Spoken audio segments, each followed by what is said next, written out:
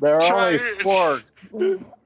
I was saying there are four cardinal virtues, but there are 7 virtues overall. Well, I know what what most of the sins are. I think they are pride, wrath, envy, greed, gluttony, sloth, and I forget what number 7 is. Pride. Porn. No, I said pride. So that would be it's pride, envy, sloth, wrath. Oh yeah, because Meliodas represents wrath. Gluttony and greed. What is 7? So we can get to pride, sloth, envy, wrath, greed, gluttony. Yeah, but that's pride, wrath, envy, sloth. Wait, pride, sloth, wrath. What was Deanna's? Greed, what was Deanna's fucking sin? Who the fuck is Deanna? Diana? Yeah, Princess Diana. The giant? Yeah. What was hers? The giant? I feel like hers was... Wait, are you guys talking about Hoto Hasbin? No, we're talking about 7 deadly sins. Oh. I've never seen 7 Deadly Sins. It's based heavily on Arthurian lore. I happen to know it. Oh, that's pretty cool. I like Arthurian lore. If you like early Bryson Papenbrook works, you would like it. Step. I don't know who that is. Bryson Papenbrook. You don't? Yeah, it's Kirito from Sword Art Online. He's done Kirito, he's done Cat Noir, he's done Eren Yeager, he's done Meliodas. See, once you named everyone after Sword Art Online, I knew all those characters. Most of them only in name. Yeah, he's voiced all those characters. 4 new guests for GalaxyCon have been announced. Anyone want a mention from Rick and Morty? Morty, what the fuck are you on about? Whose birthday is it? Me. Pyros. I'm 23 and 4 drinks deep. 23? And 4 drinks deep. I'm about to make you many more. Please do. Nugget, are you... Is that Nugget? Yes. Yes, says Nugget. Nugget is probably not joining us because Nugget doesn't have a character already in the boss fight.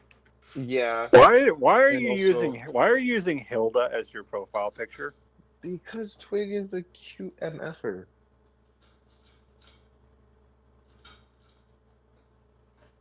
Why is my knife blade not perfectly aligned when in the knife? Hilda is a good example of Hilda's a good example of just fall colors mixing together very well. Also, I have a gay knife. And amazing animation. Yeah. You know what's a great show? Hilda unrelated to this. Hilda kind of reminds me of Secret of Kells in a way. So pride, greed, lust, envy, gluttony, wrath, sloth. Oh, we were forgetting lust. How the fuck did we forget lust? And what was her fucking name? It was the fucking witch in the very skimpy fucking panties that were actually shorts. That was Merlin. Merlin, yes. Wait, why was Merlin female? That's one of the things that I want to know. Because hot mommy woman in fucking simp bait. I take that back. I know exactly why Merlin was female. Merlin was fucking with people. That's why. Both literally and mentally. Well, to be fair, if you think of our Merlin loves to pull pranks, kinda. Bottom line, he was trolling everyone. Are we sure that's not just Morgan Le Fay in disguise? I mean, that very poor disguise of just saying she's Merlin. Wouldn't Arthur know? So wait, who is Arthur in 7 Deadly Sins? Arthur is one of the kings of Camelot that is preyed on by the 10 Commandments. Okay. And he's also got a cat with him who I saw a mile away who that really was. Yeah, I saw it a mile away too. Aren't the Ten Commandments actually bad guys, despite being named after some from the Bible? The seven deadly sins are the 7 deadly sins are the good guys, and the 10 commandments are the equivalent to like the 10 top-ranking demons. That's really weird. It is weird, but it makes sense in the terms of how the story is written, because because the 10 commandments are portrayed as good things and good people, but in reality is like pieces of literal shit, and the 7 deadly sins are portrayed as people that you would want to go after for bounties and shit, like mercenaries, top hit, fucking everyone wants to go after them, but they are the ones keeping the world in line and safe. Fun fact, my limited knowledge of Escanor is actually what inspired Armaeus' overdrive mode. I figured that very loosely, but I couldn't pinpoint where it was. Except unlike Escanor, he's not the king of arrogance. No, in fact, Armaeus is probably actually one of the more observant party members, with the most observant being Jack, who just, while staring off into space, just perceives the entire universe. Hey, Pyro, how many... Hold on. There's a monster in old D&D that and like specifically Spelljammers, that constantly tries to ponder all the questions, or the answers to the questions about the universe. Jack has already seen all the answers. He is indifferent to them and does not care, hence why the universe hasn't ended. Hey, how many times do you think Escanor's ego is totally gone Kanye? I am Adolf. Was that a fucking Futurama reference, Kana? Yeah. I just watched that episode. That's a great episode. His ego is totally going Kanye. No, his ego is going totally Kanye. By the way, remember that joke I showed you? It's like, what happens when you get the 2 biggest egos on the planet? Pyro, are you streaming right now? Yes. Okay, so I can't say the name of that song. Do you know what the 2 biggest egos on the planet equals? Trump and Kanye in the same room? Yeah, Kanye Wump. All right. Kanye Wump. Okay, Kana. Let me send that to my partners, and then we'll actually get into this. I have to look at the combat. We ended by restarting combat order, right? Yeah, we were at the top of the order. Okay. I think so. Now, Pyro, last time you told me to hold no punches. Do you really want me to hold no punches? It's the boss fight. Yeah. All right. Hey, I'll hey, need Tori. just a minute. Hey, Tori. Okay. Oh, yes, Kana? I'm just gonna send this to you and just leave it at that. Oh my God, Kana, what the fuck? I haven't looked at it.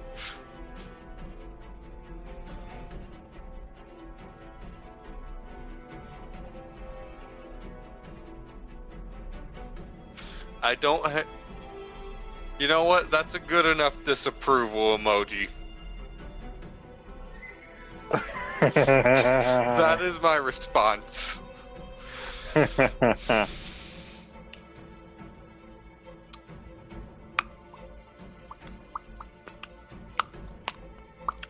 Anyway, is it my turn or whose turn is it? Nope, it is top of the order. Hold on just a minute. Let's hope we can. This is better than last one where it was Botchmania.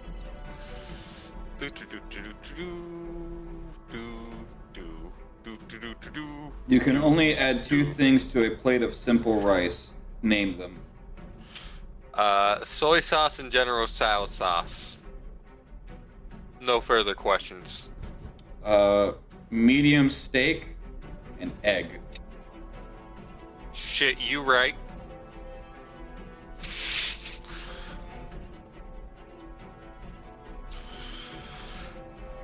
Okay, so the first thing that happens.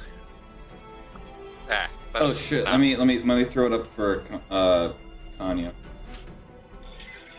Did you almost combine Kana and Kanye? I almost called Kana Tanya, which is one of my servers at work. Alright, hold on. Let me get into the perfect position. Align perfect mathematically with the Homie, it's not time for the eclipse yet. No, it's too late. Matt is playing GTA 5. Very nice. No one asked. Anyways, so to start, just because that's simpler than drawing all those. Actually, let's just use the line tool. Be cool if there was a curved line tool. The entire party watches as at the top of the pylons surrounding the Nexus itself. Lightning begins to arc between all four of them at about 30 feet up off the air. Off the air? Through the air, you asshole. 30 feet off the ground. Oh, that's not good. And then branching off of each pylon to conductors around the room at igniting at the descending from the highest point of 30 feet to the lowest point of 10 feet. All right, now that that's done, who's in range? Actually, wait a minute, I can count this out in squares. 1, okay, 5, 10, 15, 20. Just barely.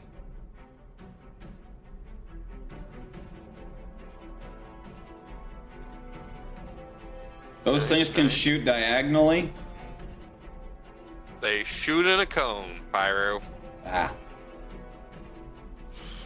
That's why I'm counting diagonally.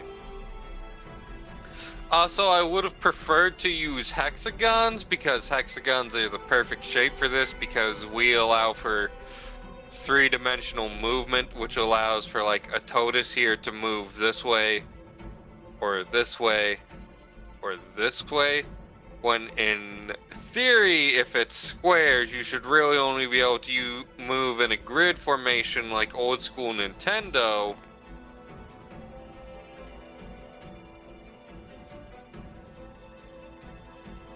Wait, 10.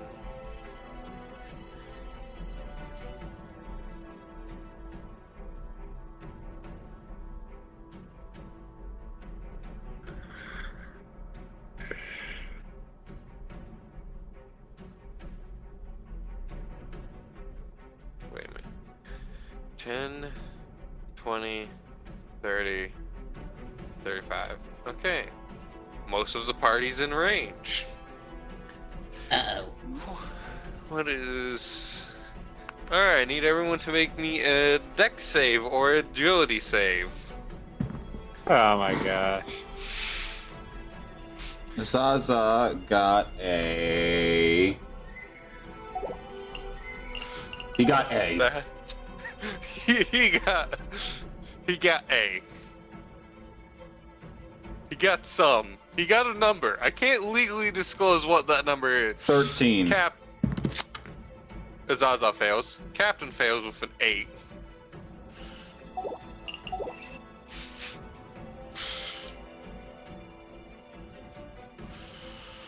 What did Sakuhana get? What did Mont Blanc get? Hold on a sec. Hold on. 27. Yeah, that definitely passes.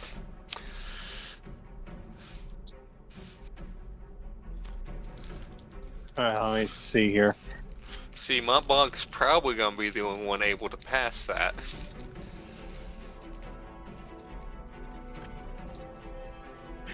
Let me get her sheet here.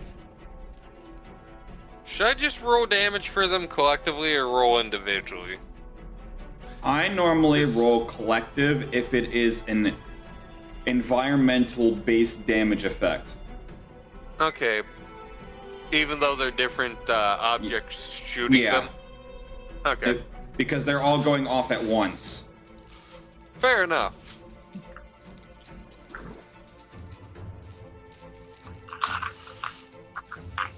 I do actually have a version of the map that had the lightning cage. I just figured it'd be a pain in the ass to switch between them. So I just used the one without. That's fair. Because I also figured you guys would be like, oh my god, there's lightning in this room already? No, just pretend that isn't there. Just like your depression. That got a little too real for a minute, Pyro. So, Dex is agility, right? Yes, they are the same. 18 plus 2. 18 plus 2. Mont Blanc saves. Alright. Captain and Azaza take 7 damage total. Azaza takes 7 what? Piercing damage. Piercing. 80. How is... 79, 78, 77, 76, 75, 74. You said 74? Yeah, Azaza's at 74. Okay, hold on, let me...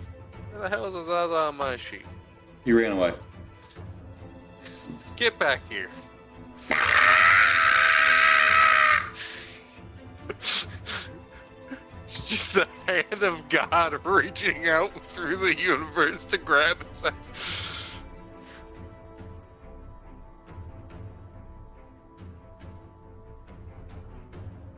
Hold on.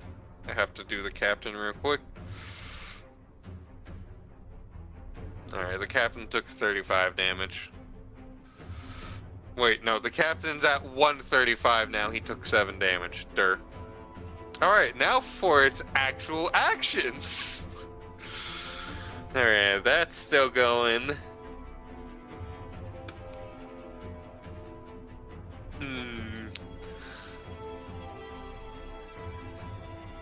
None of those spells are bonus actions, so we'll save those for actually.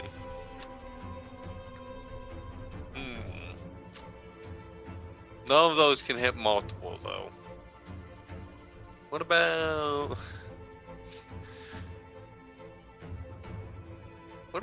you? No, wait, that's not the one I want. There we go.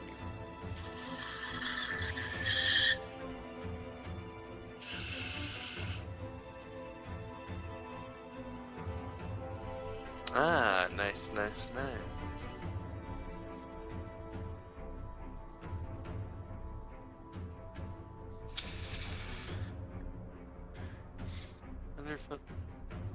Underfoot line, 5 feet wide.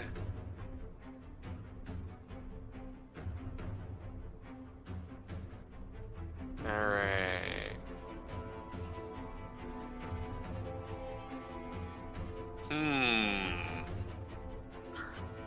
That's mildly problematic.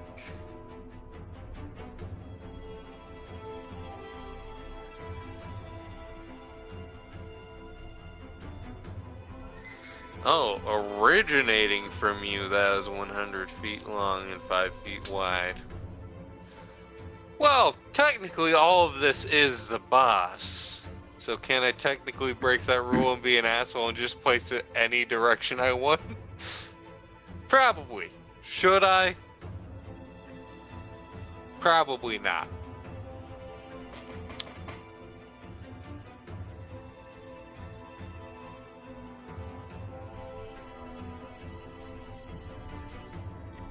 All right, let's remember we got Grapes of Wrath activated. This technically is not a physical attack. No, but if someone attacks me, one of my comrades or me, they're gonna get it. See, now you're making me rethink my spell decision. That's dangerous.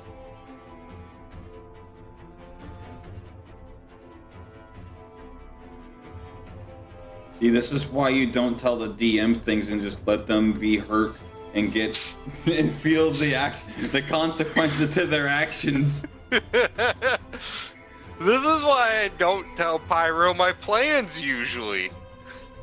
Except for that really awesome one I had about the ball bear, about using catapult to launch 1,000,000 ball bearings. Well, the last time I didn't explain something proper, the tiramisu happened, so I'm not taking that chance again.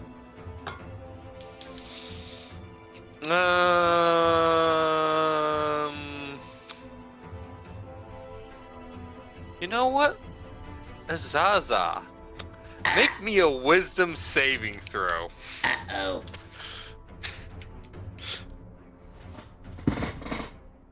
Uh, 19 plus 9. 19. Damn. I really could just say do it again. That would be kind of funny. I'll pick a different target though.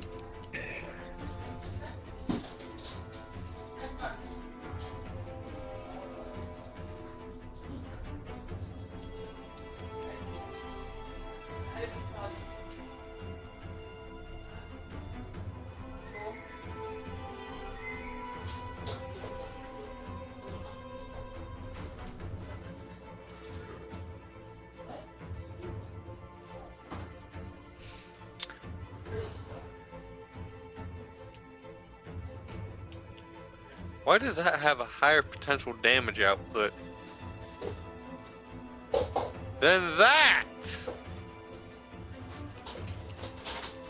Or maybe it doesn't. I don't know. I'm bad at quick math.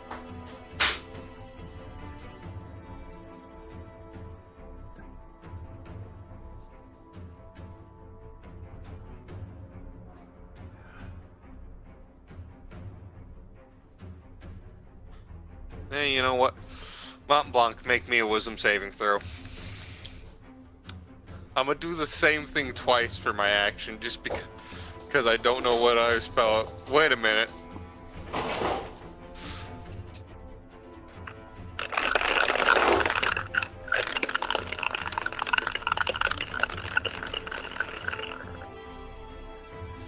+15 4. 15 plus 4? Yeah.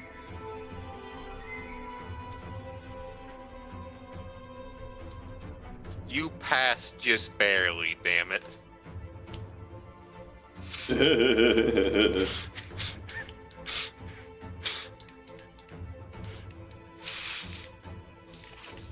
Alright, it is now... Whose turn is it?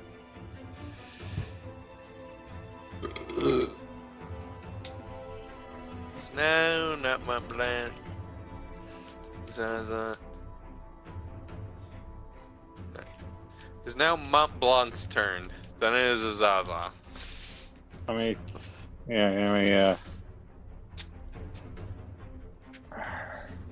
let me figure out Azaza's turn since he's coming up. Damn it, I changed past the light I want.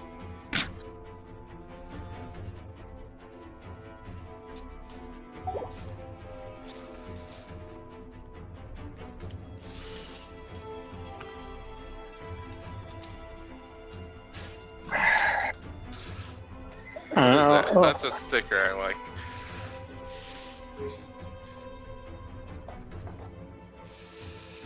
What, Kana? I'm checking my spells. I'm checking ones that I haven't used yet.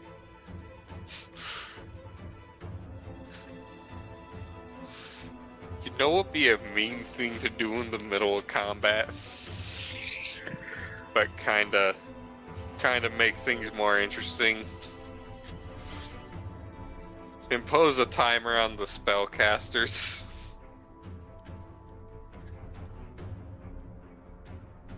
which will be all of the party but Atotis and the captain. And Sakuhana. Oh yeah, that's right. Sakuhana doesn't use spells. She just has infinite bullshit. She has a fuck you amount of dice that she rolls. But dude, I just realized something the other day that I'm so glad I'm playtesting this with Joe and Daniel. Because they're so fucking overpowered? No, multi-class a Draguna with a Paladin. I will end you. Look, man, so... I like fuck you amount of dice, but I at least have the respect to do it through fucking smites alone. I don't. Egg drop. The hell does that do? I cast egg drop on the chair-bound pilot. What does that do, Kana? Hold on. So, here's the thing though, we are at level 12, which means we are meant to do this amount of damage. Like, if we were level 7 or something, I'd say, yeah, we're definitely a bit overpowered and whatnot. But being we're level 12, this is about normal from the amount of bullshit I've dealt with. If we were to pair this with a fucking, like... We didn't do this amount of damage at level 12 when we were playing the prologue, I'll have you know. Yeah, but none of you were playing a burst. Like, if someone, I played Greg, that... But you also had, like, the actual weapons to do that. Like, if you were to have a paladin mixed with, like, a rogue, and you crit, so you get all the sneak attack dice, plus if you were to, like, do your smite, plus bonus action, do some other smite for more damage on top of it, that's the equivalent of what attack. That's the equivalent of what a Draguna is supposed to do. So I'm gonna need. Go ahead. I'm gonna need him to make a dex save, because if he fails, then a conjured Cadbury egg is gonna fall on him. On a failed save, he's gonna take 2d6 bludgeoning and 2d6 psychic. Okay, and what happens on a successful save? Yeah, but on a successful save, he's unaffected. If he takes psychic damage in this way, he has disadvantage on the next attack roll he makes. Well, if he is physically unable to move, then he automatically fails. Yeah. What level spell is that? It's a first level.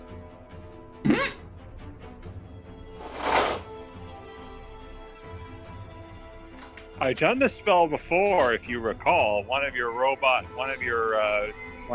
like session 2.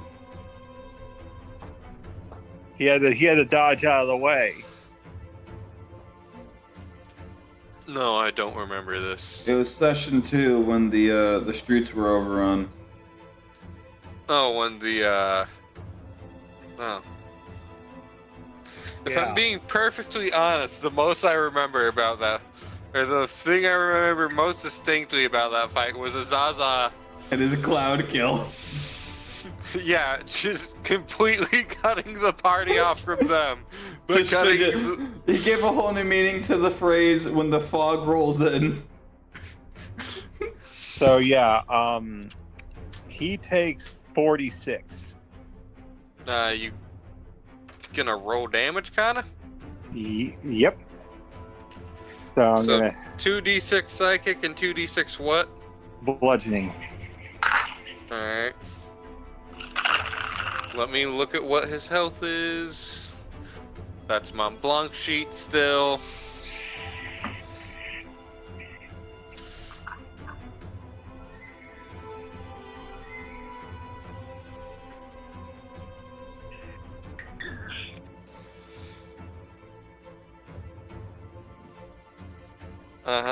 Now, because this is a spell, it's considered magical bludgeoning, right?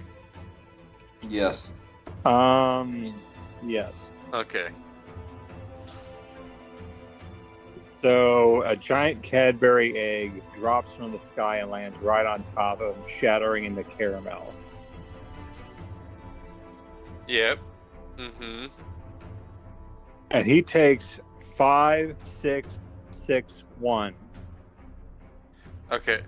What's that total? So that's 10 bludgeoning. Which one's which and what it? Huh? It's 5 and 6 and 6 and 1. What's that total for what kind of damage? So there's 5 and 6 for the bludgeoning and 6 and 1 for the psychic. It's rounded down, right, Pyro? Mm-hmm. Okay. That's what I thought. Pyro, your ping's going crazy again. Alright. Oh no. You definitely did some, kinda. But hold on a moment, because Pyro's going to Neverland again. Oh no, come on. And go figure it's as soon as Kate and Joe come home. Well, the stream seems to be upholding fine.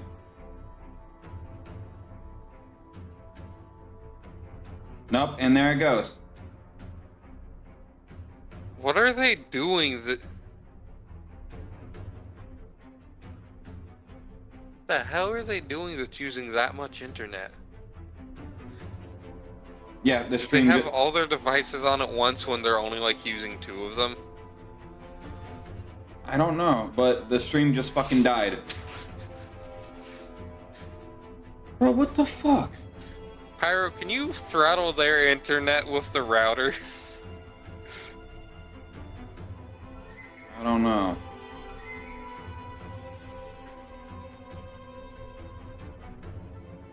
I just don't understand. Like, as soon as they come Not to be a home. dick, but it sounds like they're doing some that's...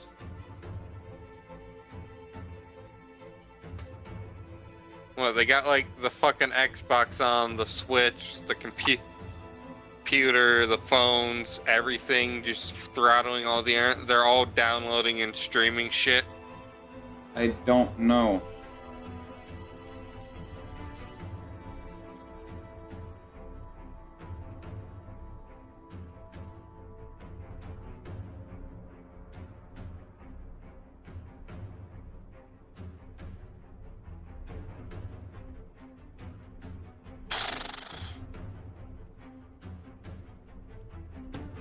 So I guess we gotta wait for a minute. Or we just...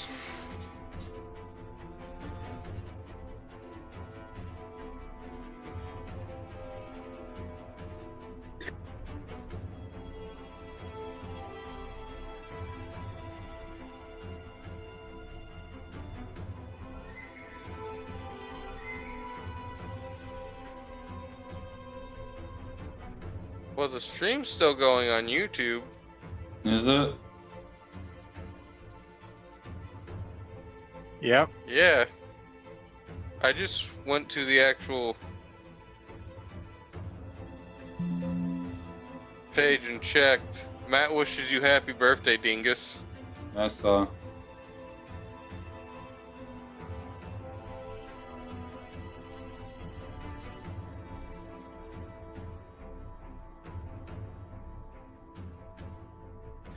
Oh, that's right. I no longer have Opera and can page mute because my Opera kept glitching the fuck out. Damn. Now I'm sad. Yeah, I'm dropping frames like a motherfucker. What the hell?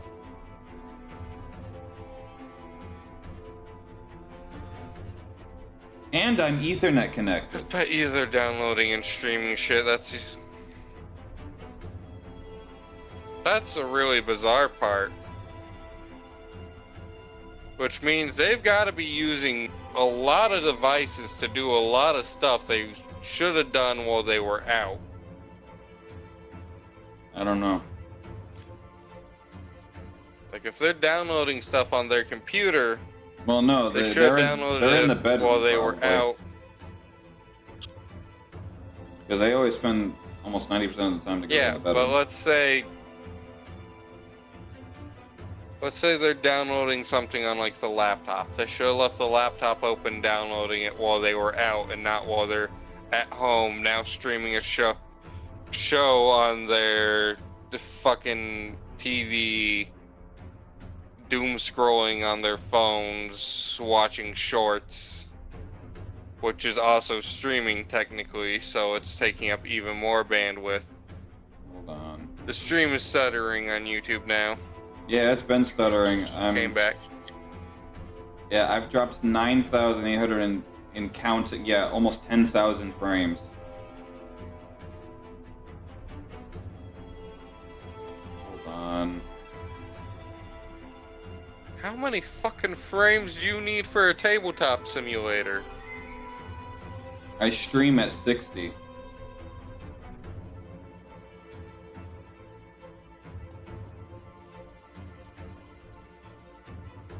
Then how have you dropped 10,000 frames? Because when you said my ping has started, that's when the frames started dropping, and we're dropping about 40 a second.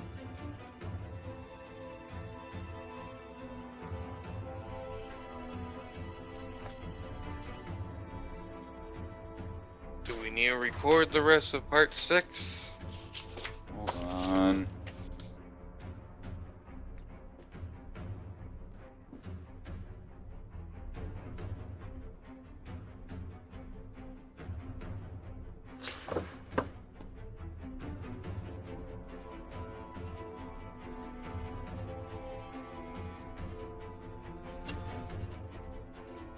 If I close all of this, if I close this, close this,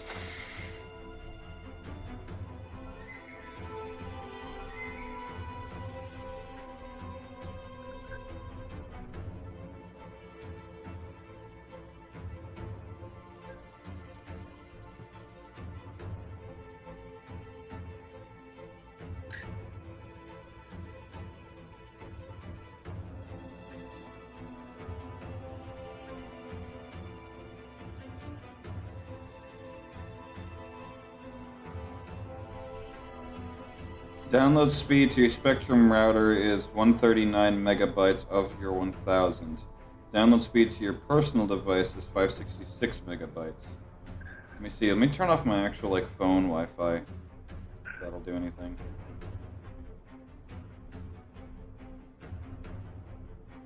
That'll help a little bit. But would it help enough?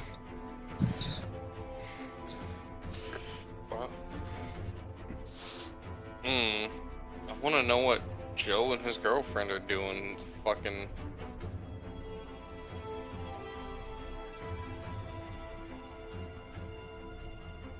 Tank your internet like that.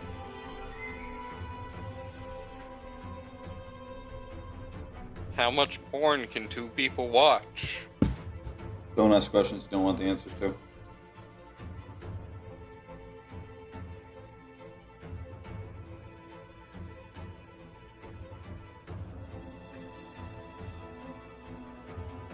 So how bad is the stuttering right now?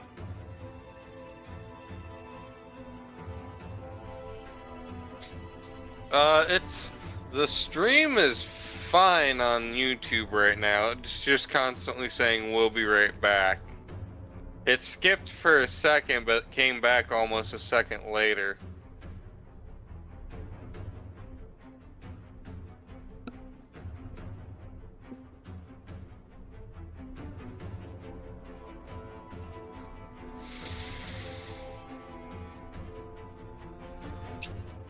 You see if I lower the bit rate, if that'll help. Let me put it at 4,000.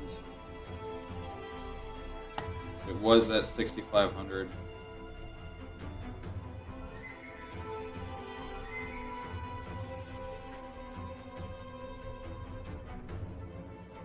Yeah, let me see. Okay, we're in the green. So I lowered the bit rate by 1,500, and that seems to help.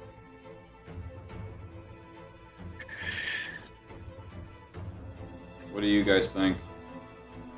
Sorry, It's what? fine. It's fine for me. Yeah, so lowering my bitrate helped a bit because now I'm able to do stuff in tabletop. So I lowered it to 4,000 instead of 6,500. Huh. Okay, so I mean, did we ever need it that high? Yeah, actually. The higher the bit rate, the more... So long story short, it's the equivalent to like 80 hertz refresh versus 120 hertz refresh, but in streaming wise. The higher the... If you have a high enough bit rate and a strong enough internet speed, if I were to sneeze like now, in real time, you would see it happen. It's the equivalent to like watching a live stream live. It's more in sync rather than delayed. Oh, okay. I mean, some delay is fine for right now. Since shit seems to be happening with your internet, we can suffer through it.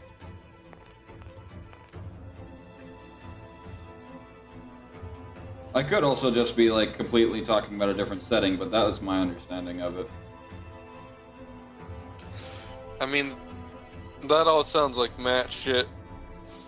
I don't speak Matt. Alright, so whose turn is it? Mont Blanc, did you end your turn, or do you have any bonus actions to do? It's a shame you can't salvage attack with a spell. Unless but you know what? You can't. If you have a bonus action attack, can't you? I mean, you should be able to. But you know what? Selfish attack usually implies a melee attack. So yeah, that's why I said it's a shame I can't do that with a spell. But you know what I can do? She draws her mace. You know what you're not ready for? She's gonna run into it. She's gonna run up to him, can't she? Mm-hmm. Yeah. She's gonna run up to him. Is your mace considered a magical weapon?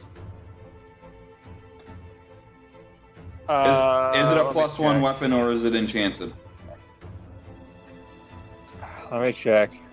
Might be considered enchanted.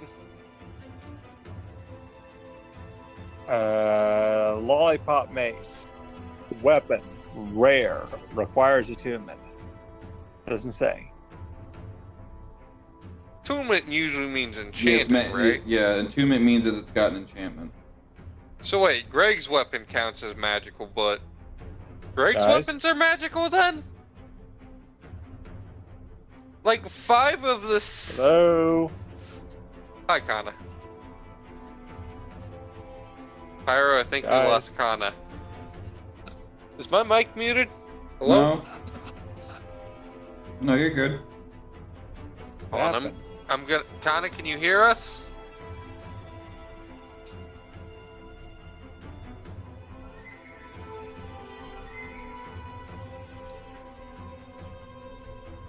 Kana?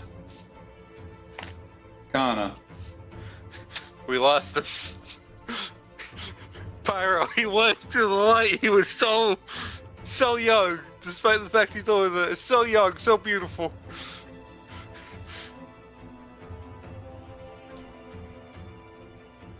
Kana, leave and come back, maybe.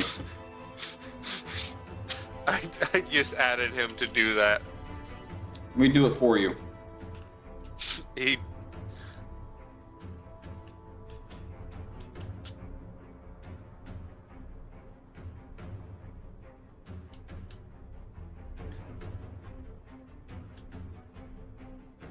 wonder if Kana's internet crashed. That would be a damn shame. That'd be a little funny, being that, you know, mine almost did.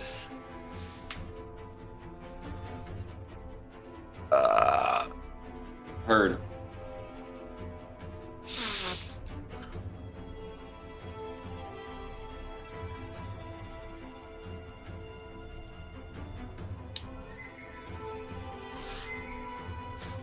So right now, everyone's talking about the football game as we gonna wait for Kana to They don't even know what football is. They're just talking about it. Oh, are you two going to be one of those people that stare at the eclipse and then call in Tuesday for disability? According to one of my coworkers, yes. Heard. However, according to what I was actually saying, no, because I have eclipse glasses. And I was talking about watching the eclipse, but I didn't mention the fact that I'd be wearing glasses. My coworker looked at me and I'm like, That reminds yes, me. CJ, I'm doing it without glasses. Okay, there we go. I gotta add this to my wish list. I forgot about that.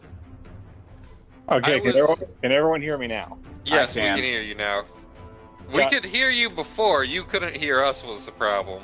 Yeah, it silenced me. Everything went completely silent. Huh. I had to restart my phone to just get back in. It wouldn't even let me exit the call and come back. Yeah, it sounds Pyro like had to kick you it out of sounds the like call. your phone locked up for a second there. But yeah. Did your it's phone not- overheat? I don't know. I mean, anyway, Oh, Pizza rolls are ready. popcorn's done.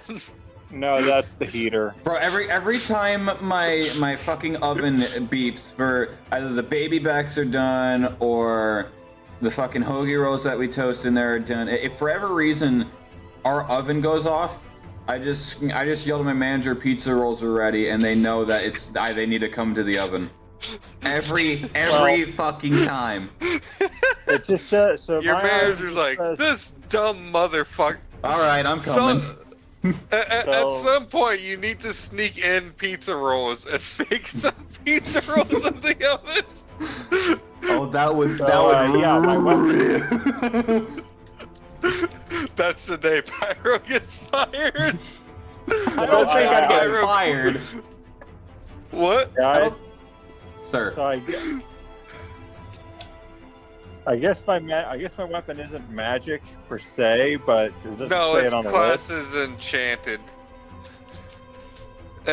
Attunement means it should require it should do magical damage.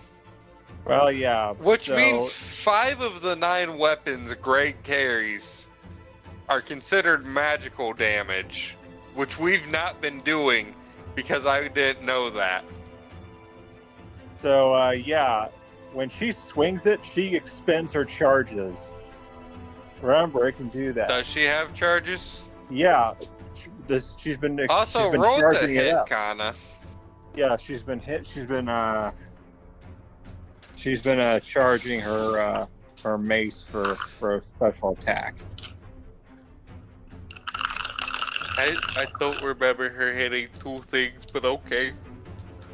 I love how I tell 17. Steam that I'm not interested in Rainbow Six Siege, and yet it still tries to fucking promote it to me. Oh, what did you say, Kana? I said 17. 17. Hold on, let me check for like mods or anything. Assuming since you're magic, your melee mod should probably be 0. But you know, I could be wrong. So like what DM? What do I apply for like magical weapons? Well, magical your weapon just magical weapons is just what it pertains to as far as damage wise or other effects. If it's a melee weapon, it's strength. If it's a ranged weapon, it's agility. Unless the weapon implies you can use X instead of Y. I was gonna say, unless it's a finesse weapon like a rapier, Sakuhana's pike, or the captain's daggers. Yeah. If it has a doesn't say it has- property. It doesn't say it has any pluses in that, so it's just a 17 to hit. Well, you're proficient in your weapon, right? It doesn't say. What kind of weapon are you using? It's a mace and Kana's a cleric. I believe clerics are proficient in martial weapons, and maces are, all simple weapons.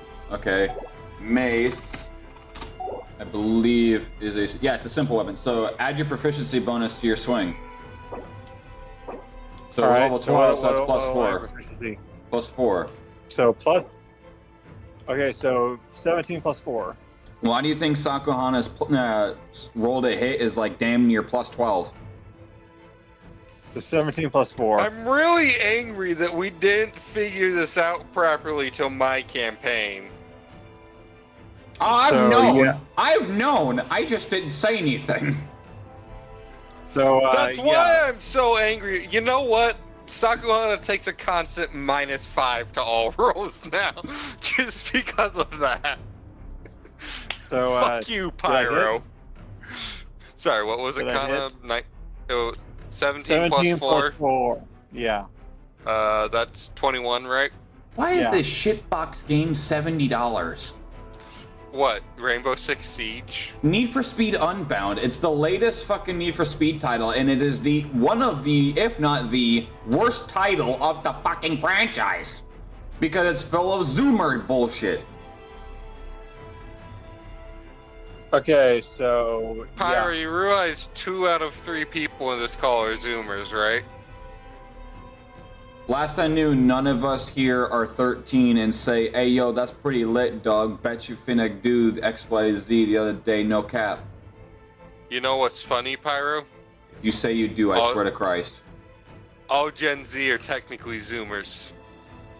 No, Zoomers as in, like, the little fucking TikTok kids. Oh, you mean iPad? Okay. Okay, you mean more like the fucking Gen Alpha. Closer to Gen Alpha. Okay. Gen so Alpha. Nugget. People like Nuggets age that are like constantly on TikTok. They have the fucking Sigma skibbity toilet fucking whatever the language. Yeah, they have that. They have that English that's so distant. It's like Australian. It might as well just be its own actual language. Yeah, it's called Zoomer language. Yeah, I don't speak that. They made a Goat Simulator 3? Why not? So, my question is, when did the second one come out? You hit, Kana. When did the second one come out? Pyro, stay focused. Mission focus. Mission failed. D/A and A. Yeah, mission failed. You're all smited. Everyone in the room, including the machine gun. You just had an atomic bomb dropped on you. I rolled a 4 and a 6 because utilizing her enchantment with her weapon, like it turns into a spike. Yeah, so let me add 300 total health, or 303 total health to the boss. So thanks, calculator. So she basically like she slams her mace down. It's like sour ball smash. Okay, what was the damage? That was 1d6 and 3d4 piercing because when she expended her charges, it caused chocolate. What were the numbers? One. So it was a 17 plus 4 to hit, and it hit. So it's a d6 bludgeoning and a d4 piercing. 3d4 piercing actually. Did you roll the dice, Kana? Yeah, first number is a 6 for the d6 and a 4, and I'm gonna roll the other 2 now. So 4 and 3, 1. Sour ball smash. 4, 3, 1, right? What? 4, 3, 1, right? Yep.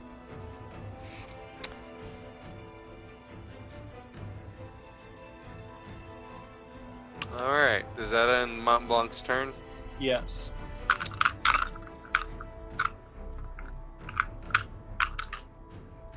Alright.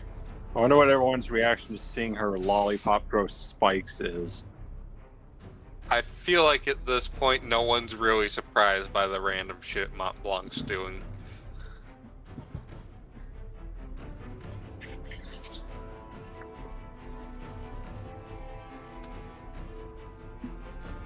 Alright, who's up? It is now Azaza's turn. Cool, 4th level, animate dead on the 2 bone piles I threw out last session. Alright, let me go find some skeletons real quick. How does that work precisely? They just become raised and under my control, long story short. And that's your action, right? Yes. And then it's not till your next turn that they get an action, right? Animate dead. Would they... Okay, let's see. I imagine they'd be in... On each of your turns, you can use a bonus action to mentally command any creature you made with this spell if the creature is within 60 feet of you If you control multiple creatures, you can command any God. or all of them at the same time, issuing the same command to each one. You decide what action the creature will take and where it will move during its next turn, or you can issue a general command such as to guard a particular chamber or corridor. If no issue, what the fuck is that wording? If you issue no commands, the creature only defends itself against hostile creatures. Once a given order, the creature continues to follow it until the task is complete. Creatures under your control for 24 hours. Unless you cast a spell again.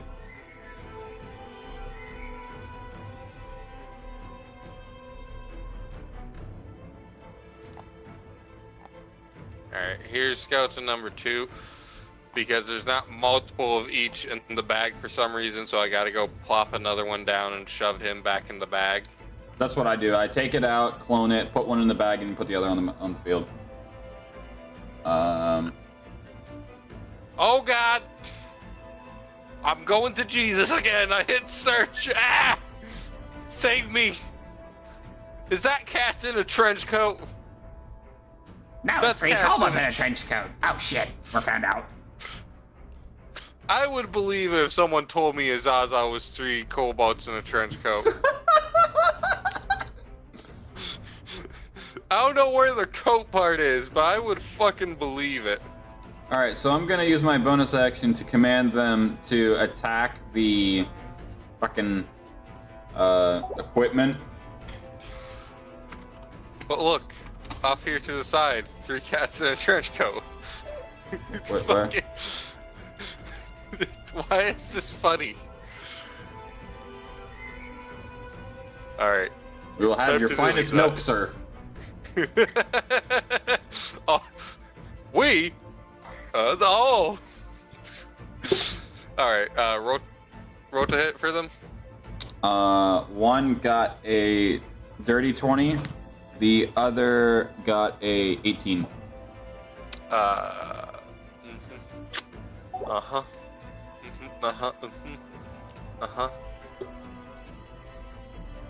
The hell did it go? That's inaccurate. Okay. Neither of them hit. Huh? Neither of them hit. How did neither of them hit? What's the evasion level on that thing? Oh, no way. I forgot about the evade. Okay, both of them just barely hit. I forgot about that for... Look, when I started writing this campaign, we didn't have that in, and I didn't originally plan to use that, but then I realized half the character sheets I copy-pasted. So, like, when I made Lucy and Captain's sheet, and then made all of, like, the, when I made Lucy and all of, like, the DM NPC sheets, I realized that they all had that in, and I actually calculated it for them, so I just went back and gave everyone else that. Because I wasn't necessarily intending I was gonna to say, use it just for... Most infrastructure or inanimate objects should just have a 10 to hit. It's just a matter of the armor level of just, like, doing some real damage to it. If it's, like, reinforced steel or something. This is made out of real fancy metal, so it's got a pretty high hit bar, but I did lower it from last time, and I forgot about the evasion level. Yeah, so they both barely hit because they hit within the evasion level, but they don't hit for full. So, roll damage. I'm gonna say, I find it more realistic that they didn't do much damage, but I find it a bit unrealistic that they can't hit a inanimate object. Well, it wouldn't be that they couldn't hit, it'd be that their hits would just bounce off, really, is how I would have said it. That is 4, so 11 points of non-magical slashing. 11 points of non-magical slashing. Alright.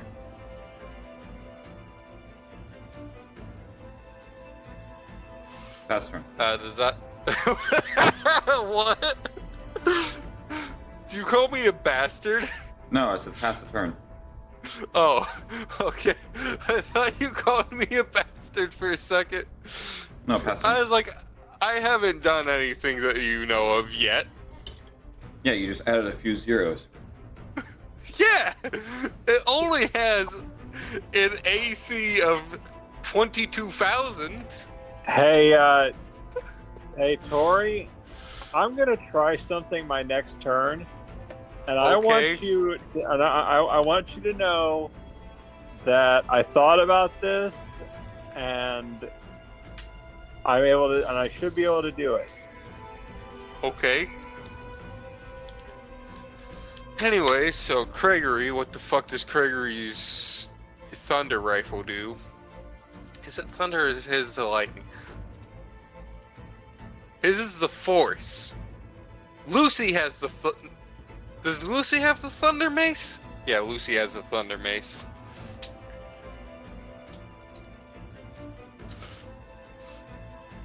Don't question why I don't remember which character has which weapons.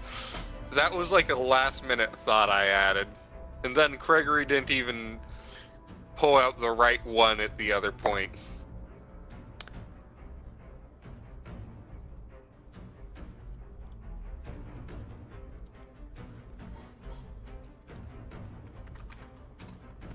Uh-huh. Mm-hmm. Gregory, don't you start this shit too.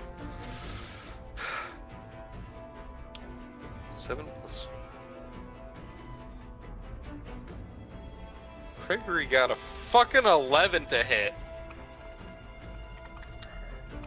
Wait a minute. Does that include his dexterity bonus? I forgot his dexterity bonus.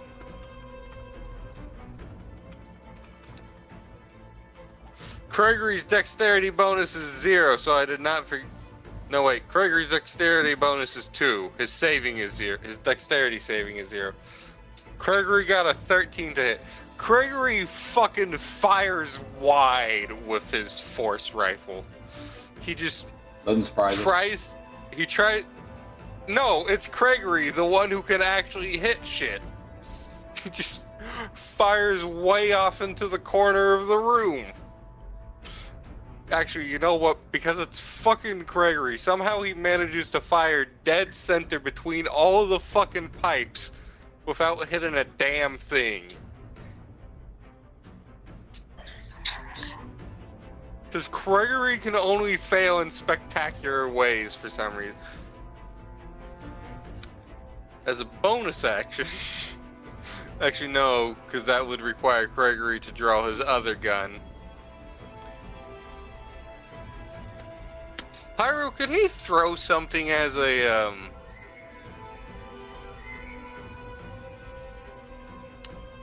as a bonus action? Is he making... Throwing... If there is a throw action thing, yes, but the context of it will determine if it's an attack or just a yeet. Throwing a grenade either into the machinery or at the machinery in general. Because it will explode on the next turn, it will be considered a thrown object. So it is a bonus action. What if it's an impact grenade? Ranged attack.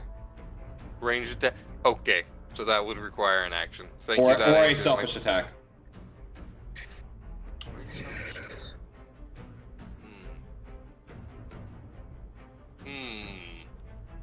However, depending on if I fail to hit or not, that puts you guys in the line of fire. It could be funny. Gregory could make a motherfucker dazed. Does that be mildly entertaining? Nah, I'm gonna pass. Alright, whose turn is it now? After Gregory goes... Ah. Where the hell is a Totus at? Alright, Totus is way the fuck down there. We don't have to worry about it. And this fucker here rolled a nat 1.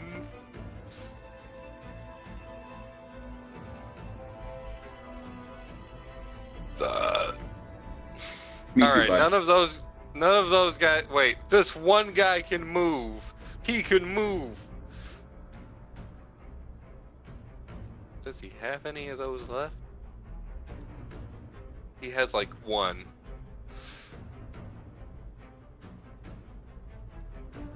What's his range? Is there a bug crawling on my skin? Ah, fuck!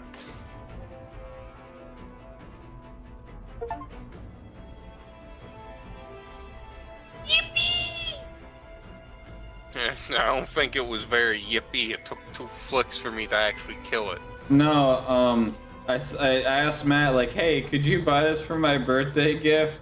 And it's a fucking game developer tycoon game. If that goes to show my level of buzz.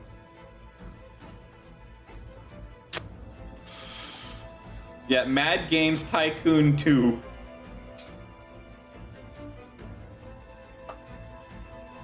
Bro, he even bought it for himself. That's funny.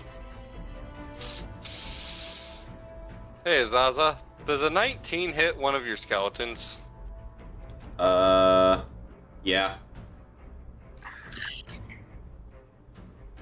How many slots do I have above second level?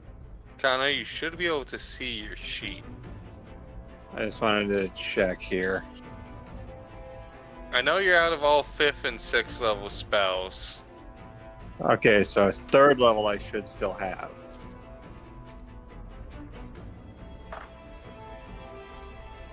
Yeah, I do still have third level spells. Pyro, how's 10 damage soon with your skeleton? Ow! Which one? Left or right? This one? Left.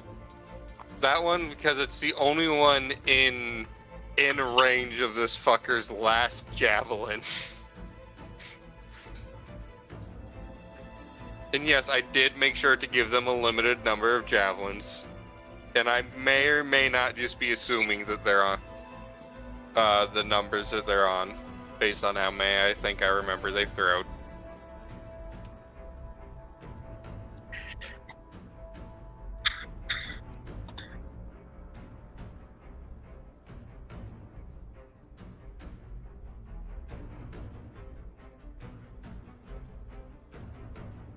Alright, so just that didn't kill it? No. Okay, that passes its turn. It's now Sakuhana's turn. Who dare message me? How dare they? I'm in the middle of playing a TPRPG. So, since Sakuhana still has advantage on the mainframe thing that's cerebroing the dude in the wheelchair, he's cerebroing Charles Xavier. Yeah, the machine god. Cerebro. We're going to main action Gemstone Onslaught. The fuck does that do? If I hit, I do a yes amount of damage of water.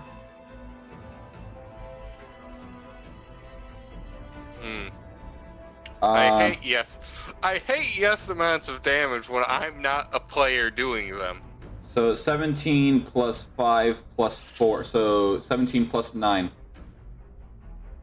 17 plus 9 to hit? Yes. That hits.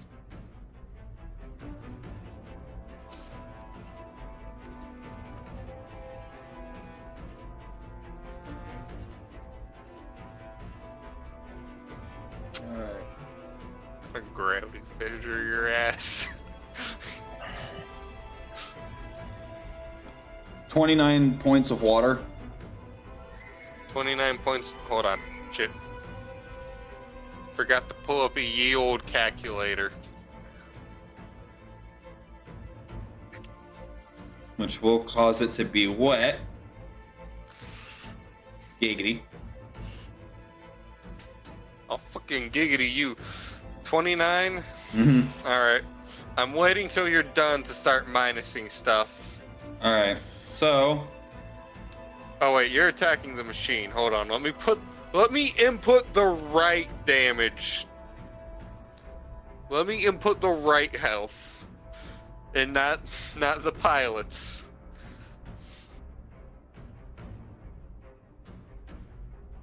Alright. 29 points of water. Mm-hmm. Alright. So I'm then going to selfish attack, which is a natural 20 with the advantage. Wait a minute, did I give you a -5 permanently? A selfish attack, it doesn't matter. There's no mods.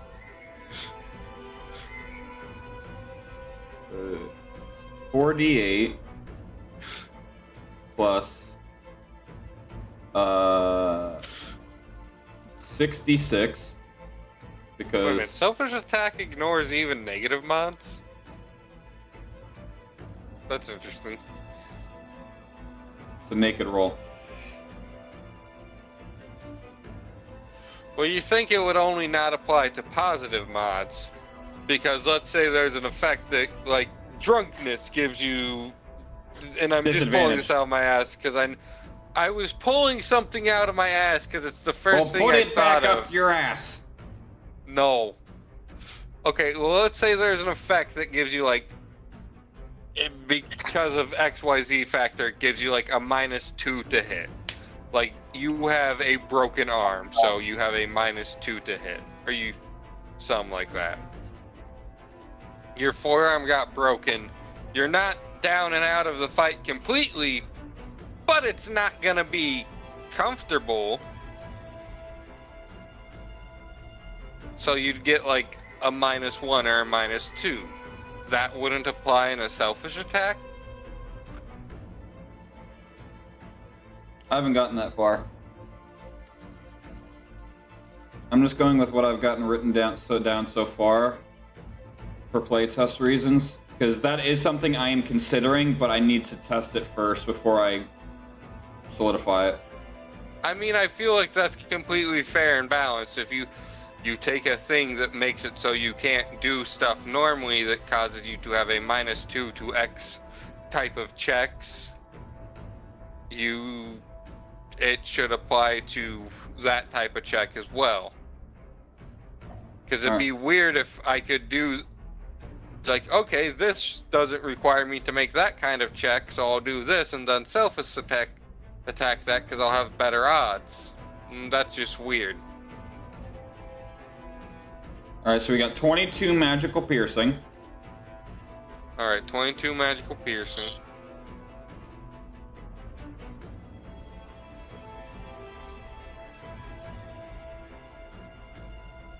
$56 lightning. 56 lightning.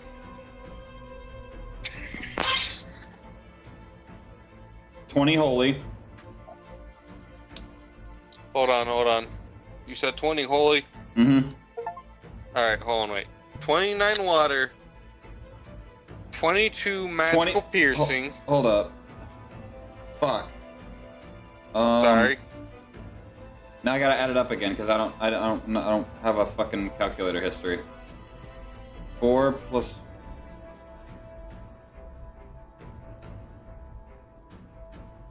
So 22 magical piercing. Yep. 56 holy. No, 56 lightning. 56 lightning. Right. Sorry. 20 holy. 20 holy. And 22 water. And 22. Where did the 22 water come from? Her boon. Okay, because you did 29 water earlier. From her gemstone assault. Because gemstone assault at 11th level as an action, you make a special melee attack roll against a single target. Upon a successful hit, you deal 68 damage. The damage type is determined by your Draguna clan alignment. Because she is aligned with the Amethyst Dragon, she is therefore dealing water damage with her boon. Because that is Why her does line. Amethyst deal water damage? Oh, I'm sorry, not Amethyst, Aquamarine.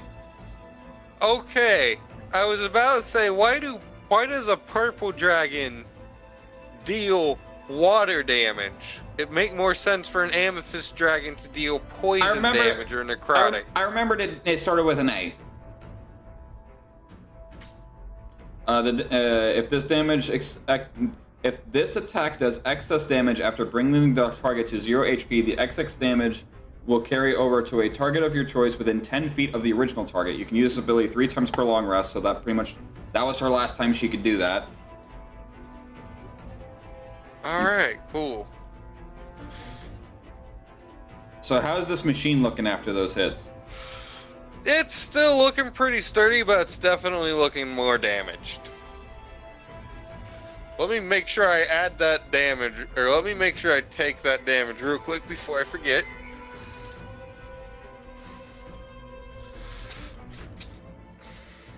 Yeah, you're hitting the machine while I'm hitting the pilot. Yeah, I'm trying to focus fire. That's why I've got 3 things going towards the machine.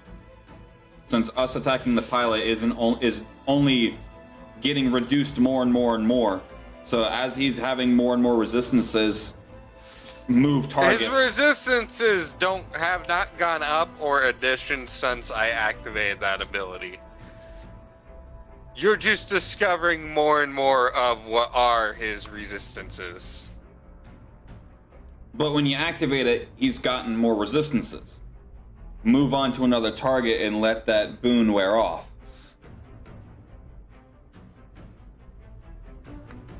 That is indeed a good thought.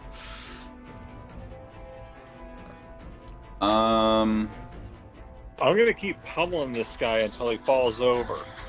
Okay, let me put it to you this way. Would you rather do 20 damage or 4 damage?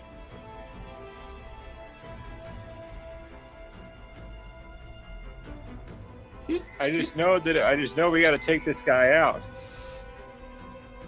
But I reiterate, would you like to do 20 damage or 4 damage? Because he's got resistances stacked right now. So we're only going to be able to do but so much damage. His machine, however, can only do but so much. If it's trying to protect him, that means it has to focus on him because of programming reasons.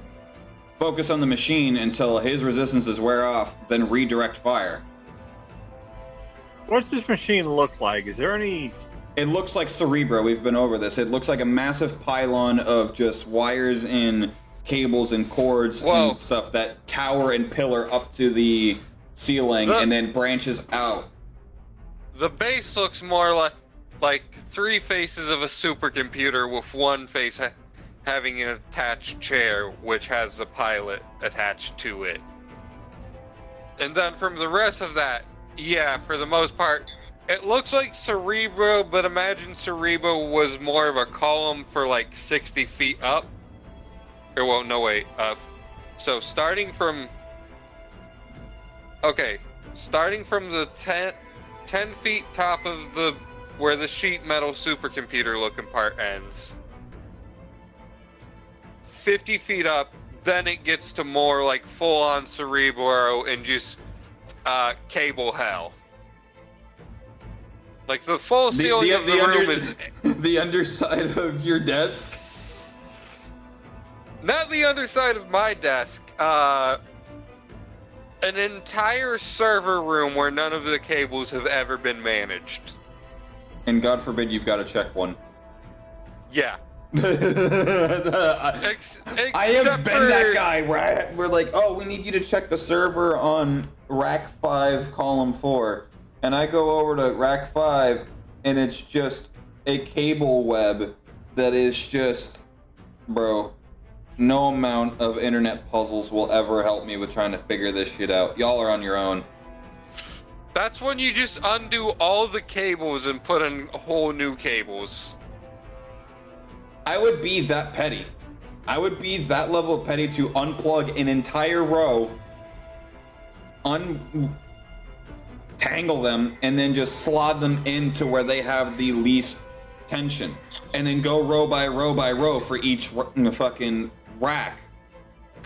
Have you seen those pictures, though, of those perfectly managed cables in server rooms? Yes, and then I have to change my underwear afterwards. You know, I wasn't gonna go that far, but you're not wrong.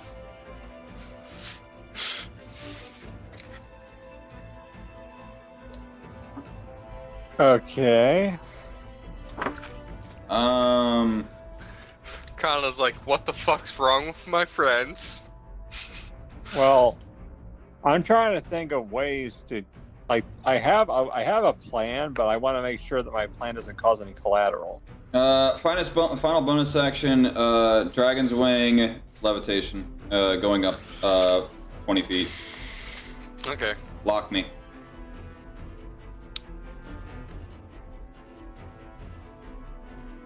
Plus, Damn we gotta it. worry. We gotta worry can't about. flip you upside down then, Lucky. That would have been funny. Or just Spider-Man hang me. But yeah, pass. Alright, it is now the captain's turn.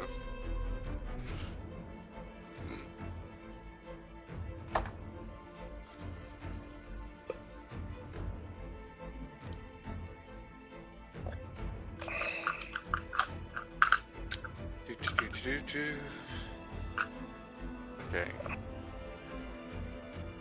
12 plus 16. Okay, yeah, the captain hits with a dirty 20. And the pilot. What does the captain's rapier do?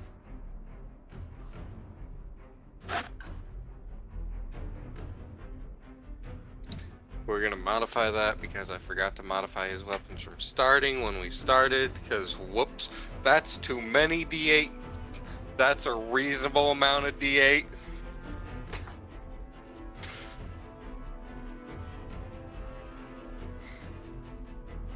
Alright, the captain hits for 9 damage.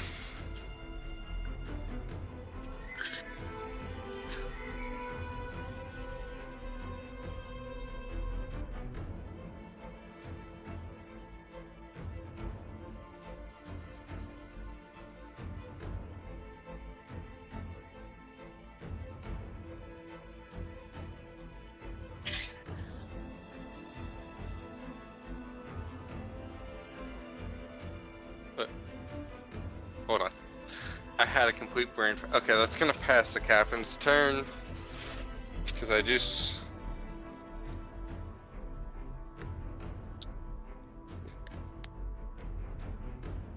Okay. No, piercing just hits that normally. Okay. Alright. It is now... Whose turn is it? It is now Atotus's turn. He's gonna try to swing his axe, his great axe, down on the pilot. Atotus is nowhere near that. Is he? Where is he? He's picking off the guys in the background. Okay, yeah, so I guess he's gonna swing down on that guy. So I forgot about that. Thank you for reminding me about something I could do, Kana.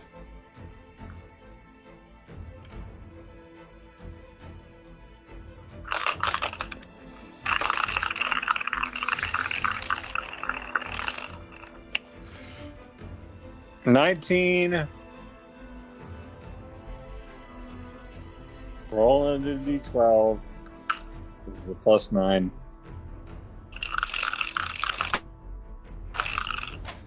He got a 3. A 3 to hit? No, a +9 to hit, but he got a 3 in the damage. Wait, what was his total to hit? He only got a +9 to hit? Yeah, it was a 19 +9. Okay, that definitely hits, and it was a 3 in the damage? Yeah. Okay, you skipped over a couple of steps there. Yeah, sorry. No, you're fine. I got lost for a second. I was like, what? But yeah. Alright. He's not... This machine isn't looking too hot. Yeah. Who just took a piss? Oh dear, I thought that was actually my device that I use for dice rolling.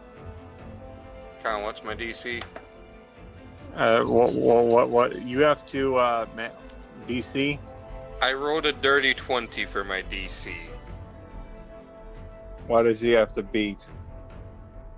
Yeah, what does he have to beat? I rolled a dirty 20 All right, hold for on. my What, strength saving what are we throw. talking about here? Surge of Juice, one of Kana's abilities. It's a reaction. He's trying to stop the battle hologram from All right. hitting him. All right, hold on. Let me look. D&D stuff, PDFs, Noble Crumpets. Wait, do our folders have almost the exact same name? Actually, that makes sense, because I just labeled mine D&D. I mean, on D&D stuff. Yeah, that's a different folder.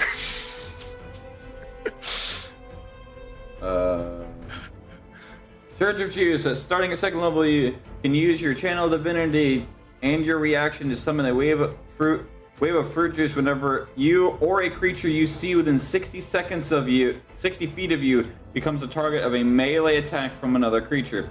The attacker must make a strength saving throw. On a failed save, the attack is negated and the attacker is pushed up to 15 feet away from the creature. If the attacker doesn't have all their hit points, they also take 2d6 acid. Alternately, you can use your channel divinity to create 20 gallons of fruit juice of your choice. So on a successful, nothing happens? Yeah. Okay, also, it didn't say what the DC is. Because it's a channel divinity, it's against his spell save. Okay, so Which Kana... is 16. And I rolled a dirty 20. So yeah, Every nothing time. happens. It's not every time, Kana. Okay, so, would you like to know how much damage you took? Enough. 16 points of magical slashing.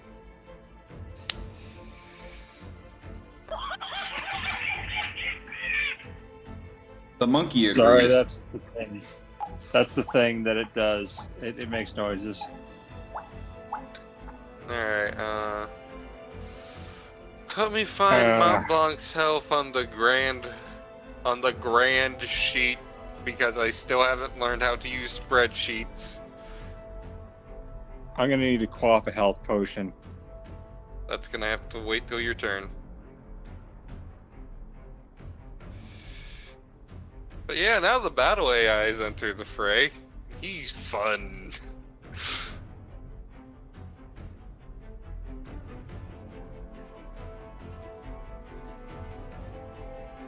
Alright, that ends the battle AI's turn. Now it's back to the boss. Let me close that folder. I don't need that. I don't need that either.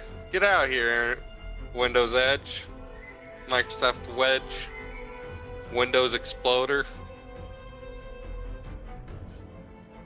Don't mind me losing my mind. Can't lose what you never had. No, I had a mind, but you know, then I went through the American school system. Hmm?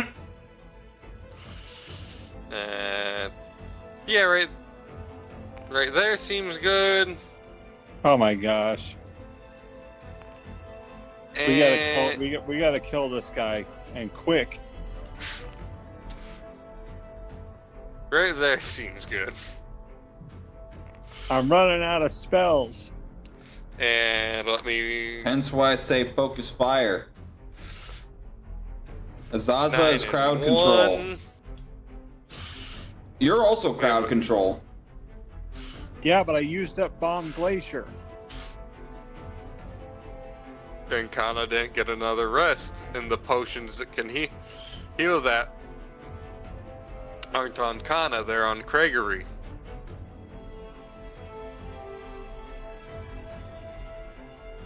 And they only go up to 5th, so Kana can't get Bomb Glacier back. I thought they had like other fucking like crowd control spells.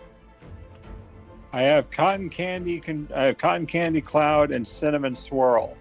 Cotton Candy Cloud is not the one where pretty much just Blinds them? No, that guy did not get 21.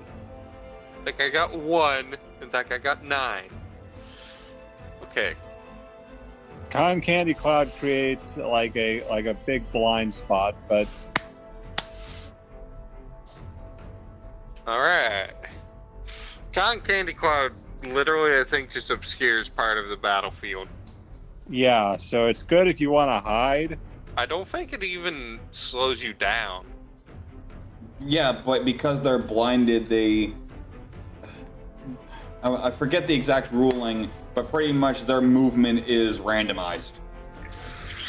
But they have blind sight. That's also fair. So there's really nothing I can And do.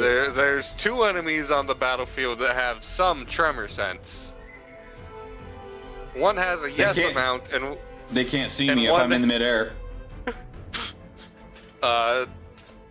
well, the boss is aware of you because it's aware of your presence next to part of it, because the boss is the entire factory, so... The boss is aware you're here, it's just not 100% sure where you're at yet. However, if its minions lock eyes on you, it knows where you're at, because it knows what they know. So literally, just one of its minions on a certain portion has to turn its head up. But never mind. I'm regretting having gotten rid of Baklava Flow.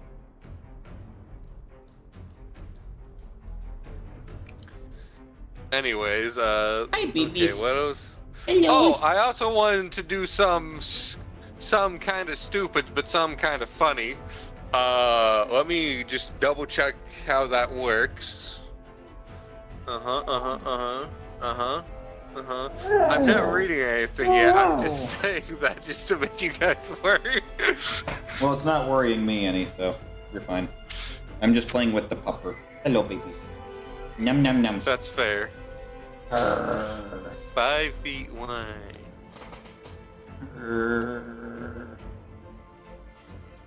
God damn.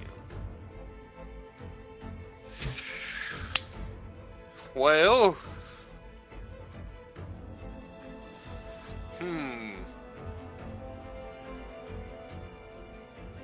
Can I survive my own con save I need to make? Also, hey Pyro, so, hold on. It's not 20. A room that is 18 squares long, how long is that? 18 times 5. Hold on, let me bust out the calculator then. I was just hoping you... 18 times 5... 90. Alright. So technically this line extends to this square and this square.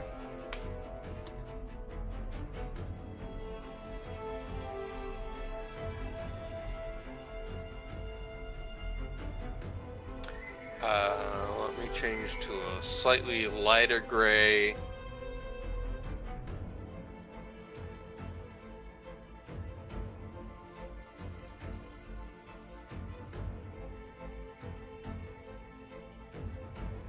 Eva, get your nose out of my fucking trash. Alright. Everything on the black line needs to make me a Constitution saving throw. I'm not on the line, but I am above the line. Anything in the path of the line needs to make me a Constitution saving throw. Okay, how high is the line? It doesn't specify a max extent to it, so we're just gonna say... I feel like just saying it goes to the ceiling of the room. Just to say fuck me? No, just because that doesn't seem unreasonable, because it doesn't specify a max height, but it going outside the boundaries of the room seems unreasonable. So what But would also, aren't you only Constitution be like on? 20 feet in the air? Yeah. Constitution is con. I know, Or but vitality. It's vitality then on I have Pyro's sheets. then I had an 18 plus 5. You got an 18 plus 5? Okay, Kana, you pass.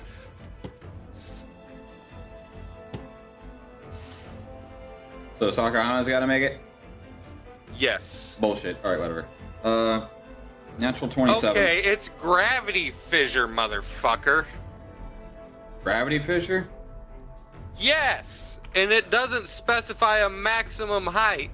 It specifies a maximum length and width.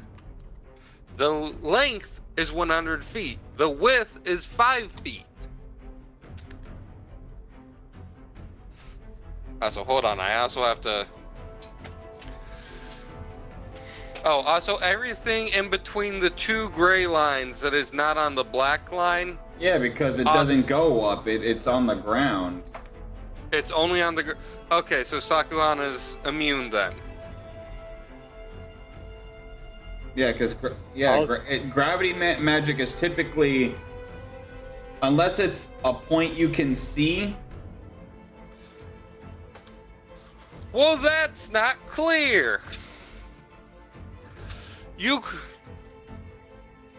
manifest a ravine of gravitational energy in a line from you that is 100 feet long and 5 feet wide. Each creature in that line must make a Constitution saving throw. It does not specify that it is on the ground, or at least in the part that I have copy pasted, so I might be missing something, but I copy pasted the part that had how the functionality of it was. I didn't take the flavor text, so if that's in the flavor text, that's yeah, typically gravity magic is ground based, unless it's something weird like Demi, where it's more black hole based. Okay. Also, I need Azaza, who is in between the gray lines, the skeletons who are in between the gray lines. No, so 5, 10. So because the line is made on this row of squares, Azaza isn't. He's not in between. He's in.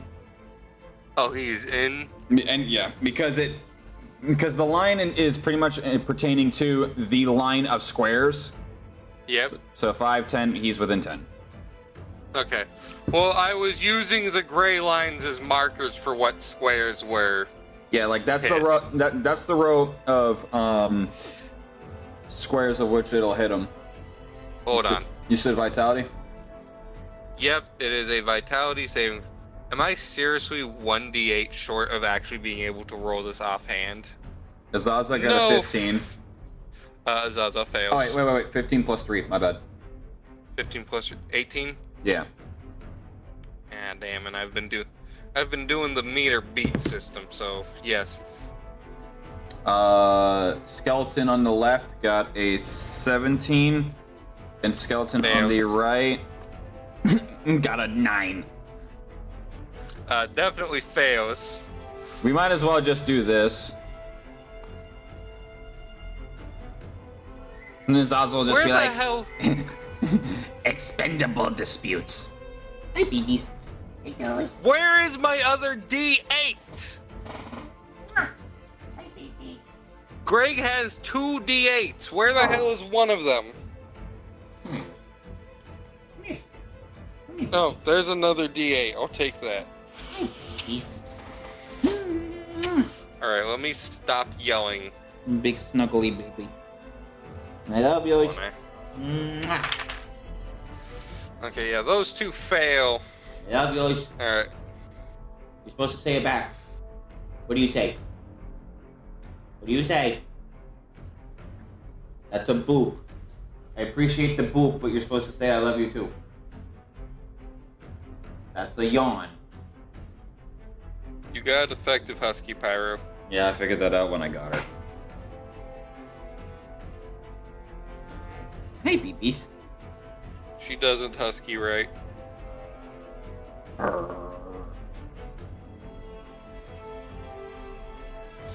Okay, that is 46 force damage to anyone within the, How much? 46 force damage. Don't worry. I inflicted some damage to myself to kill those 2 skeletons.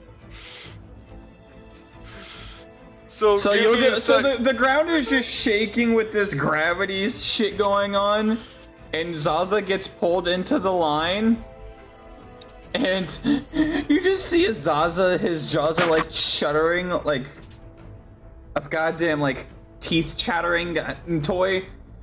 This is not what I intended when I said I wanted vibration therapy. Oh wait, it is half as much on a successful throw, so hold on, let me do everyone who got full damage. So 74 divided by 2. No, 64.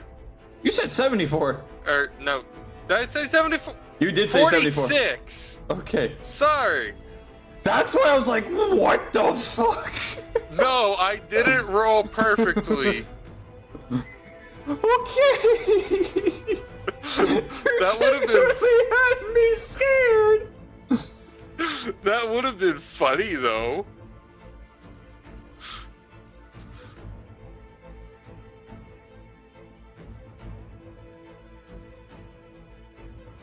Oh, you did say 46. I'm just looking at what his previous health was. Okay, I'm fucking buzzed. Whatever.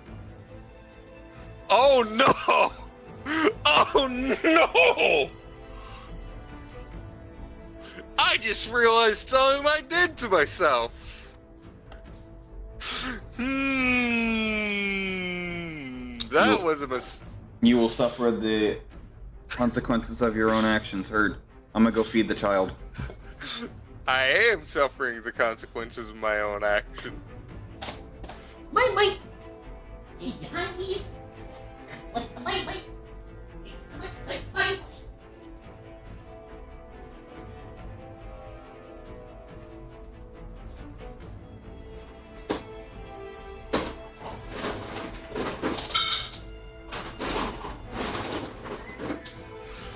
Nice.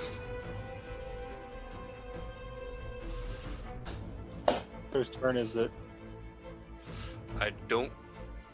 I'm still calculating damage. Mont Blanc, you passed, right? Yeah. Okay, because it is half as much on a successful throw. So I'm just going down the line and hitting everyone who got it. I'll have to ask Pyro what he... Okay, wait, what's...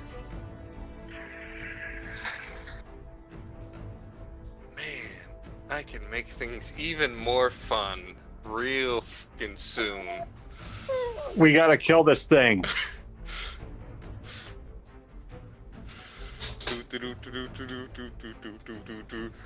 I don't want a TPK. You're completely fucked. I don't want a TPK. I shouldn't be that mean. Alright. So, what did you suffer from? Elaborate. What are you going, oh no, for? I took damage forgetting how much damage I would take.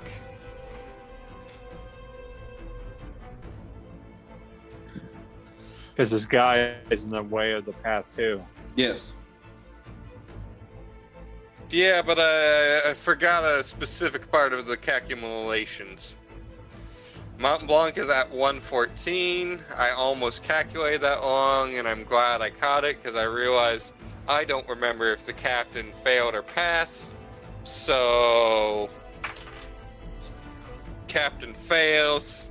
That's fine. At this point, the captain's just here to draw fire. He's like Stetson. Only useful as a pincushion. Am I wrong, though? I plead the fifth. You know I'm not. I'm pretty sure that was number 2 who got deleted. Either way, it's not number 4 or number 1.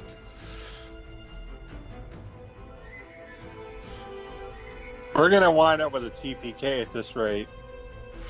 Don't worry, I Very did something. I did something stupid to myself, but still not unrecoverable.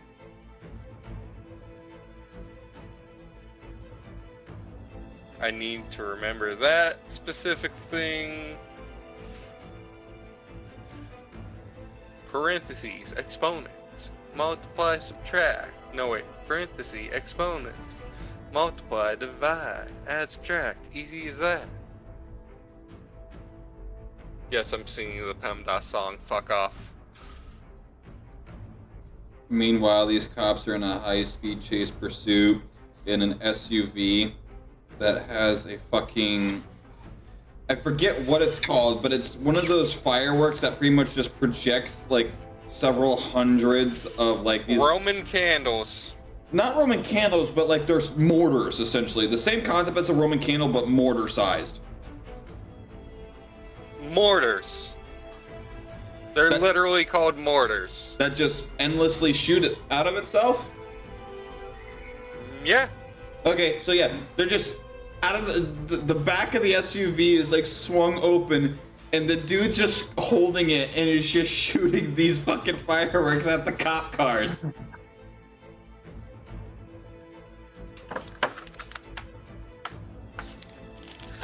Alright, that ends the machine's turn. It is now Mont Blanc's turn.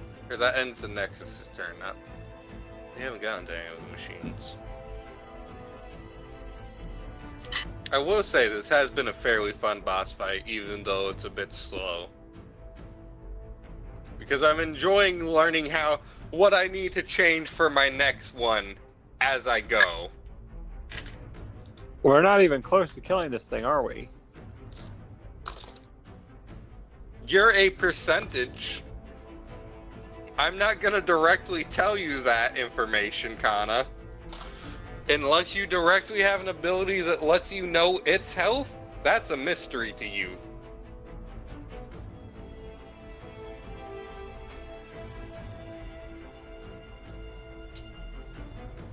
It is Mont Blanc's turn. Oh, this better work. Mont Blanc reaches up to her hat and pulls off one of the fruits on him. It doesn't specify if you guys need to make the save every turn. Is that every turn, Pyro? For fissure? Yeah. The part I have doesn't specify. So, and you've seen that she's able to do this. It's instantaneous. So it's just one and done? Yeah. Everyone has seen that she can pull fruit off her hat. One moment.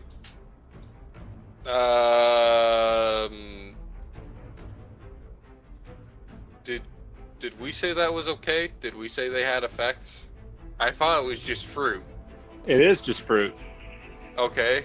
What are you doing with this just fruit? I am going to throw the fruit and cast enlarged food on it at a 3rd level. I don't like where this is going. Well, you're gonna throw it when you're 5 feet away from him and your short ass arms could just set it in his lap. Yeah, I could, but then he'd have an ability to attack me again, wouldn't he? You mean the disabled man who's attached to a machine? The world's fanciest. Who are you throwing it? Oh, you're throwing it at the Oh, you're throwing it at Mr. Magic Sword there? Yeah, the guy who can do the most damage. The teleportation. Well, that's the bot. Well, okay. Are you throwing it at the are you throwing it at the hologram? The boss? You know what? The robot behind you. The robot to your left.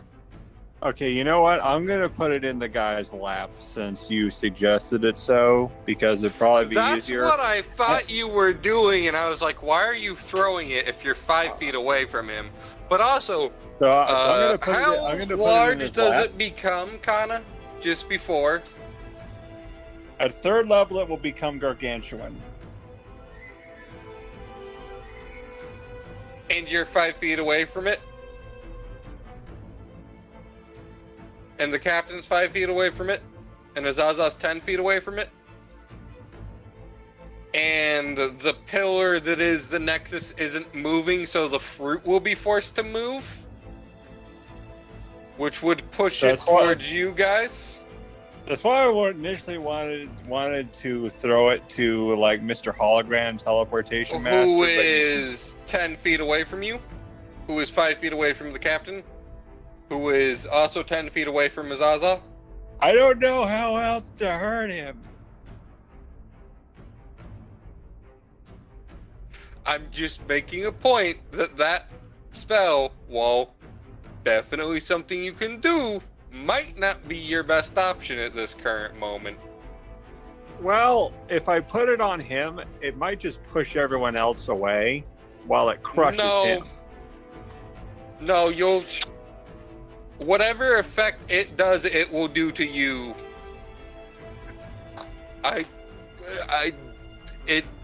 This is not one that's... DM, how would you rank this? If I put something on someone's lap... And you're enlarging it to gargantuan while you and your party mates are there, because currently I am DM. I know, I'm just like, how would this work, like, specifically speaking? Would it just push everyone else aside as it grew? Or would it just... Like, what would it do?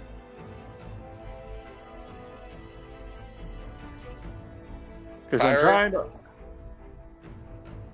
What's up? What do I have?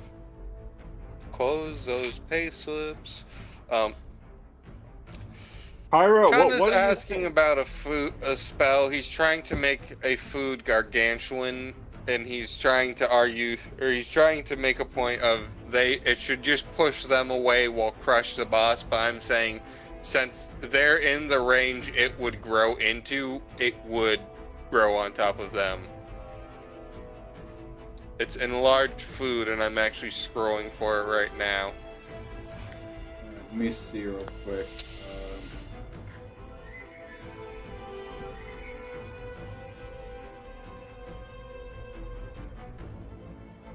It's one of the only ones I've never done.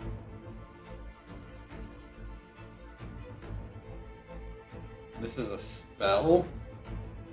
Yeah. It increases by 1 size category for each spell. What the fuck would it be at 9th level? It's gonna go beyond gargantuan. No, it would go up to gargantuan. Okay. Okay, so it starts at tiny. The first part of it makes it medium, which isn't up 1 spell. Okay, so it goes from tiny to medium, then it goes large, huge. What's in between huge and gargantuan? Nothing? Yeah, it goes large, huge, gargantuan. Hold on. I actually have that shit on my DM screen. Why can't I move across stuff? Okay, gargantuan is 20 by 20 plus by 20 plus feet. So it would also hit Sakuhana? Well, no, because it's not going to move the machine. It won't physically move the Nexus, so it would be forced to push and grow out towards them. Which would push them away by default, No, right? it will grow... No, because it will grow on top of them. Because it's going to happen, like, very rapidly. If it were growing slowly... But since each turn is only 6 seconds, it happens in those 6 seconds. And because none of you, except for maybe the captain, has like evasion or uncanny dodge or some crap. Sakuhana does if midair. Okay, she's built for midair combat, so she would have that for midair. Sakuhana has 10 feet of machinery that's not going anywhere, because it is physically mounted to the floor and to the ceiling, and this fruit is not durable enough to break it. So the fruit is pushing off of it towards them. Because this machine's made out of things like mithril, adamantium, and other rare magical materials. Well, it also says the object's weight increases by a factor of 4, which means it would increase by 4 per size. So, what kind of fruit is this? This would be. When you're at first level, because this is a first level spell, right? This would be a second level spell, but if you Okay. but I'm casting it at 3rd level. It doesn't become gargantuan. It just goes upness. So because it becomes large. No. Fruit. No, because it's at 2nd level, it goes straight to medium. It skips small, goes to medium, because that's what the spell says. Then it goes large because it's 2nd level. But I'm casting it at 3rd level. Yeah. Okay. That's what she meant, but that's not what she said. Yeah, it goes large because you're casting it at 2nd level. Okay. No, it goes large because you're casting it at 3rd, because when you cast it by normally, which is at 2nd level, it goes from tiny to medium. Yes. So because of that, what kind of fruit is this? This would be an orange. An orange? Okay, so an orange is about 1/4 pound. Yeah, but it automatically goes to 300, and then that's times 4. It doesn't automatically go to 300. Wait. Yes, the fuck. And fuck it does. I just read the spell. So it becomes 1,200 pounds, which means, yeah, by the laws of physics and durability, insert the rocks fall, everyone dies meme. Yeah, you would just crush the. All right, so if you really want to do that, I'm about to delete three player characters. I'm not killing everyone. I was just trying to find out. No, only 3 player characters, because it's gonna fall off this guy who's got a magical shield on him too. I'm pretty sure Onto weight these would not 3. protect him from that. Well, it would exert force damage because of its weight, right? Or bludgeoning? Up to a point. Yeah, that's like saying that's like saying Iron Man has his suit, but can he withstand the entirety of a planet dropping on him? Yeah, but he's currently immune to to non-magical bludgeoning. And the gravity or bludgeoning via a giant orange through gravity would just be normal bludgeoning.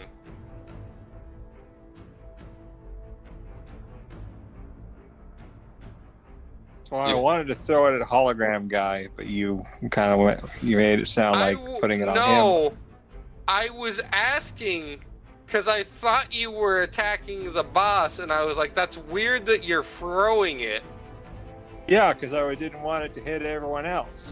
I didn't realize you were specifying the hologram, Kana. Yeah, long story short, if you cast this spell on an orange at 3rd level, you're literally creating the rocks fall, everyone dies meme. You'll kill the boss, but Mont Blanc, the captain, and Azazel will also be dead, which means Gregory's going to desecrate whatever remains of Mont Blanc's corpse. All right. Because Gregory's just a horrible person. So I'm just gonna cast Arrowroot at the hologram. Okay, what does Arrowroot do? It's a 1st level spell. Also, you can totally use that spell. Just, I don't know, maybe, You launch a conjured root vegetable at a target within range, make a ranged spell attack.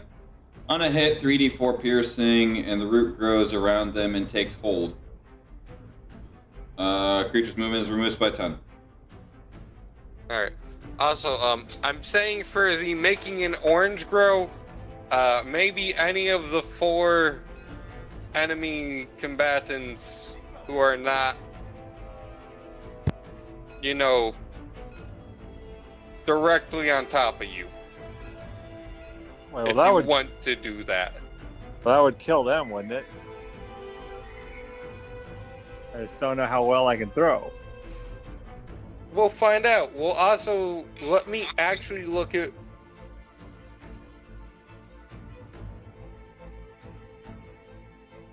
Technically, I could also cast Divine Intervention to see if I can get everyone out of its range. I'm going to hard no you on that because you're not going to cast 2 spells in a row.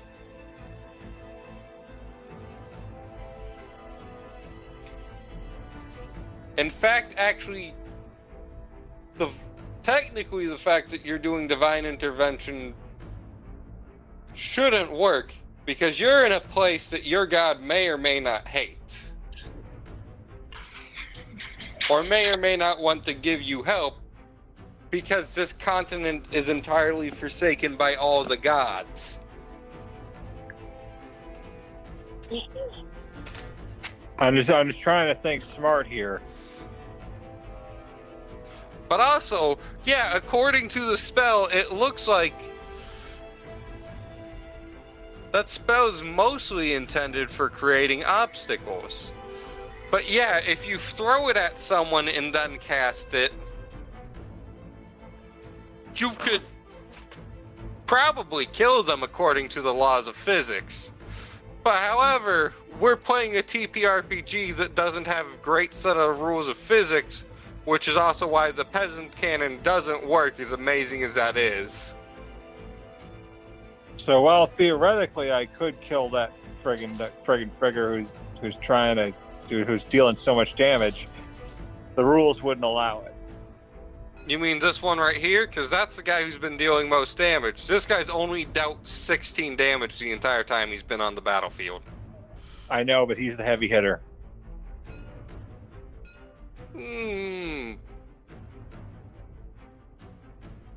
Kinda. So, like, logically, you'd want to take him out because he's the one moving around and doing the damage.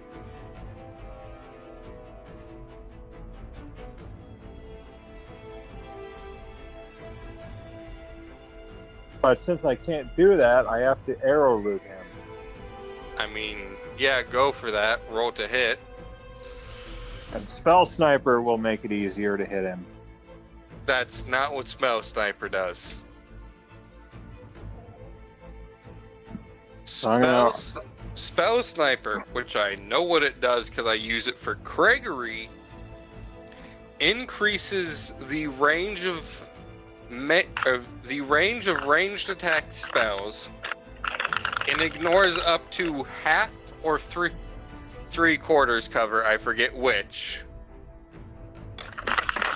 But I'm also just gonna go look at Gregory's sheet. She got a 16.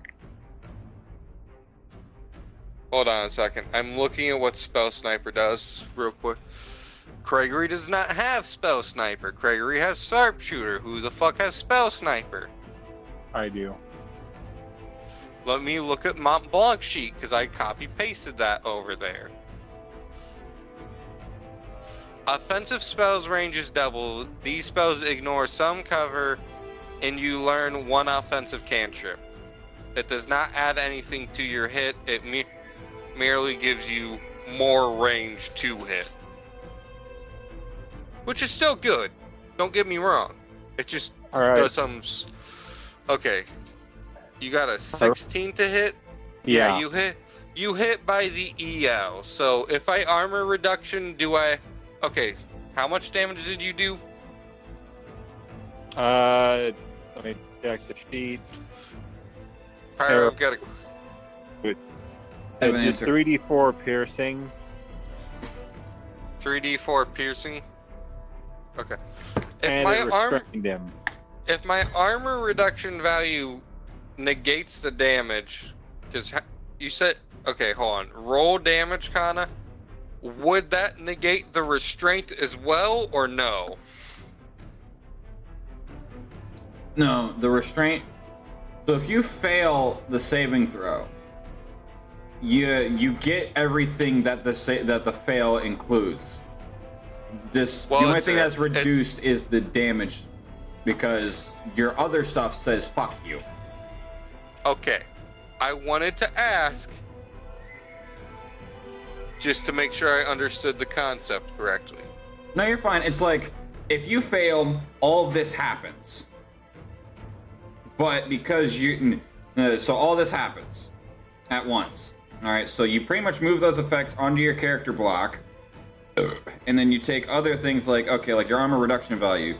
Let's say it's 15 for easy numbers. You take, okay, you failed your saving throw, so you take 12 points of damage. Your movement is reduced by 10. You have disadvantage on attacks against me. And your mother is now dead. Okay. What? Because your armor reduction value is 15, you negate the damage, but the rest of the stuff happens. Alright. That last part sounds pretty bullshit that the spell does that. Okay. The wish spell does weird things, and that's why it's banned. The wish spell does weird things if you do weird things with it, but like I said, Sean and I would probably just turn shit into mayonnaise because it'd be funny.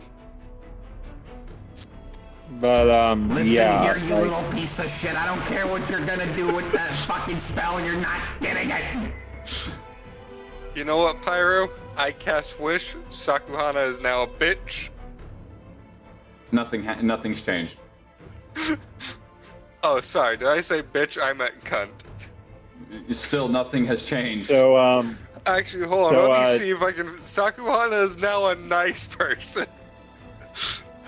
Only on Thursdays that's changed. You're not the DM.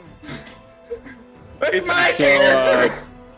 It's actually Wednesdays. so so I at least restrained him. Yeah, roll the damage though. Not restrained, but 34 restricted. piercing. There's a difference. Actually, yeah, it says restrained, but it means restricted. Or just say restrained. The creature's movement speed is reduced by 10 feet.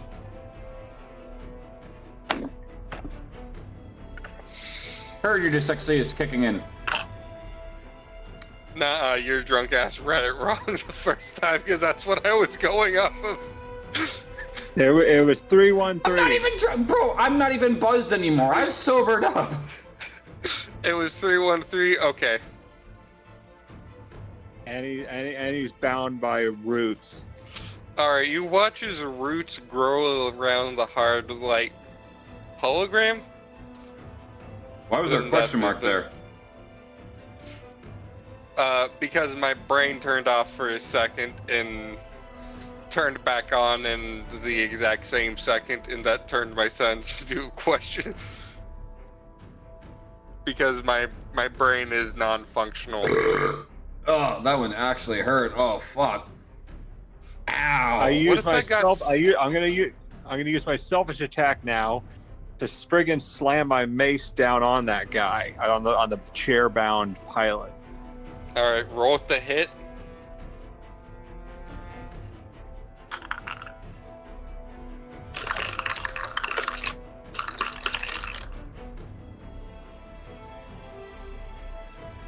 $14. And let me check. Let me check what the bottom end of his hit range is before I say that fails. That reminds me, how many fucking achievements? 700! Okay, that does actually fail this time, for real. I didn't forget about EL this time. I remembered. Are you proud of me, Dad? I'm going to No, use my no, bonus he's not. action to attack with the scimitar. Oh shit, they added more achievements to Ready You or Not. already know you don't have a bonus act. Your selfish attack is Yes, your you do. bonus action attack. Is it? You Yes. Is it? yes. Yes. Oh, never mind then. You don't get unlimited attacks. You're not Greg. You don't have enough attacks to make the DM cry. That's Sakuhana for me and Greg for Pyro. Oh, Greg, he doesn't make me cry. He just makes me fucking cringe. Same difference. I would like to point out that you are the one who helped me design Greg, so you have yourself to blame. Well, at least I managed to get that guy bound by roots at least. Yeah, it only reduced his speed by 10, so... I need to boot And this you don't- game up again just to fucking go after these achievements. What Can I game? move? Can I move away from him? Yeah, you still have all your movement. I'm gonna move as far away from him as I can. Okay, hold on. 10... 20... Oh, hold on, wait. 10, 20, 30...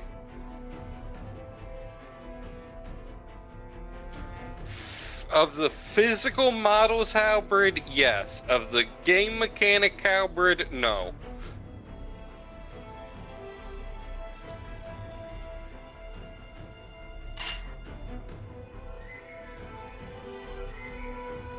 Okay, that ends my turn. Alright. It is now Azaza's turn, Pyro.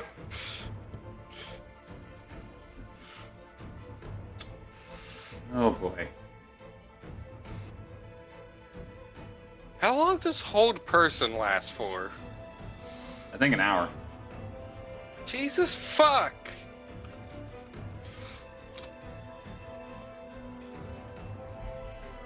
No, I just realized I forgot to do Oh no, up to some, 1 so- minute.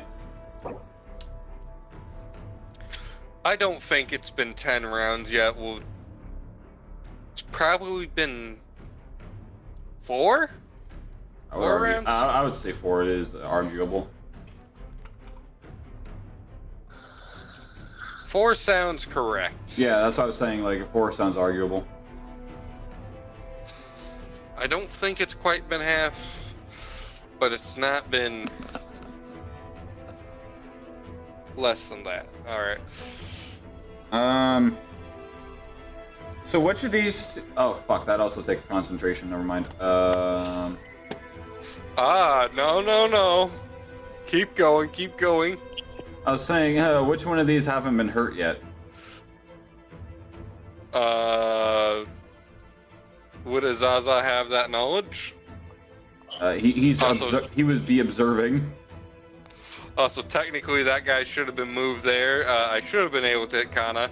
I totally didn't forget to move that guy when Gravity Fissure hit his ass. So Kana will get a free pass on not getting an opportunity attack. I'm running out of spells. Been a Zerbin. So am I. Probably this guy. Whoa! Kana, you are, congratulations, right next to the spellcaster who has all the mana potions, who's been using exactly 0 of them, because no one wanted to figure out how to divide them up, so he just shoved them all in his bag of holding. So I'm right next to him?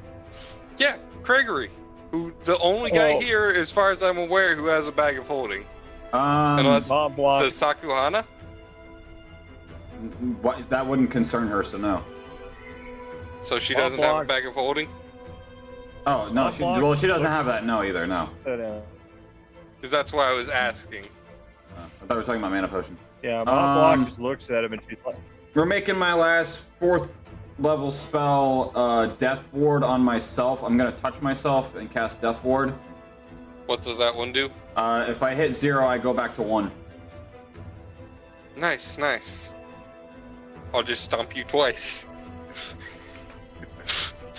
Alright, so that's your last 4th level? Yeah. Keep in mind, Azaza's best friend, or well, Azaza's owner, I guess. Whatever you want to call That's fucking Gregory. weird.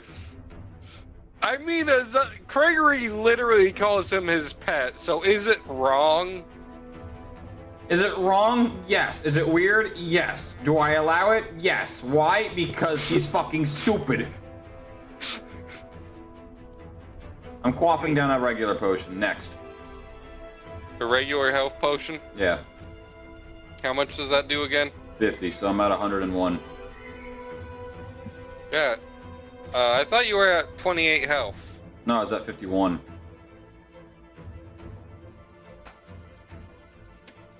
Did you succeed on the saving throw?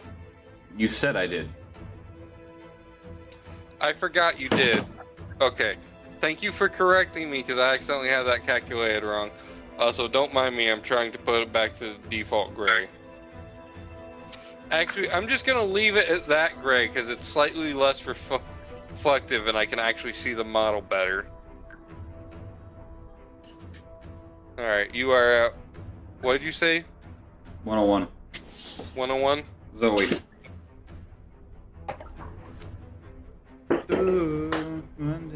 Alright, yeah. No, I miscalculated, so thank you for correcting me. Alright, also, if you want to move, you can proambulate to the motherfucker that has the potions for recharging up to 5th level.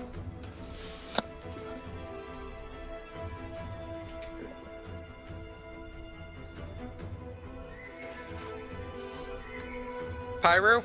Nani? Did you hear what I said? I did not. If you want to move, you should have exactly enough movement because you're slightly closer. And Mont Blanc had enough movement to proambulate your ass to the guy who has the mana potions. What mana potions does he have? All 3 types. You know how many crystals types you have? He has all. Well, I'm more of that. How many of each is what I'm getting at. Oh, how many of each? At least one of all types. Cool. 1, 10, 15, 20, 25, 30. Also, real quick. Azaza needs greater potion now. Azaza needs potion now. Azaza needs potion now. Azaza needs potion now. Okay, so that guy. Actually, hey Azaza, what's your AC? Just because opportunity attack on your way over. Azaza needs potion now. Azaza. Evasion 10, AL 14. All right, I got an 11. That does not sound correct. Hold on. Wait a Mont minute. Blanc, Hold the Mont fuck Blanc. on. Scale mail. Okay, that is correct because he has no agility.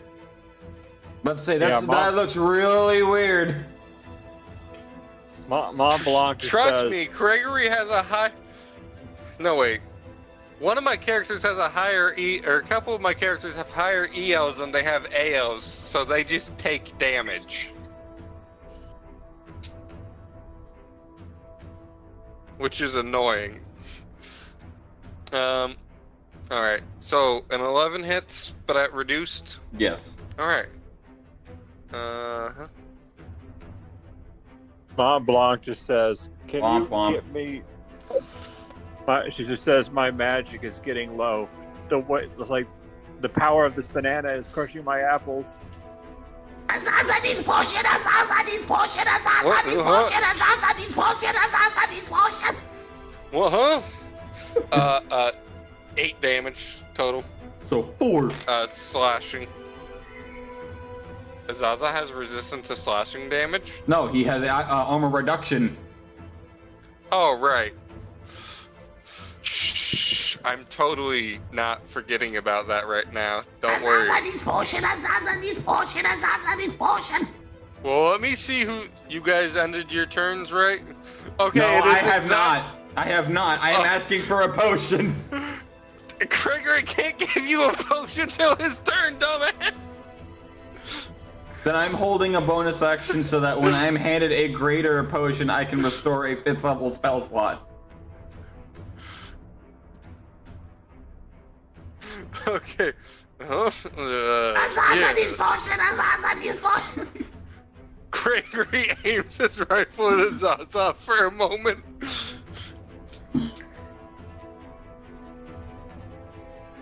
Okay, those are the HP potions. Where are the mana potion? Oh, I have them written. That's the ship captain. That explains it. Well, there's your first problem. Look, I just glanced to make sure there was a capital C there, and I missed the word ship. So, alright, you said a greater mana potion? because I need to restore a 5th. Alright, Gregory gives Azaza a greater mana potion. He Mont eats Blanc, I take. Did you just eat a whole damn bottle? You just hear this. I'm gonna need a. All you hear is just.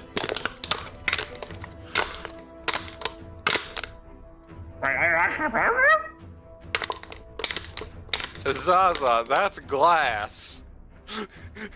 Pyro, make me a con save. That explains why it tastes like ass. Pyro, make me a con save.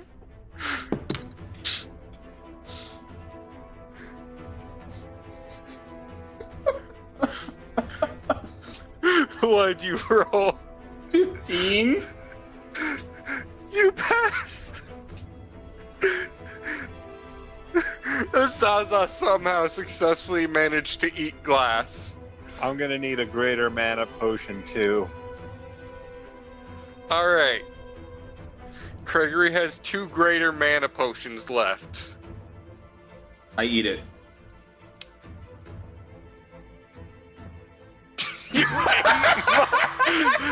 You ate the 2 left, so you wasted 1. No. The silence was so loud. I could see the processing.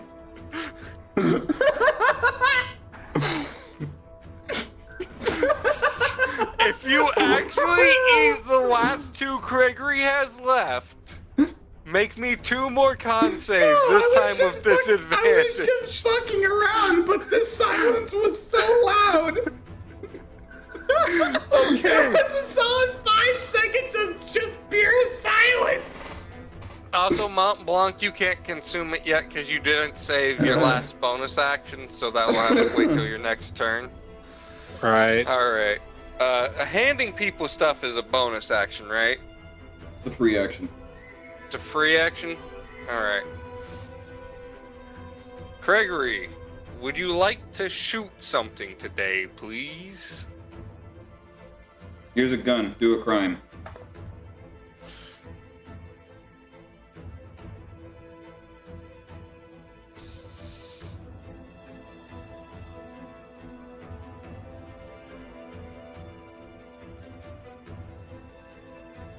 Alright. So that's a plus 10. What's the bottom end of that thing's to hit?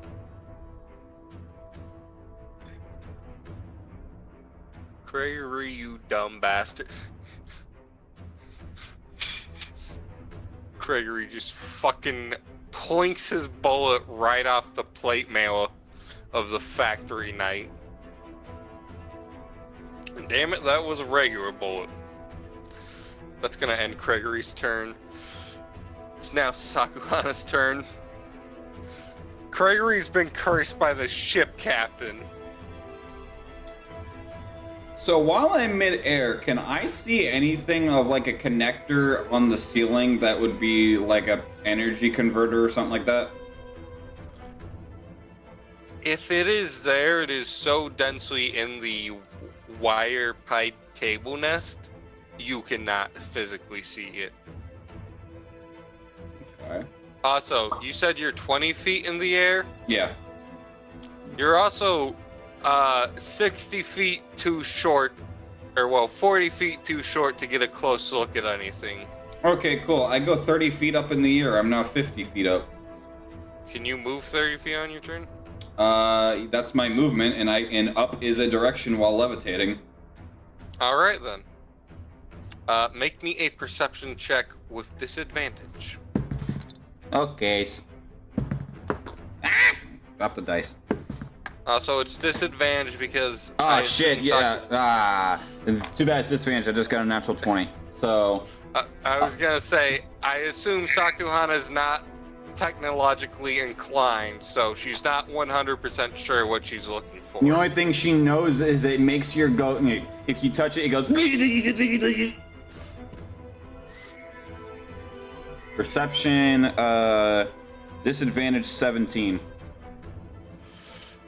You see a whole bunch of massive cables and wires. You're not sure which one, if any of them, would be the power converter.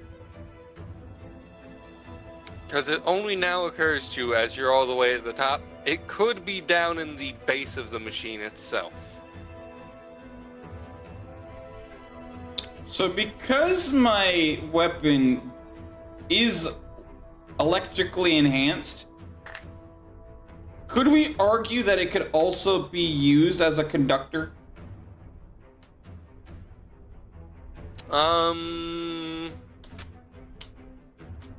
Depending on what we're doing, yes. She's pretty much gonna, so the idea is like holding the base tip of it like closer and closer to see if it will naturally try to arc. Because if the core is close to the top, because it's like when you're arcing an electrical current between two batteries. Let me ask you a question. Are you grounded? Technically, yes. Technically, yes? What do you mean by technically? Because I'm holding onto the steel portion of the handle, and what is connecting the spearhead, which is electrically charged, and the pole is brass. So you're holding a big-ass piece of metal that's connected to a conductor. Which is separated by an insulator. Brass isn't an insulator, is it?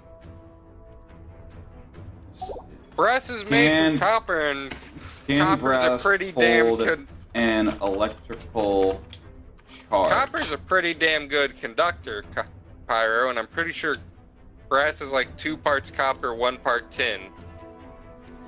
Oh no, you're right. Hold up. I think you're thinking of bronze. I think it is.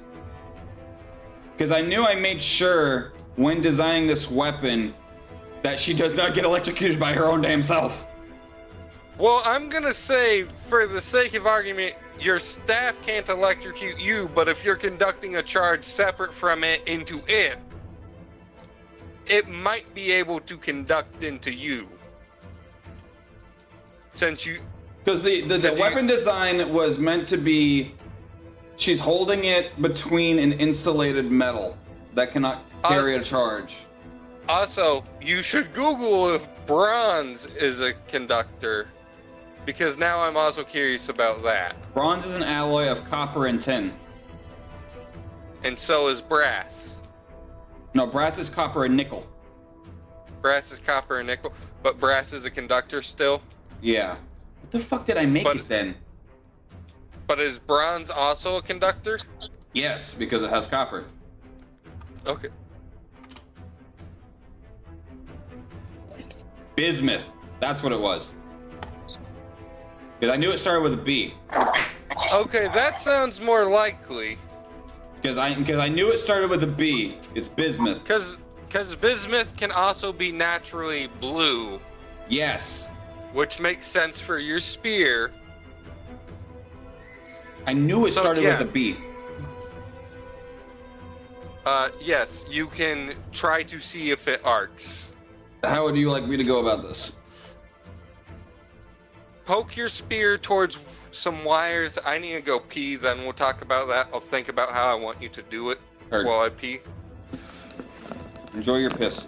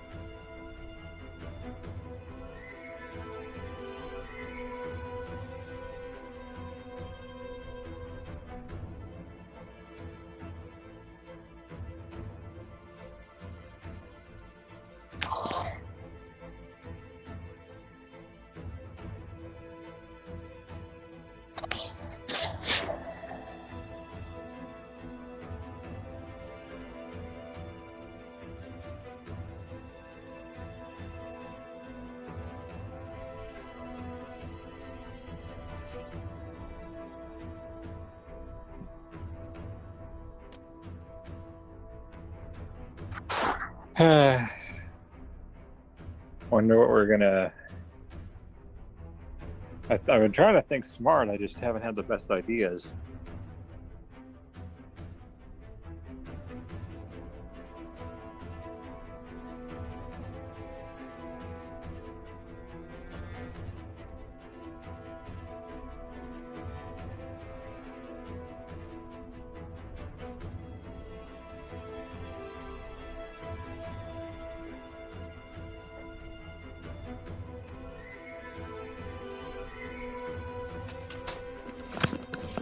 I'm back. I'm back. Pyro here? Yeah. Con? Okay. Kinda here? Yeah, I'm here. I'm gonna say make this an investigate. Or no way. I had you make a perception check. Yeah, make this an investigation roll. To see if you can get the right wire. Alrighty. I have nothing to intelligence, so that's just a blank 16.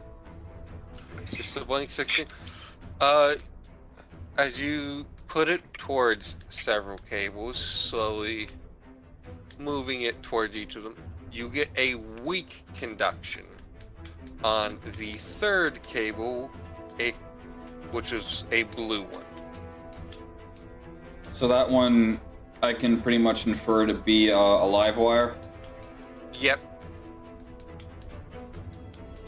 Alright. Pokey poke. Alright, Selfish roll to attack. hit.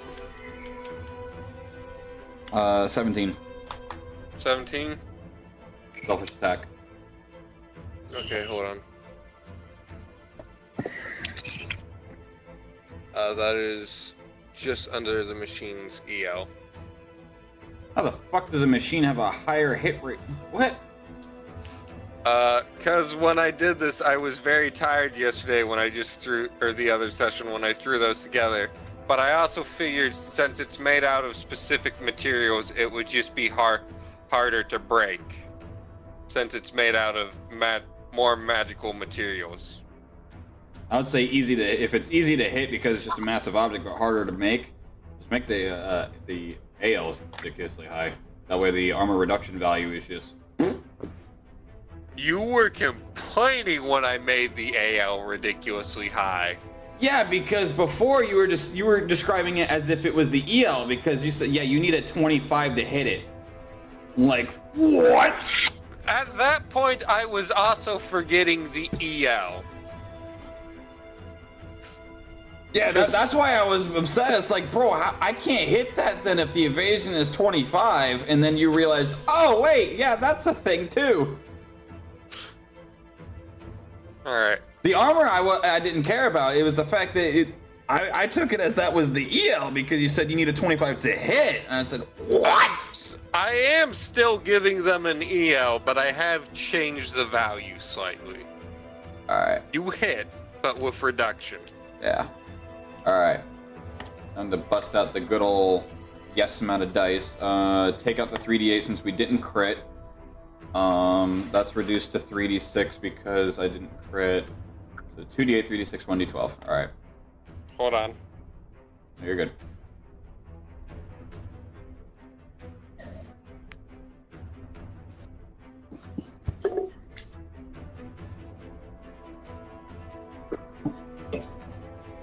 Alright, I'm ready. Alright. Where's the calculator? I can't do this math in my head. So 15 magical piercing. Okay. 12 lightning. Okay. And 12 water.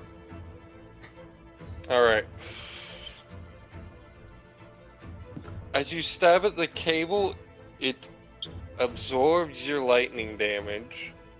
Wait, you said... Hold on. Okay, hold on. It was... 15, 12, 12. 15, 12, 12.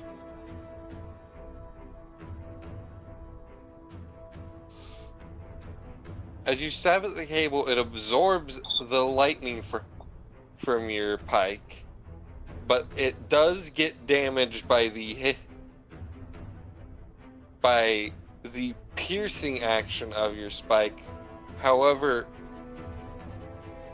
the water, while it does go onto the two ends of the cable, that causing them to re-arc to each other, but every time a droplet of water drips down, a rogue arc goes.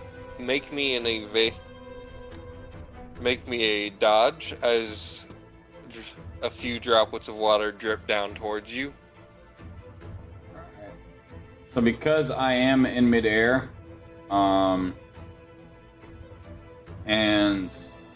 I have my boon active, I am midair, so I have advantage, a +1 as well.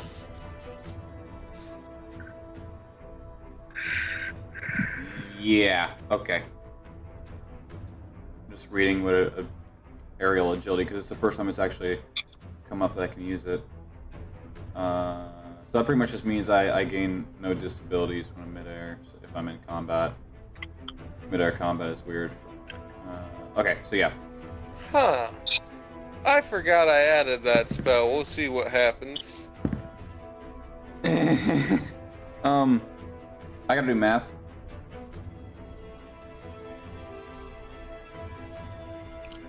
How's a 29 for you? Yeah, you got above the number I was thinking. You dodge out of the way as the water drops down, sending the rogue electrical arcs through the air. Okay. Is that the end of Sakuhana's turn? Oh no, that's just her selfish attack. It's just her selfish attack? I'm going to use my...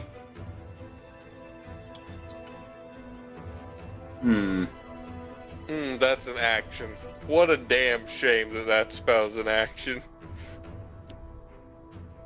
Yeah, I'm just gonna do another swing crack at it. Same spot. Oh, You shit. already broke that cable, idiot. Right, but it doesn't mean I could try to, slash some other cables to try to mix in the damage. Fair. That's a natural 29. A natural 29? Alright, hold on. I'm rolling something just for funsies.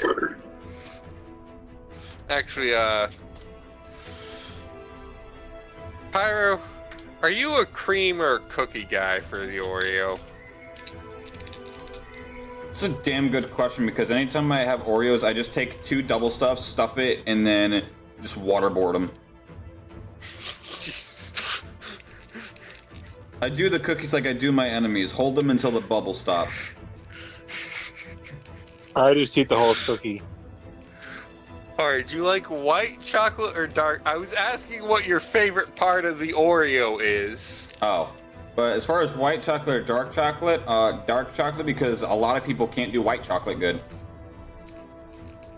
Well, fun fact, white chocolate isn't actually chocolate because it contains nothing that makes chocolate chocolate. Heard it doesn't have any cocoa in it. I get lemon Oreos. It has cocoa butter. Lemon Oreos are awesome. It has some kind of bullshit in it.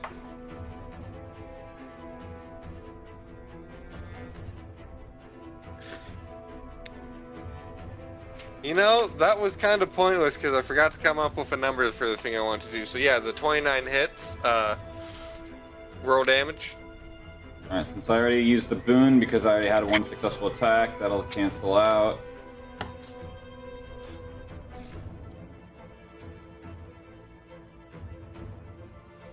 I mean, isn't your boon damage lightning? No, it's water. Water? So your pike just does what, or just does lightning damage? It does magical piercing and lightning. Okay. Oh, so like how It has a lightning boon on it. It has a lightning enchantment on it. Like the razor. Similar, Wait but a not minute. exactly. Because the Razor has charge. Why does yours not have charges, but the Razor does? Because mine is a signature weapon and a bound weapon. My weapon is not meant to be switched out. But I'd argue that the Razor is Greg's primary weapon. Signature weapon. And the only reason Greg switches out is because of, you know, tactics. Because it's not always practical to use a giant hammer. Sometimes you gotta go for two swords, sometimes you gotta go for the one holy sword, and sometimes you gotta go for the fucking Grim Reaper scythe. I've got the one. If I'm fucked, I'm fucked. See, so that's Greg's... 12 piercing. Okay. Hold on. Minus. God damn it, I hit clear! Oh, wait, hold up. I lied. That's not 12. It's 24. You fucker. I forgot I crit.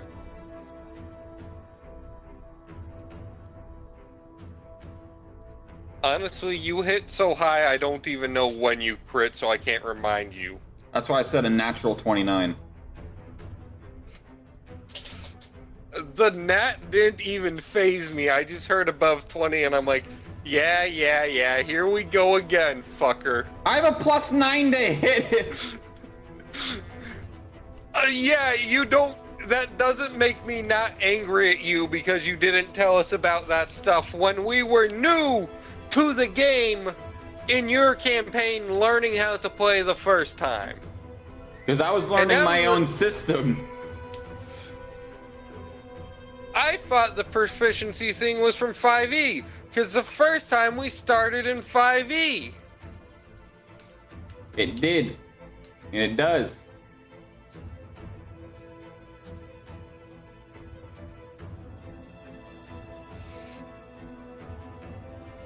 Regardless, no matter what, you're still a fucking asshole.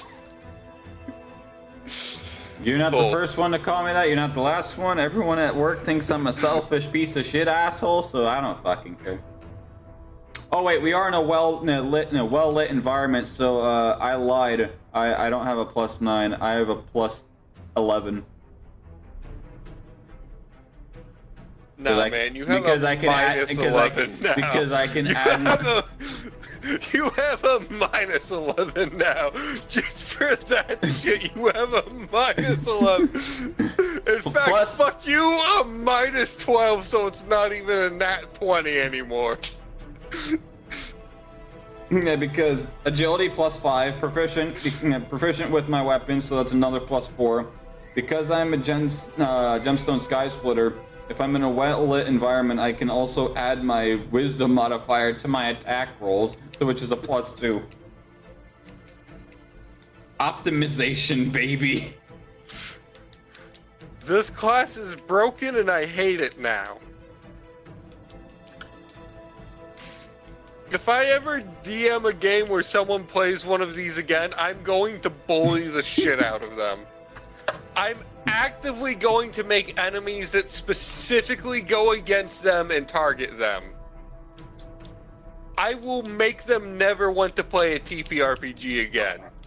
Well, hey, just think of it this way. I also have to playtest the Chromatic Conqueror and the Metallic Guardian. I'm going to bully the shit out of you if I DM again and you play those classes. Well, I have to. So far, I have to Pyro's play our testing. heaviest hitter. So far, Pyro is our heaviest hitter. So far, I regret letting Pyro play. Okay, so it's 24 plus what? 5 plus 30 lightning. All right, is that it? Yeah. You forget all of the damage is only on the first successful hit. The rest is just average.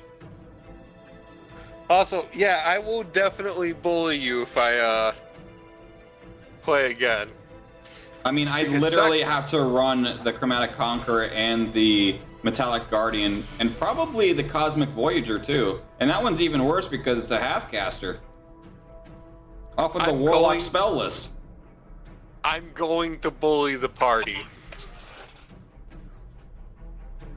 I don't care if I kill Gregory and Azaza, I will bully the party. The fucking...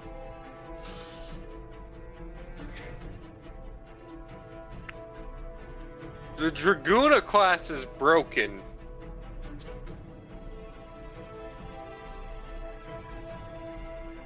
I'm doing everything I can right now. What about it is broken? I'll put it this way. What about it is broken? Okay, the fact that you... It feels broken because I don't know anything about it, and then I'm learning all these new things that it doesn't feel like it should be able to do, because why do you get to add your wisdom modifier? And how does that make sense? I'm missing that kind of context. So the Gemstone Sky Splitter is meant to add even more to the Gemstone Sky Splitter follows the Gemstone Dragons.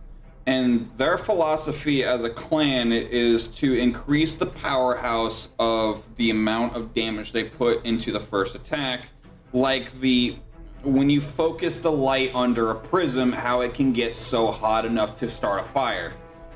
With the Gemstone Sky Splitter, they have an ability called Prismatic Strike. Your attacks become imbued with divine strength and empower a holy punch. At 7th level, if you're in a well-lit environment, you may add your wisdom modifier to your attack rolls. Additionally, when you make a critical attack roll, your weapon deals an additional 3d8 holy.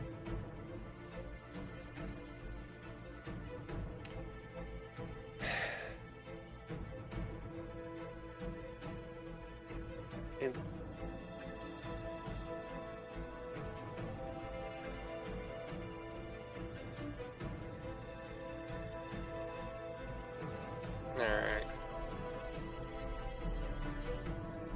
Let's just continue. So how are these cables looking after that hit? You've cut more cables. You don't necessarily know what kind of damage you're doing, but you're doing damage. Okay. See, this is where Gregory would be his most useful, because Gregory is the one of you that knows machines. However, Gregory doesn't have any method of flight. Herd, pick him up and carry him. I mean, that is an option.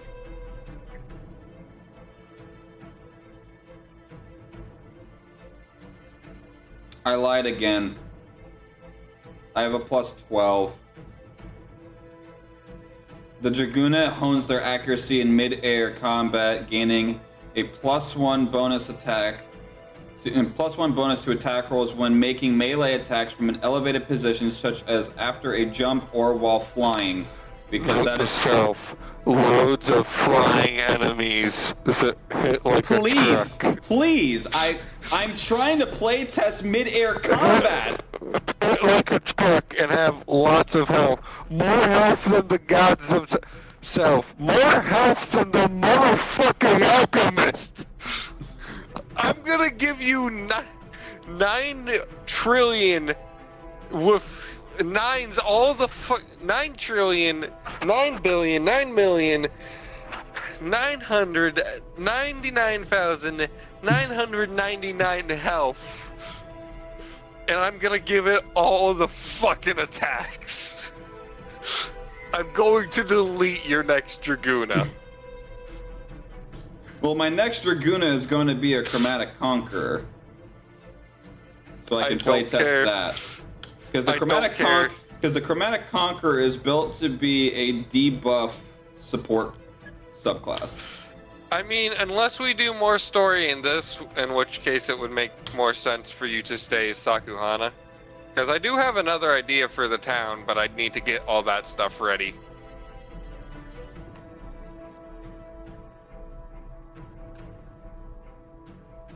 Anyways, does that end your turn? I'm pretty sure it does. Alright. I'm so glad I have a specific spell.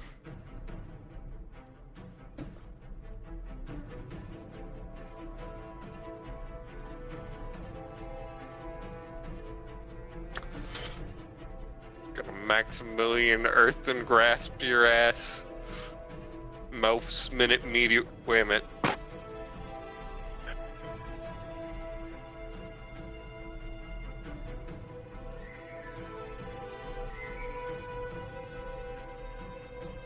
Damn, I should have cast Mouth's minute meteors way earlier. Alright, it is now the captain's turn.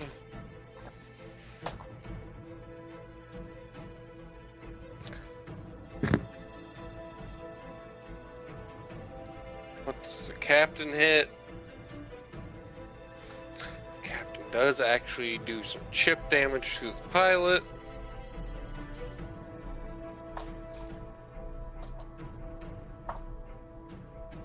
Alright, everyone's going fucking nuts for this game. What the fuck is this game? What game are you talking about? AFK Journey.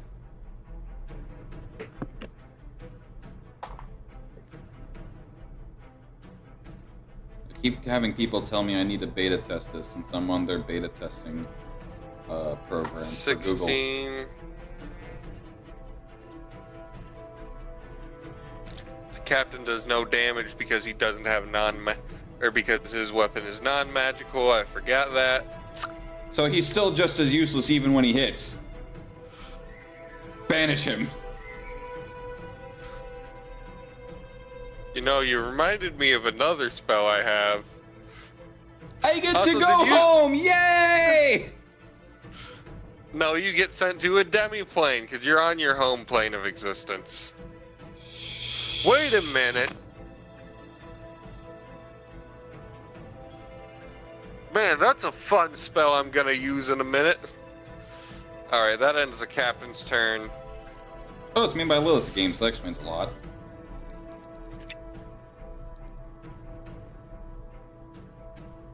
I forgot one of the knights was supposed to go. Whoops. I also forgot. This fucker. All he did was move up.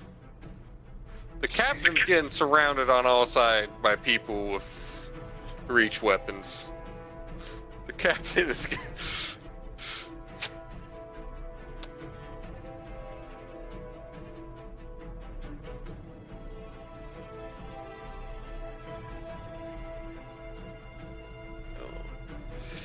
I forgot where the square was, so I'll just put him right there. That's fair. He was in between two squares. That has a 9. That's a 12. That's not the right number die. Boom. Yeah, that's 10 feet. That guy got a nat 1. Okay. Moving on, it is now Atotis' turn. He's gonna swing his great axe down on that guy again. Alright, roll to hit.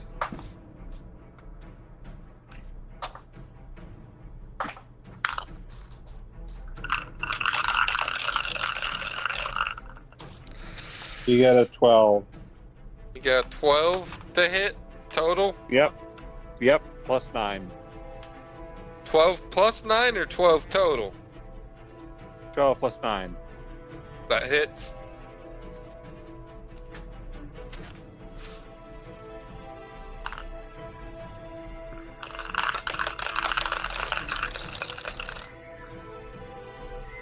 You got a 5. You got a 5. He is almost dead.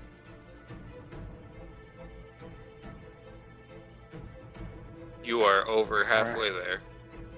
Yeah. Alright. Does that end Atotis' turn? Yeah.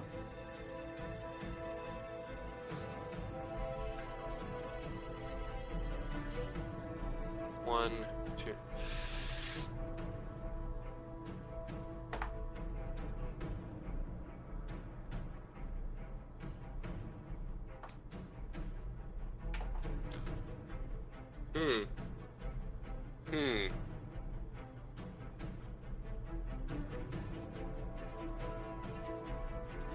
A Totus does a plus, or does an 8 hit? Let me check his. No, it does not. It's under 10. The highest that they could roll to hit anyone in general would be a 10. Okay.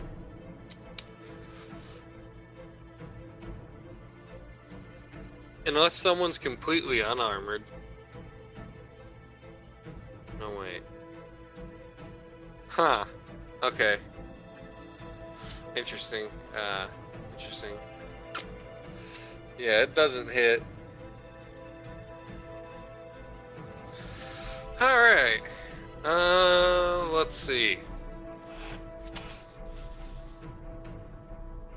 This guy, having seen that the captain does minimal damage, just completely brushes past him. Pyra, what happens to be the range on Misty Step if you know off top hand? 30.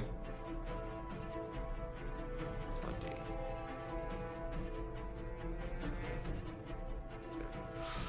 You will watch as the hologram just, you the mother root's bringer. still over here, teleports, and he still has 30 feet of movement left currently. But his movement was reduced by 10. But his movement was 40.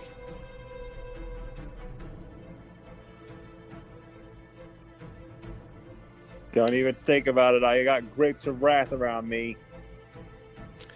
You forgot about that when he did it earlier. Yeah, I forgot about it, but I remembered it now.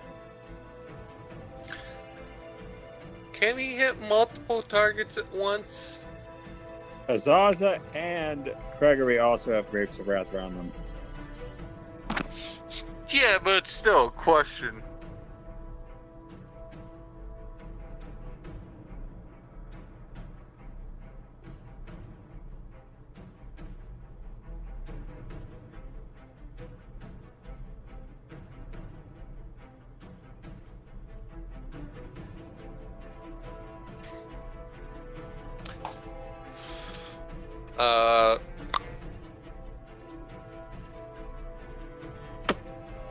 Who do I want to hit?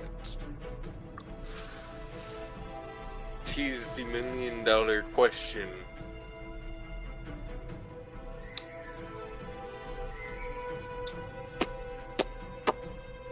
Hey, Azaza. Does a a dirty 22 hit?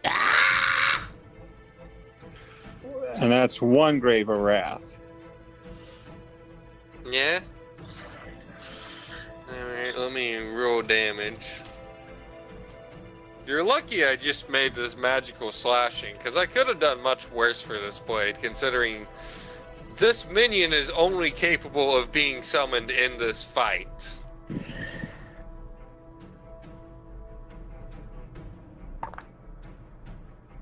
That is 13 total points of magical slashing.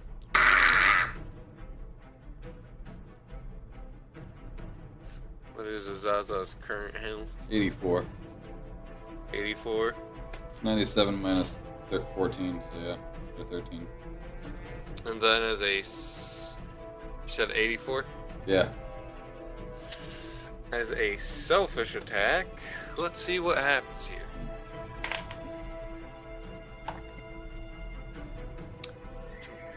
Completely nothing. Got a 3 to hit. He jabs his blade between the two of you to taunt you. So by attacking, he got hit with 2d8 poison damage.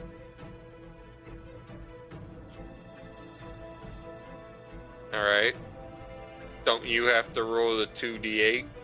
Yep. Roll it.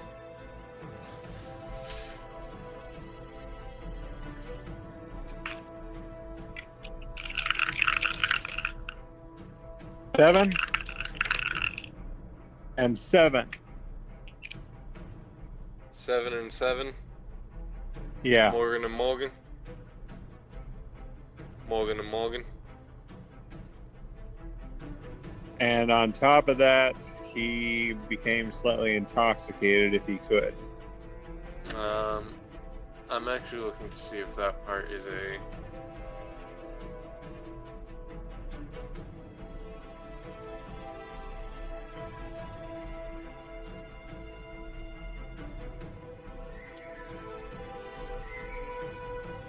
The intoxication's force, it's not part of the con save? No. Nah, that's dumb. That's straight up dumb.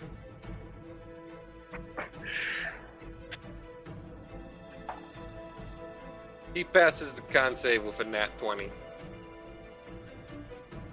So you said 14 total points? Yep. And that was one great. I got 3 more around him, or 3 more around them. You have 2 more. Actually, in the immediate vicinity, there's only yours and Gregory's left. Which means he can wail on Azaza next turn. Yeah. Because he's too... Unless you move, he's too close for all of you to hit him. But you all can't move at the same time. Which leaves Gregory still in a dangerous range.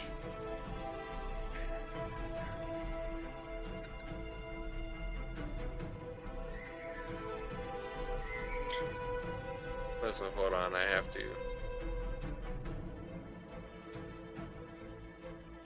I got...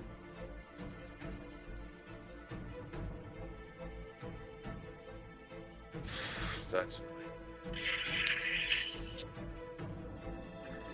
Hey, Pyro, do you have...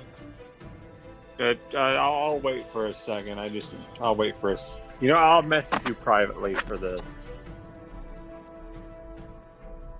Just to ask. I mean, I know you're not the DM, right. but you have access to stuff.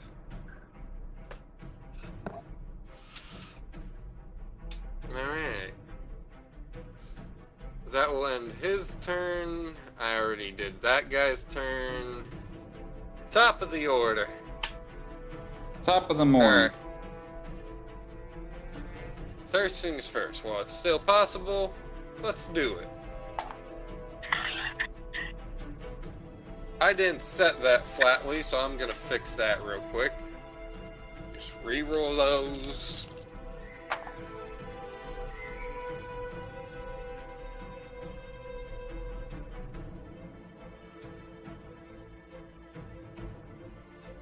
It's probably the last time it's gonna be able to do that since Pyro got on to what some was. Because he finally got over his fear of one thing.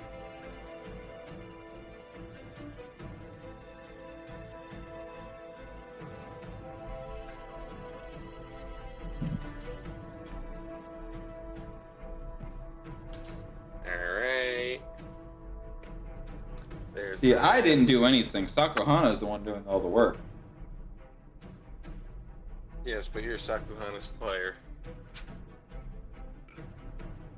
Now, the question is, do I use banishment No. or do I use gravity sinkhole? It's instantaneous on gravity sinkhole.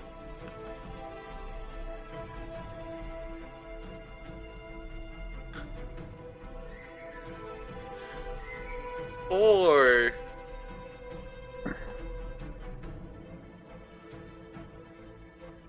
do I mental prison your ass again? I mean, I'm in mid-air, so... Yeah, but it still creates a cube around you. And I could make it you think that toxic smog is filling everything but that cube around you. And it prevents any of your friends from being able to come to your aid in a convenient manner. I don't know how it works, but alright. Well, none of your friends can cast Dispel. Can easily see where you're at to cast Dispel magic or Counterspell on it. And also, you attempt to bind a creature with an illusionary cell that only it perceives. One creature you see within range must make an intelligence saving throw. The target succeeds automatically if immune to being charmed. On a successful save, takes 5d10 psychic, and the spell ends. On a failed save, takes 5d10 psychic damage, and you make an area immediately around it. The target's space appear dangerous to it in some way. So the 5x5 cube around Sakuhana, which she occupies, would therefore everything around that, all sides of it, all 6, I could make appear to be filled in a toxic smog, because it does not require you to be on the ground. And if you try to move through it, that's another 10d10 psychic damage. I've survived it before. You survived it because Zaza got you in this time. Or in time.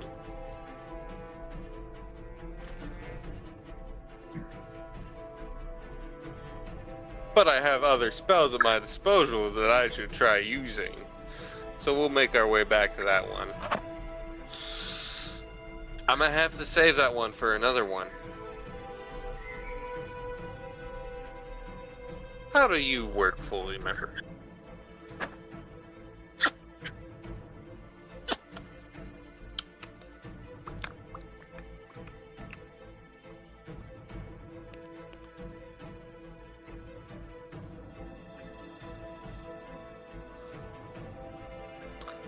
Alright, I'm using Banishment on Sakuhana. Okay, and what does that do? I need you to make a Charisma saving throw or be banished. If the target is native to the plane of existence you're on, you banish the target to a harmless demiplane. While there, the target is incapacitated. The target remains there until the spell ends. What, did you get a nat 1? 19.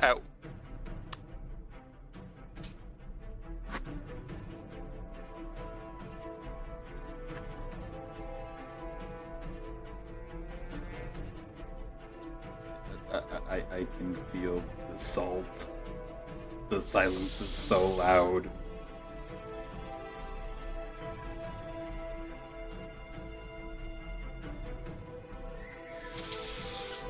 Fucking right at the goddamn DC.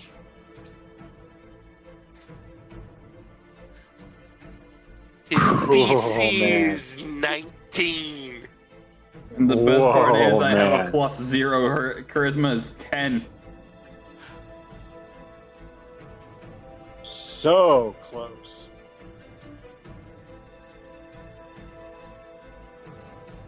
We gotta win this. Oh, we can win it.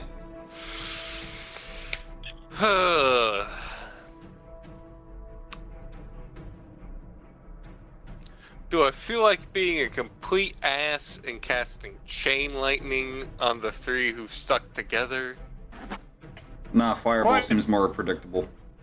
Dude, I'm not even doing anything wrong. No, he just sees he sees an AoE cluster and wants to take advantage of it. I don't blame him.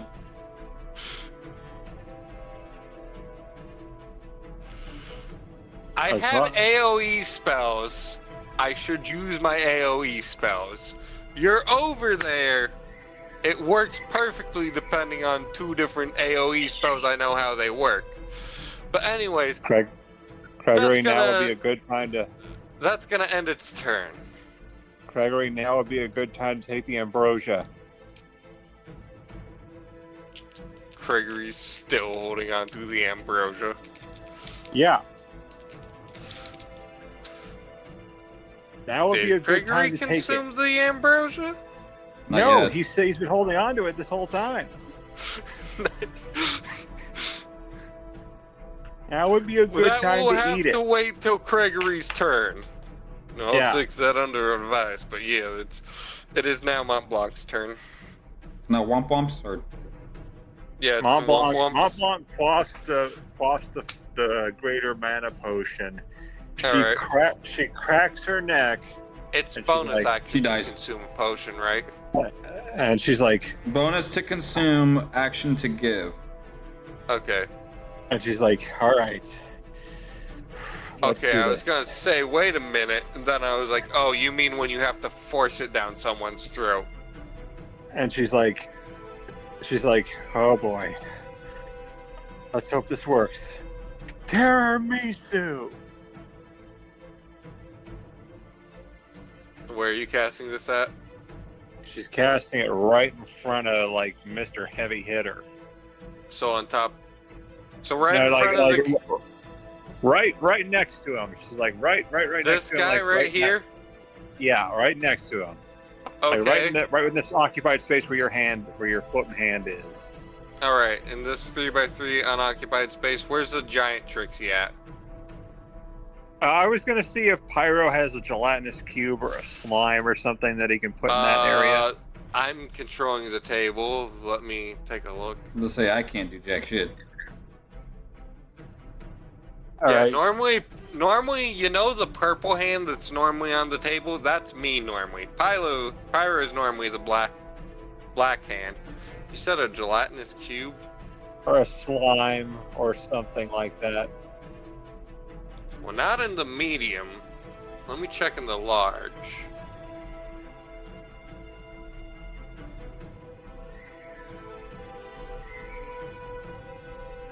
My frames! Say goodbye. Oh God!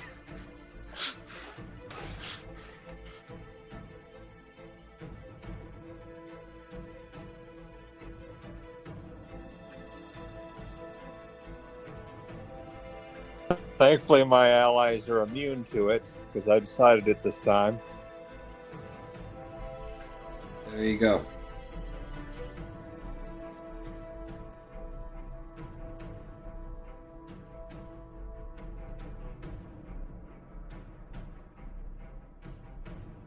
Okay, drop the gelatinous cube. Copy. Paste. Get back in there. Firmly grasp it. Firmly grasp it. Firmly grasp her.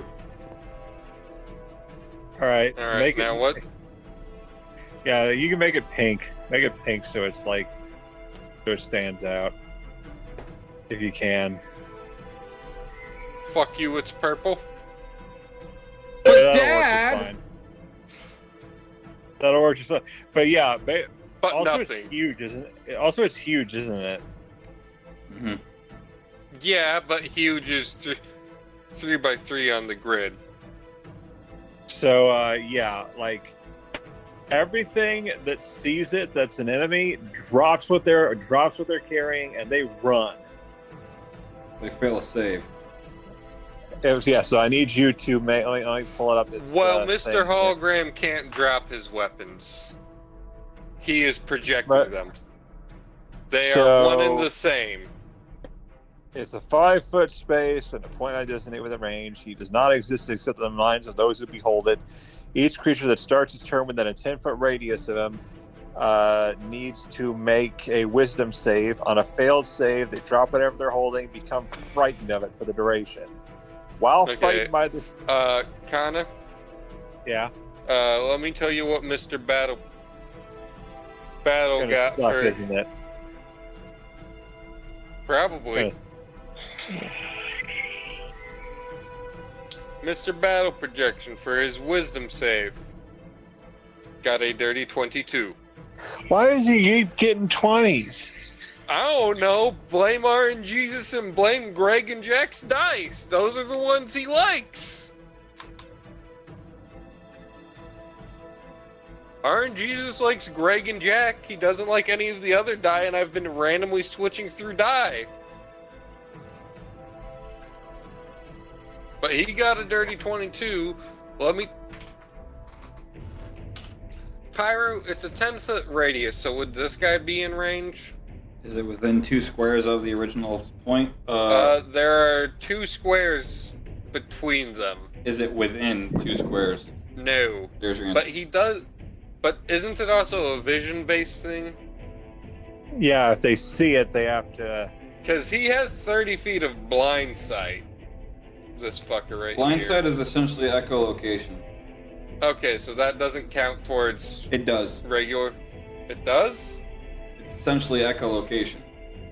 Okay. If it can sense where it's at, then yeah. Blind sight just means it doesn't have to have literal sight.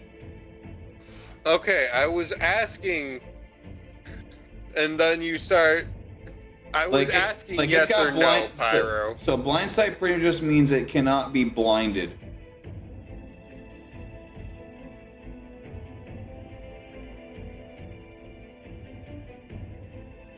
I hate the formatting of this book. I agree.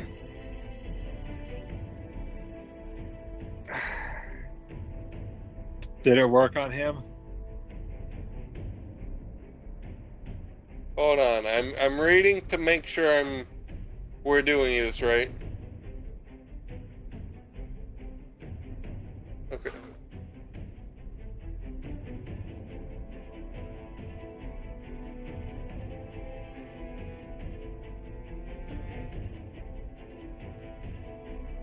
Wait a minute.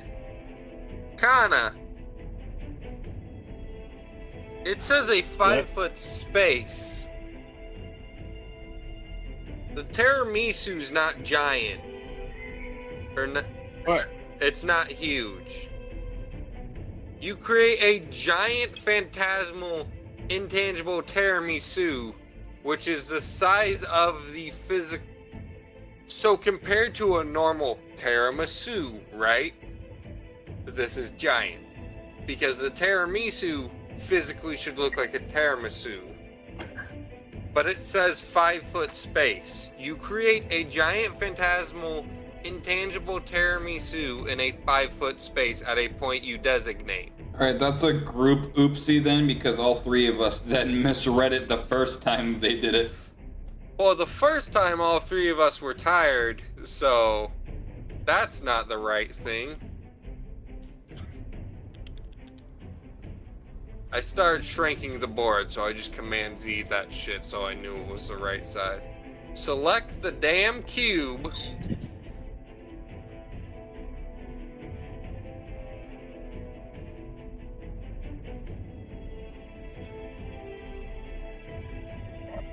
I mean, to be fair, for a tiramisu, that's still pretty big.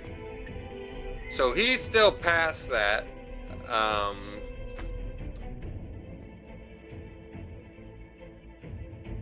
Could I waste another spell? Not necessarily.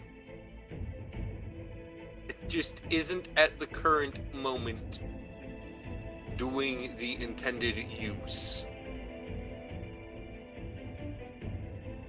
And so, let me put it to you this way. How long does the tiramisu last? Concentration up to 1 minute. So that means for 1 minute, you have pretty much placed a block of... if you go near it, this will happen. Also, any creature that starts with its turn within the 10-foot radius. So, anyone who wants to come near you now has a...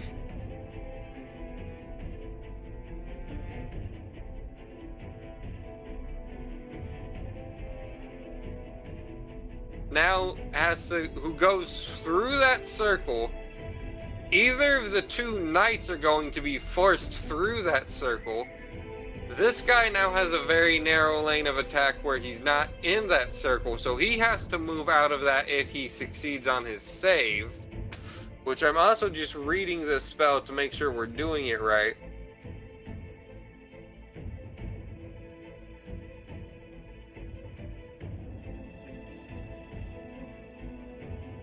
Okay, so only while frightened does he have to run away.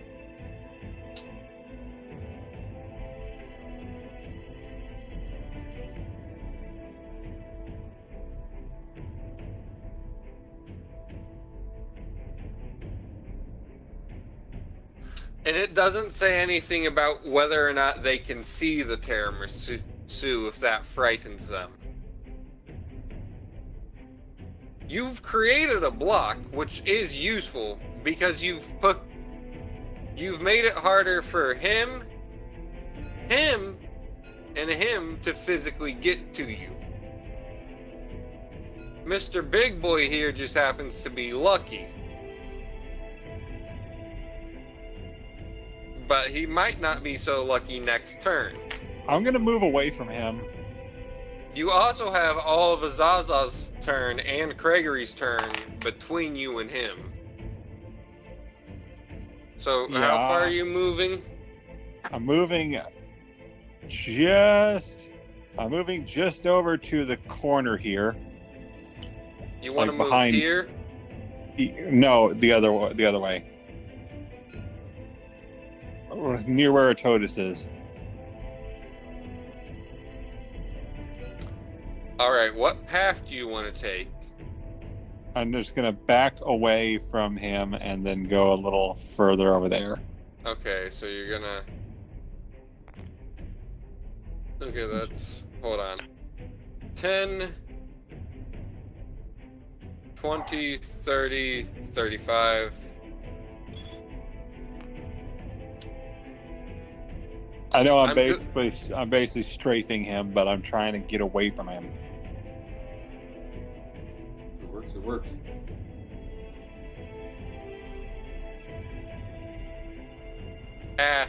Either of the two ways you could possibly take in that action still get you the same distance. Is that the end of your turn? Yeah. Azaza, it is now your turn. You and Mr. fucking psychopath boy here. Also, if you can, do please appreciate the look of his face. Because I actually I put some damn good effort into designing these guys. Though to be fair, my two hologram models were not intended for this. They are AI models for a separate thing that I just designed for, or just pulled for this because it was useful. Anyways. Here's Pyro typing to insult me.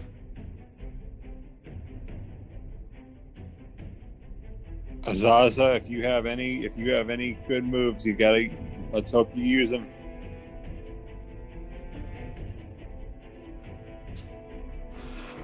If you have a plan. All right, Pyro, it is your turn. Yeah, no, I'm thinking. Give me a sec. All right, well, Pyro's thinking. I'm gonna plan out what spells I'm gonna use. Gonna zap y'all. Okay. So I'm going to take a step back. Mm-hmm.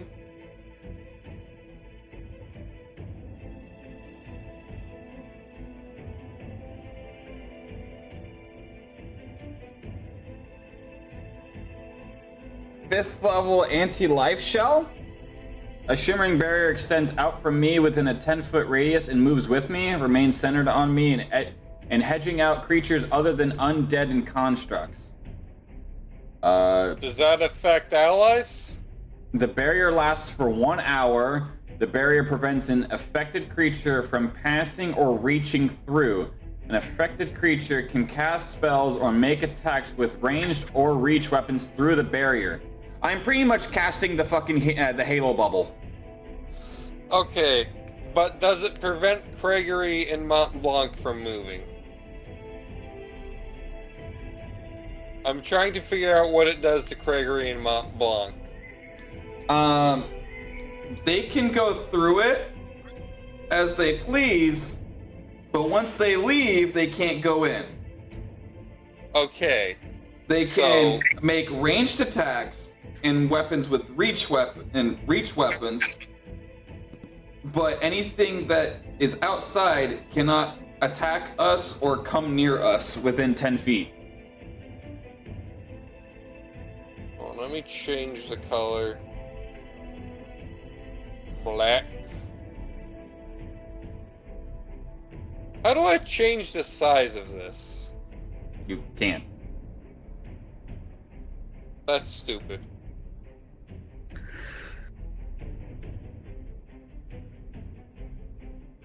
Okay. All right. We're So that's your 5th level spell. Yeah. All right. Gregory doesn't need those potions, so he's just carrying them for everyone. Like All right. Gregory. Bonus action. Harpoon dart. Not harpoon dart. Fucking Poison blow dart? Yeah, blow dart at that guy. All right. So do I make a dex save or anything? No, I gotta roll to hit. Okay, roll to hit then. 15 plus. Fuck all. Plus fuck all. Yeah, so 15. That.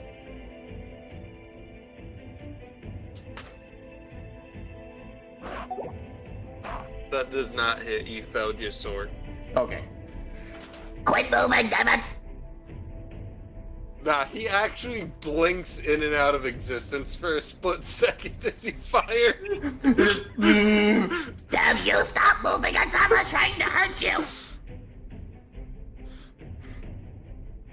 Alright. Zaza. It is now Gregory's turn. Gregory now redirects his rifle at him.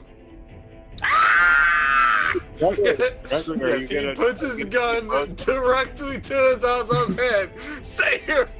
Now say your fucking prayers, you filthy little son of a bitch. Are you gonna eat the Merkel, save me. ambrosia? Oh yeah. Wait, did you say Matthew save me? Said Merkel save me. Oh, yeah, Gregory's going to eat the ambrosia. What does that do? It will give you resistance to magic. For how long? Let me find it here. Okay, so ambrosia. I find it. Ambrosia. Okay. So you gain resistance to all magic for 1 hour. Damn! I should have popped that earlier. I thought that was only going to be a couple of minutes thing. There you go thinking again. Well, most of those things that are like consumable magic resist, what do they only do? A couple of minutes, a few rounds, one attack. It's not an unreasonable assumption, Pyro.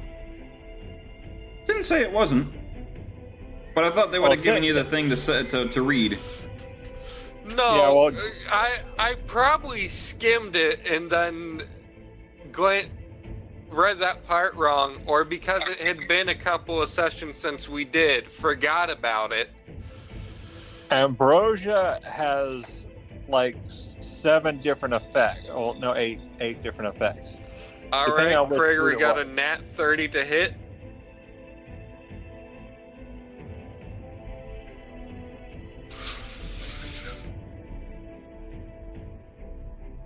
And what kind of damage does Gregory's rifle do specifically? Enough. Maybe.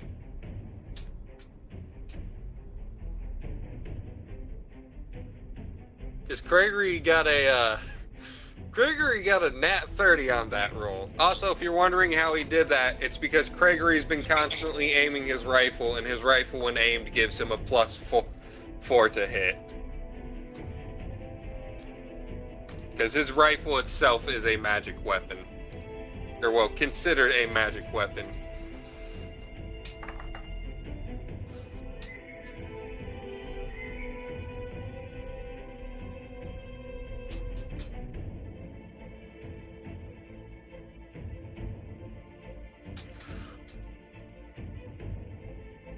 Alright, that. Plus that.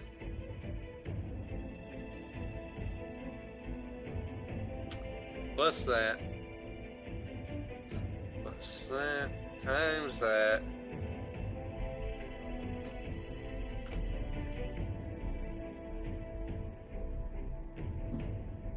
Should be glad Gregory's with you guys. What's so special about a stupid star? Gee, Patrick, I don't know. For someone who is a stupid star, you think you'd care a lot more.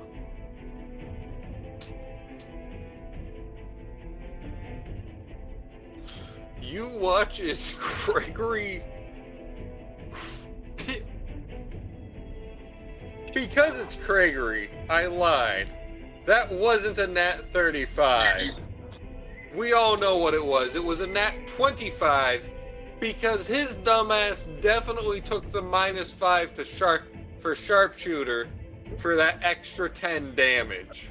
Because that's just the Gregory thing to do.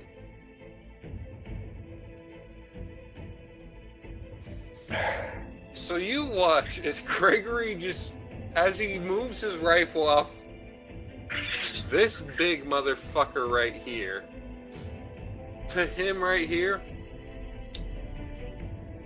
good old hard light hologram boy raises his shield, acting like he's not gonna do that. Gregory goes to fire. He lines up, filled with such rage that he's not been getting to properly field test his favorite new toy.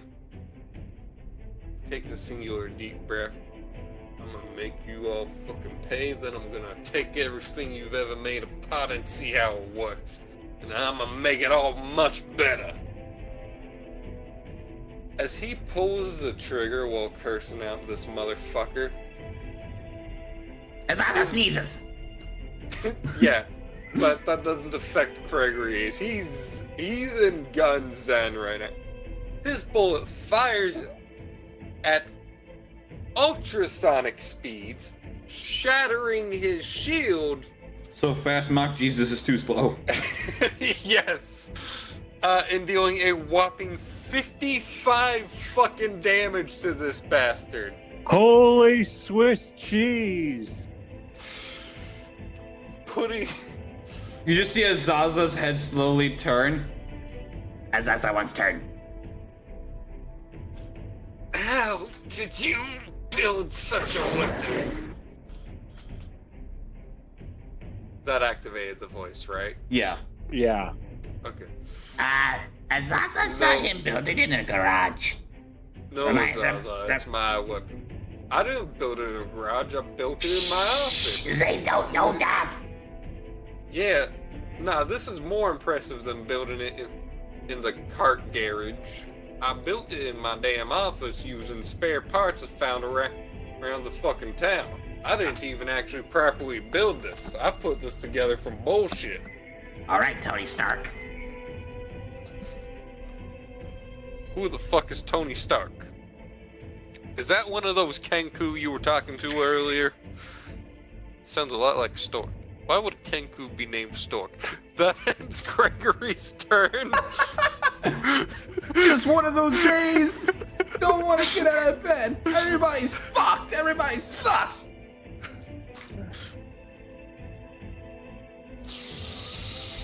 Okay, so now that it's the end of Gregory's turn.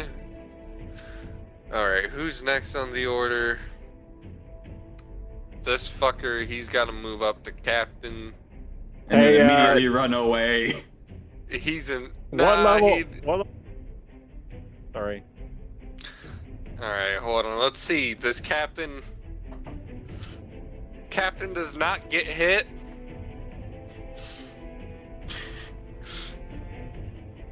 See, Captain's just drawing aggro and just surviving drawing aggro. Yeah, Captain definitely doesn't get hit. What was your question, Kana? What is what is my proficiency bonus? Or I mean my Your pro bow right now is +4 because we're 12th level. So, I mean, yeah. So I have to. I'm about to use something that I hope works. Oh my gosh, do I hope it works? Oh, by the way, this fucker right here hit. Oh, God damn it, game. This fucker right here hits a captain with a 17 to hit for a grand total of 13 damage. I'm about to use my harness divine power. It's not your turn. No, I know it's not, but I'm waiting for when I can. Because I want to see if I can do this. Basically, it's a way for me to regain a spell. Up to The what level of which can be no higher than half your proficiency bonus rounded up. So the number second level. No. Proficiency bonus, yeah, so second level. Which you haven't used any second level. What the fuck is the captain's health? 89. Minus 13. 76. Alright. It is now Sakuhana's turn. Selfish attack, slashing more of these goddamn motherfucking wires. We're trying to disconnect everything. Alright. Uh-oh. Oh yeah? What uh-oh? What'd you roll to hit? No, just Shiva's barking. Shiva never barks.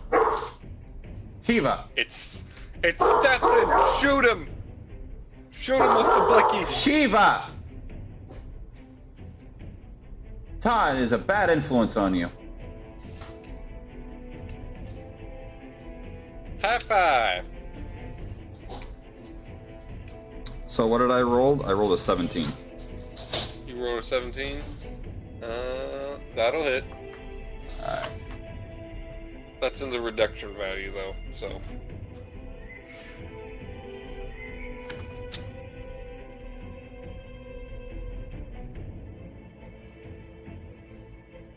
Alright.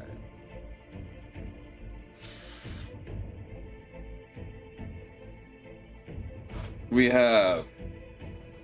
Hold on. Uno momento, por favor. I need 1 second. I forgot to ready the calculator. Alright.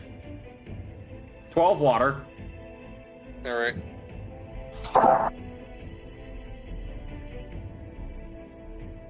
$12 water. 12 lightning. Alright, hold on. Okay. 12 water. 12 lightning. Yep. 10 piercing. 10 piercing. Alright.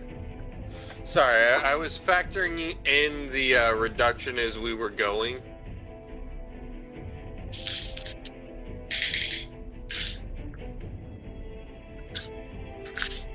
Alright, and does that end your turn?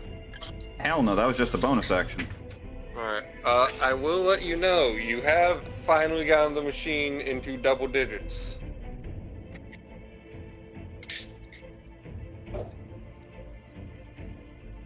I'm gonna fix that real quick. Then the fight becomes more interesting, though. You're right. Because I'm still 50 feet in the air. I'm leaping on the very base of this thing. So pretty much just right on the bottom of the So you're gonna lay it, okay, so you're right next to it, right? yeah. So this is gonna be a very awkward angle of attack. Because the whole thing is like roughly 10 feet by 10 feet exactly. And so you're right next to it, dropping down to the base and attacking it, that's still gonna be 10 feet by 10 feet. Okay. It's just gonna make it a little bit of an awkward angle of attack. I'm not sure if that would impose any disadvantage or not. Well, I'm leaping, so I'm going up and I'm plunging down. Okay, yes. But let me put it to you this way. You're right up next to the wall, but you're trying to also reach out and punch the wall. It doesn't give you a great angle to do it in a convenient manner. Convenience isn't my concern. Well, what I am asking is, do you think that would give disadvantage in a purely No. like actual no? Okay. And I'm genuinely asking for your genuine opinion. So if we come to an event later where I do some bullshit like this and then you're like disadvantage. No, I wouldn't have a problem. If you were to recreate this, I wouldn't have a problem. I'd actually encourage it. Okay, I was gonna say, I will pull up this exact part of the stream. So I will roll to hit with my acrobatics modifier. So, how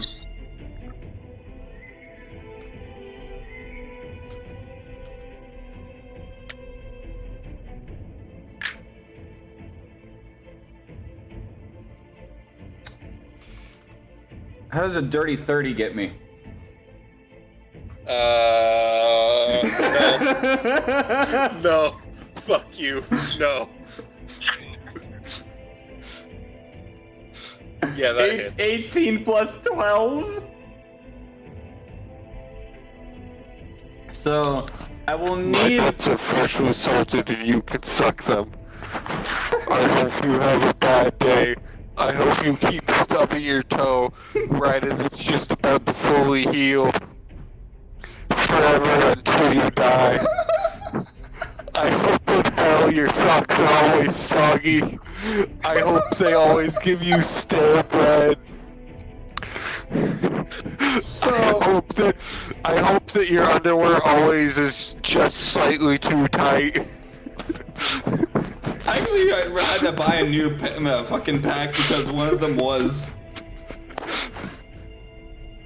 So I'm going to need the machine to make me an agility resist check.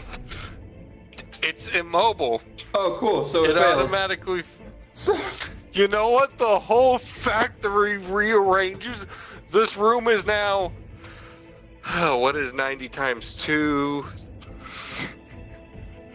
I'm not doing that. I'm just. Fuck you.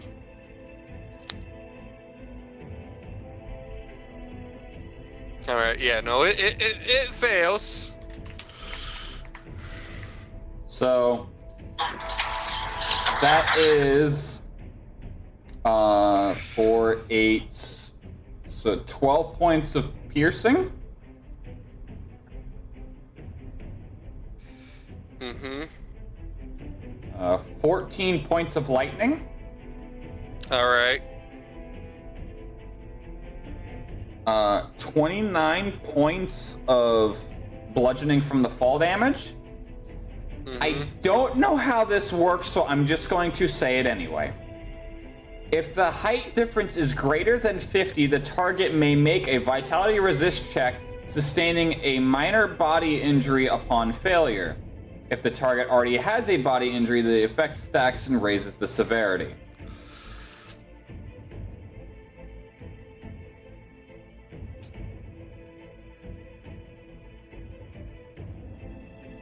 I'm Would this gonna apply? say since it is a machine, that is completely impossible. That's what I was venturing to, but I didn't know if this thing would have anything that would remotely come close that you would, oh sure, why not?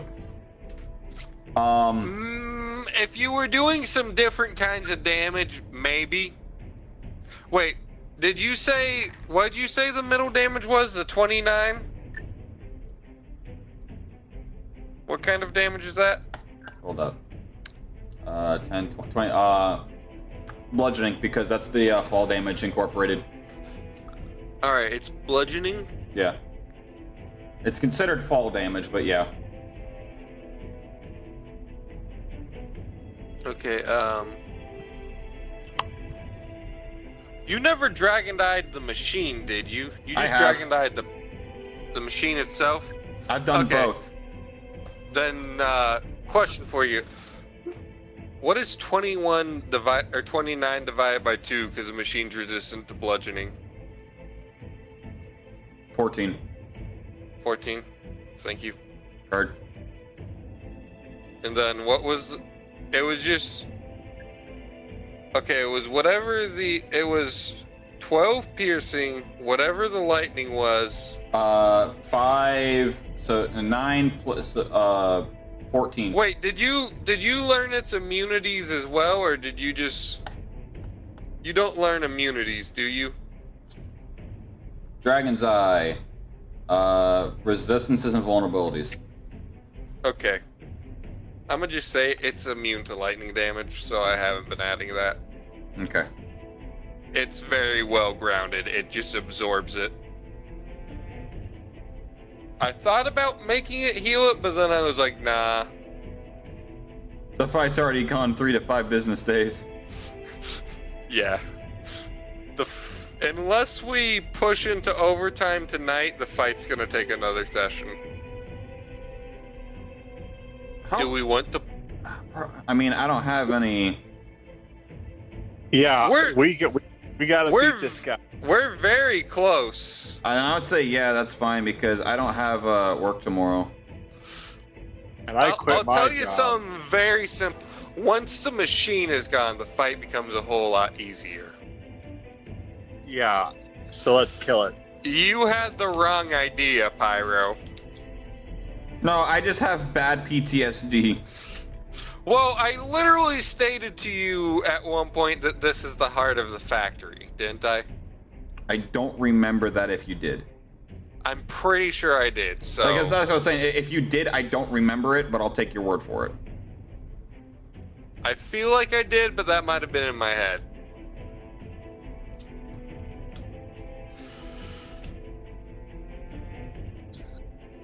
Alright. Hold on, wait. So my damage should be 12 and 24, right? Because it's immune to the lightning. Your piercing was 12, or the 14 comes from the bludgeoning being divided in half, and then the minor body injury is being ignored based on the type of damage you are dealing. Based on the fact that it's inhuman. Yes, but I might have allowed it if you were also dealing one of the types of damage it was weak to. Just because I feel like that's fair. Because that might damage some of the sensitive equipment within it. I heard fireball it. It is not weak to fire. I can make it so. How the fuck can you make it weak to fire? I wish he was vulnerable to fire. You don't have wish! I wish I had a wish. Suck my nuts, and maybe you can. Alright. Does that end Sakuhana's turn?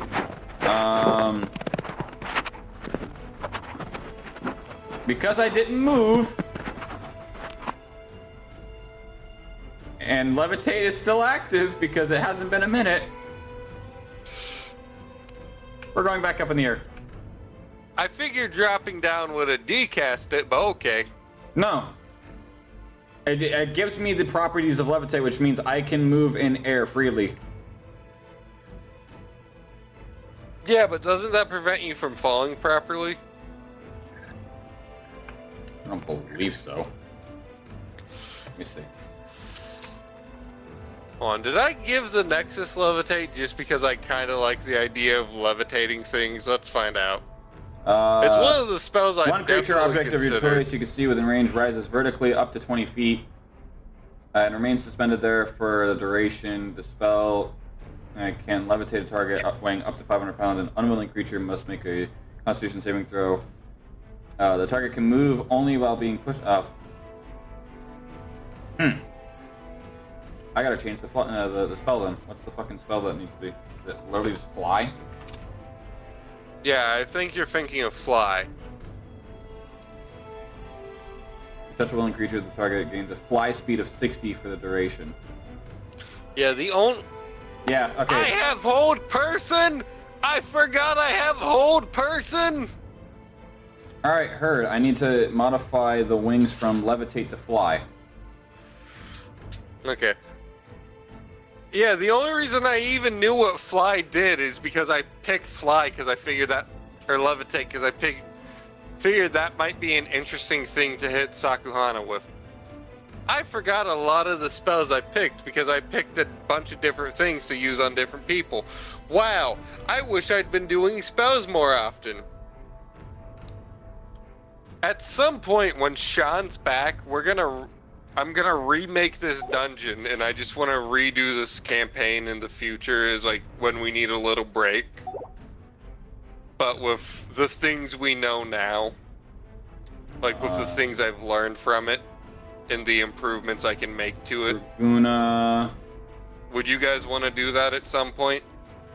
Well, I still want to try my campaign if I get a chance. Yeah, no, Kana, that's still gonna happen at some point. This is like a way off thing after we've done your campaign.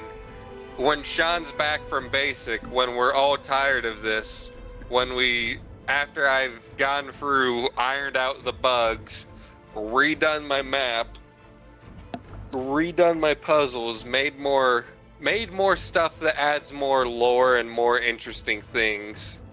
This is the play test of a bare bones.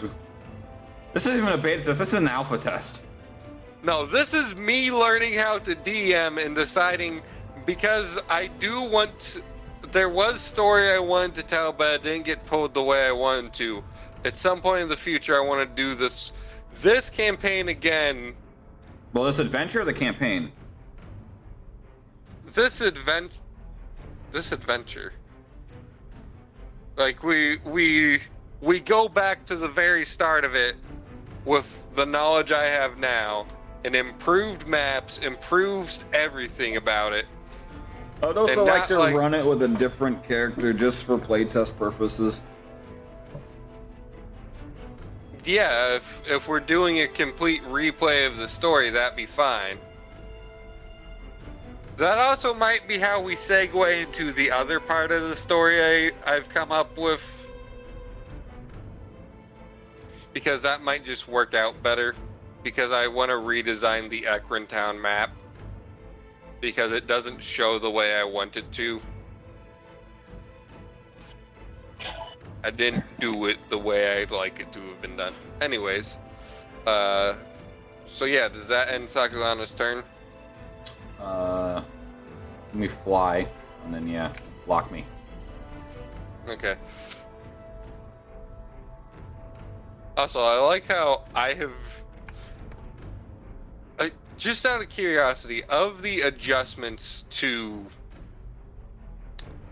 the Draguna, how many have I personally figured out? 2. 2? Levitate and the not the precise thrust, but I think it's Dragon's Claw or something like that. Dragon's Claw? Dragon Swipe. I thought I also figured out the reach one way back when. Yeah, that's what Dragon Swipe is. Instead of within 5 feet of yourself, it's anything within reach. Okay. But yeah, that's it. Alright. Sakuhana, it is now Atotis. He's gonna just bring his max down on it. Roll to hit. One way or another, he's chopping this guy down. He's just putting holes in this guy. Like, he got a 12. that'll hit.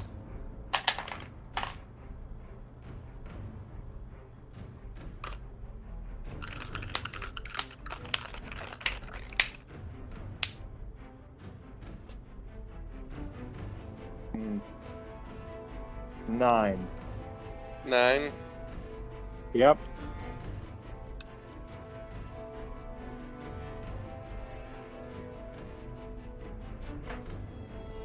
I didn't put the range on the mini cannon.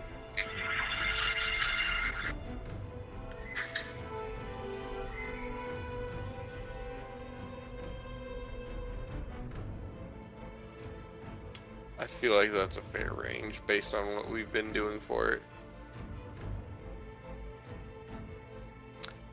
Alright, wait, how much did he hit with? 9. Sorry. 9?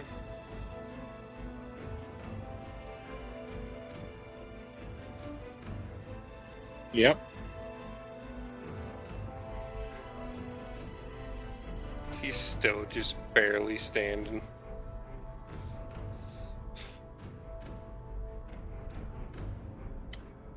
You are a frustratingly close amount. A Totus does have bonus actions. Would you like to selfish attack? Yeah, let's do that.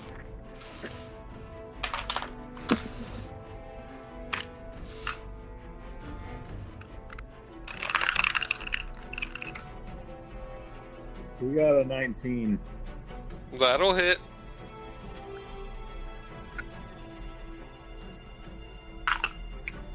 What's the minimum amount your battle axe can do, Kana? He got a nat 1. Okay. Kana, it doesn't matter because your great axe does. No, I mean like the damage you rolled out was a nat 1. Yeah, it doesn't matter. It's 1d12 plus 5 slashing. All right. He had 2 health left. Yeah, and that ends his turn in his life. Hey, boo boo! I just killed this guy over his picnic basket. Man, these hellish machines have lasted way longer than I predicted they would. Well, mostly because I've been attacking them. I've just been holding them. Yeah, Azaza said, I do not, or Azaza said, I don't think so. Gregory looks over at Azaza's just fucking dancing, saying that. Is that my favorite hammer? Hold on, wait. No. Is that my favorite hammer, Azaza? How the hell did you get my favorite hammer? Azaza, give me... No, Azaza, give me my... Wait. You live with me, you damn bastard. Give me my damn favorite hammer. Gregory pulls out the spray bottle. So, Now listen here, you damn bastard. You're gonna come back here or else I'm gonna kick your ass. Whose turn is it? Oh, it's Mr. Heavy Hitter. It's Mr. Gregory said fuck you and fuck your existence to him's turn. And then whiffs. Does he see the tiramisu? What's your DC, Kana? My spell save DC is 16. I think a 9 totally beats a 16. A 9? Yeah, 9 totally beats a 16.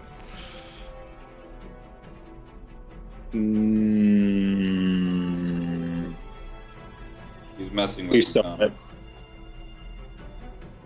He saw it. Yeah, Kana, I... Alright, and that will forcibly end his turn.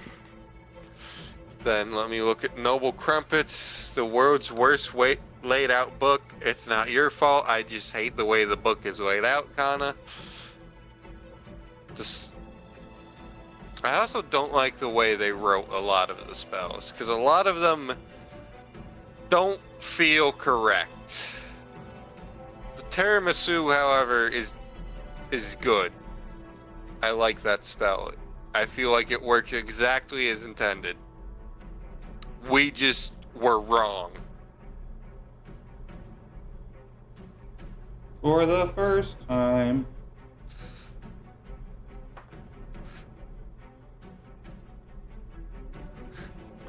Hey, Kana, go ahead and roll me 3d8s. All right. Why? Roll me 3d8s, Kana. Don't question it. All right. Just accept it. Roll the d8s. 8. 3 8s. 24.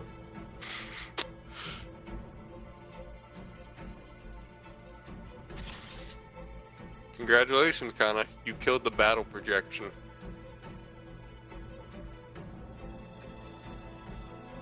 Okay, do we get like some kind of like villain line where they're like, "Ew, impossible"? I mean, you will momentarily. I've got to pull out the other piece.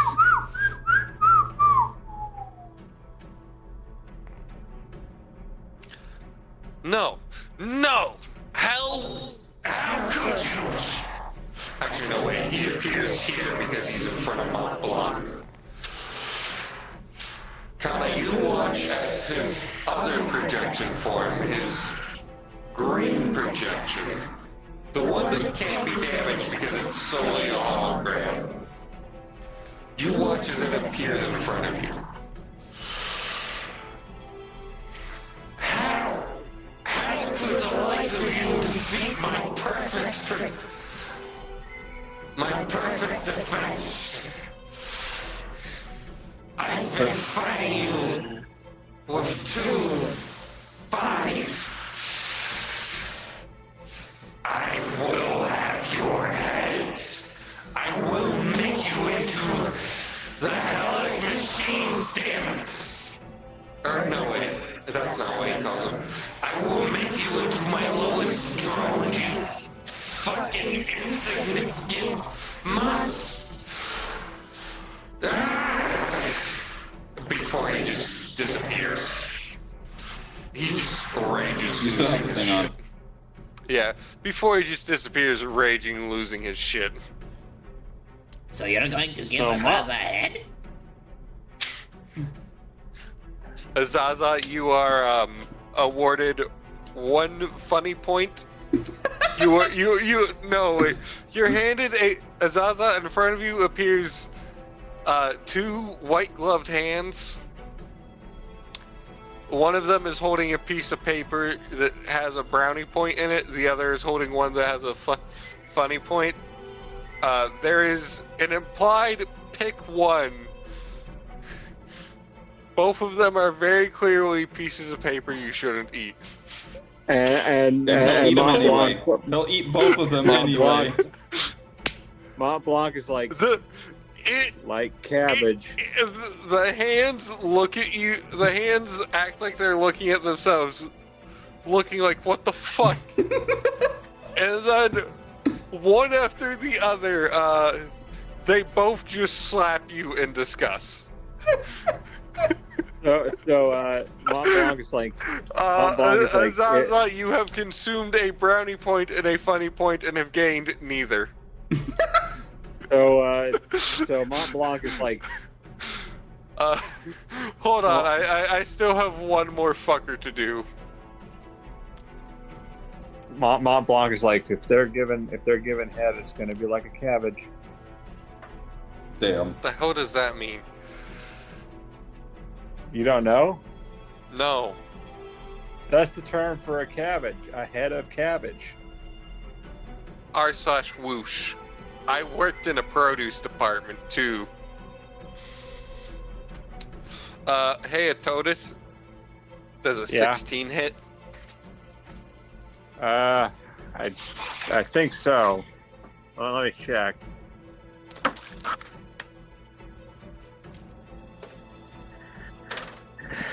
Oh boy. I can't believe it. The tiramisu killed Mr. Heavy Hitter. The tiramisu and Gregory, happening to be the one person carrying a weapon that has a weakness of a lot of the enemies. Force damage. Force damage and psychic damage. Nope. Force damage is the weakness. Well, what killed him? Your psychic damage, but force damage they are specifically weak to. So now, whose turn is it? Did Atotis get? Yeah, he got hit. Okay. Also, I need to not do that voice like that because that really hurts my throat. That moment when your phone is plugged in but it dies.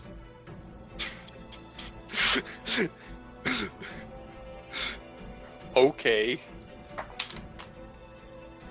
Connor, that is 13 points of damage again. Yeah.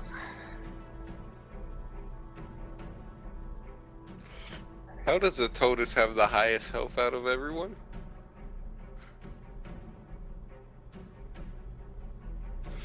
Sakuhana needs to take some more damage. Alright, Totus is at 130.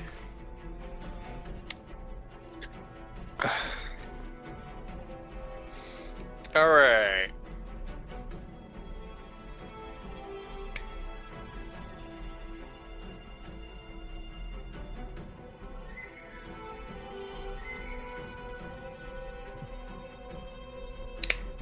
Pyro, make me a wisdom saving throw.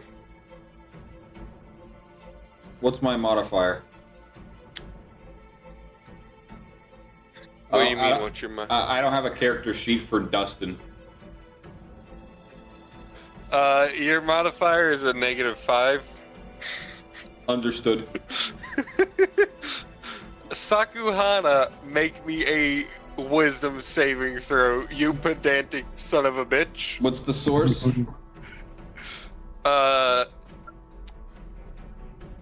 The machine god. Also, how high up are you in the air? 30. 30? Okay, yeah, you're within range of the spell. Oh, no wonder I'm not finding it. I'm scrolling through Adventures Within. Finding what? I was trying to find my stats, and I'm scrolling through the abilities, and I'm just like, bro, how far do I have to scroll? And then I get to Chromatic Conquer, I'm like, oh, wait. You dipshit! Well, I had to edit the fucking Adventures Within when we figured out the fly thing. You're telling me you didn't see the level 20 stuff and go, wait a minute? Because I wasn't looking at level 20, I was just looking at the names of the fucking abilities. I only got a +2, so 16. Make me a 16? Alright. You have now been paralyzed by Hold Person. So, I don't think that drops you out of the air, but now you're just floating there, unable to move. Do I have a counter for that? The target must succeed on a wisdom saving throw or be paralyzed for a duration. What level? 3rd. I can't use that as a reaction, can I? Hold on.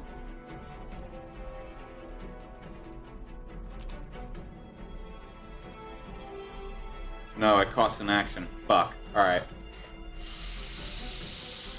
Alright.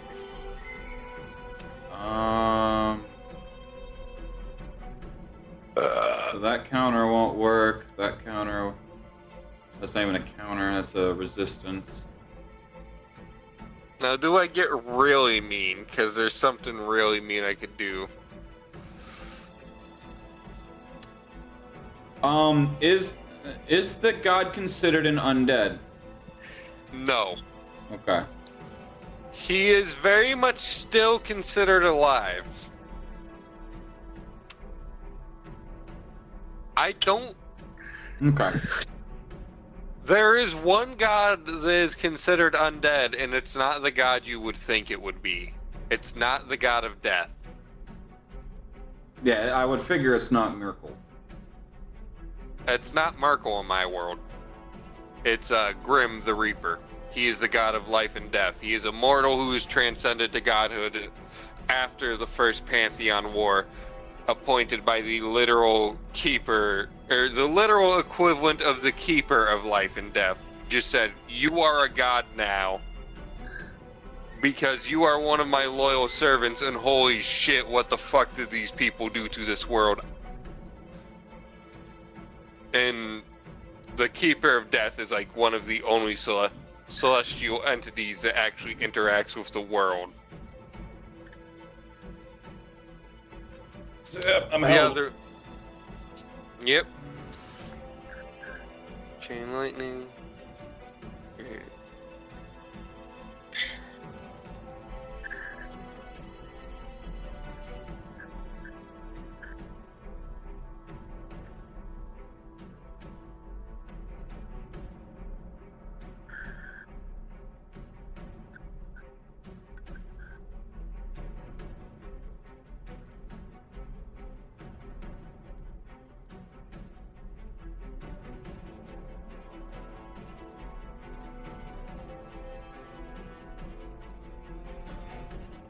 Okay, hold on.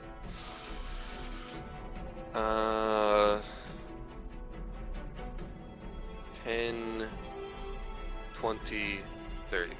Okay, no, so I can't do it that way.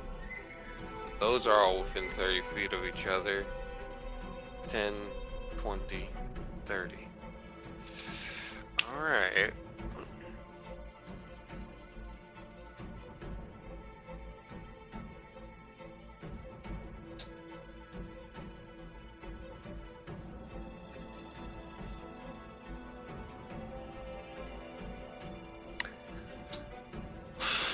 Alright. Mont Blanc, Azaza, Gregory, and Atodus, make me a dexterity saving throw. From what? Also the machine god. What is the machine god attempting to do to the 3 individuals that are in an anti-magic shield bubble? It's an anti-magic shield too? Nothing can go through it. I was about to chain lightning your ass, but okay. It's anti-life shell, so pretty much it's pretty Never- much the never halo. mind It's that pretty one. it's pretty much the halo bubble. Nothing can go in it or pass through it, only out.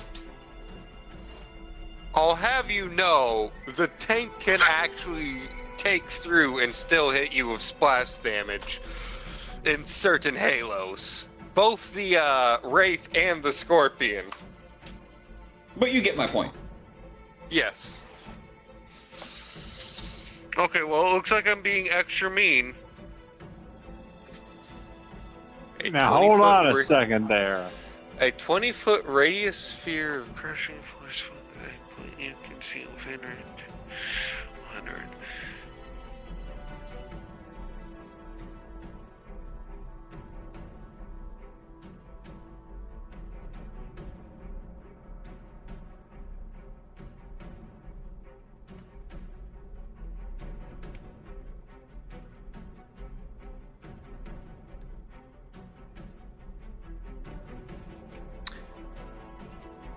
Casting it 6th level.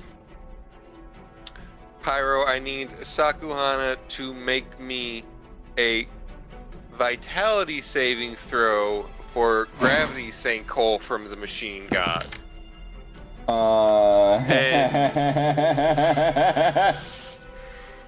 That's a natural 26. But since you're held, do you still...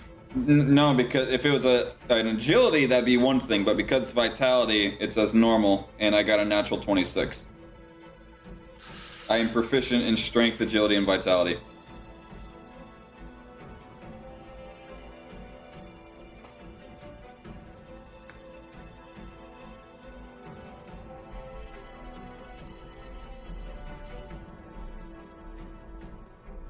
Didn't see that one coming, huh?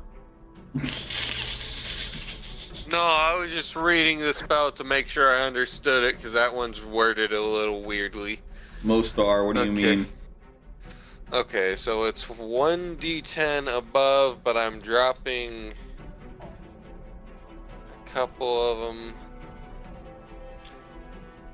You succeeded, so I cast it. It's a 4th level.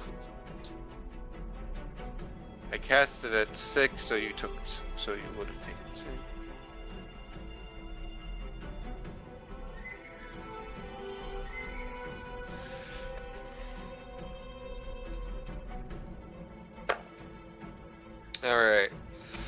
You're taking 3d8 force damage from succeeding, and you aren't being moved. It is 14 total points of force damage, Pyro.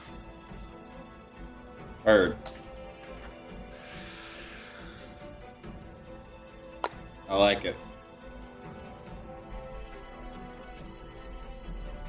Scrolls up on the completely wrong sheet. What is your current health at? 83. 83? Alright.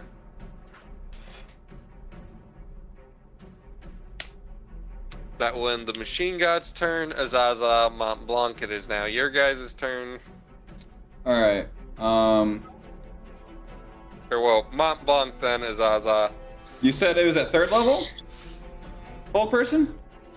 Yeah, but you currently can't do it. It's Mont Blanc's turn. Give it a minute. Okay. I know what you're doing, just give it a few moments. Yeah, hold on a second. Well, I already know my turn. If it takes you a minute, Kana, that's no big deal. I'm gonna aim like right at the machine. I'm like, now you're gonna know why I'm the fastest bandito in my area. Gets hit by a falling anvil. And she's like, cherry bomb. What does cherry bomb do? Isn't cherry bomb just a reskin of fireball? It kind of is, but it's basically magic missile. Ah, that also checks out. Wait, she's a cleric. Yeah. Clerics can clerics get magic missile? Food clerics can totally get cherry bomb because none of them specify what class they go to. So I just said, sure. Oh, cherry bomb. 3 cherries fly forth from you. Your outstretched finger and land at 3 different points you choose within range. Each cherry explodes. Each creature within 10. They combine fireball and magic missile. By the say, this sounds like Scorching Ray with extra steps. Each creature within 10 feet must make a dexterity saving throw.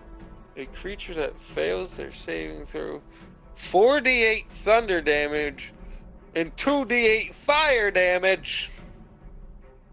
Hey, I can do that much damage in a single swing. And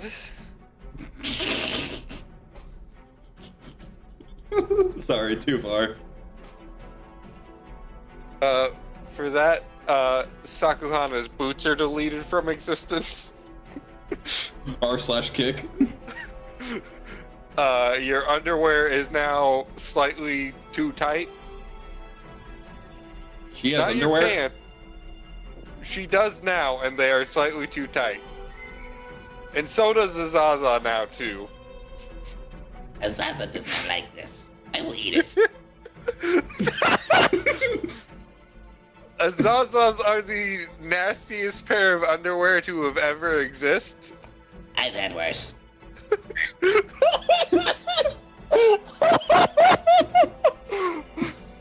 It's that part's so funny because it's believable.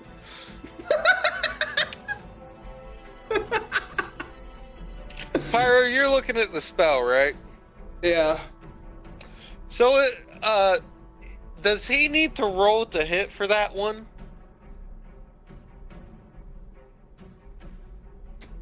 No, because it's AoE. He throws it, okay, and he throws it at a point he can see. It's kind of where you hitting. So you know those little like Chinese poppers? Yep. Imagine the concept of those, but they literally explode. Yeah. So Kana, where you hitting? Right in front of his freaking machine chair and him. All right. So the captain's also within 10 feet. No. No, I mean, like, no. You said right in front of him.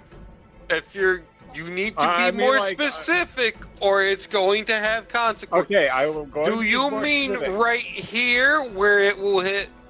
Hold on, Pyro. Can you put a dot there that's what for I me? was trying to say. That's what I was trying to say. Right here where the machine god and the machine are both within 10 feet. Because I'm considering the machine god to be in both of these two squares. So I'd argue. And I'd argue there. these three. Yeah.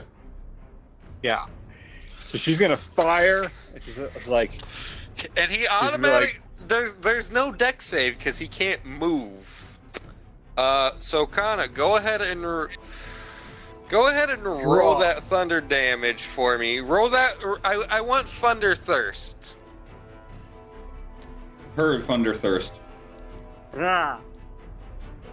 I'd like to know the extent. How many D8s we rolling? Right now, 4. 1.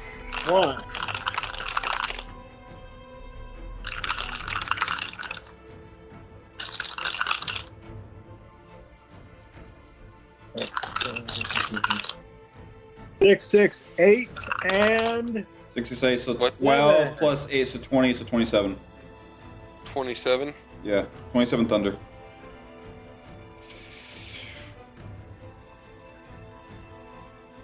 Okay,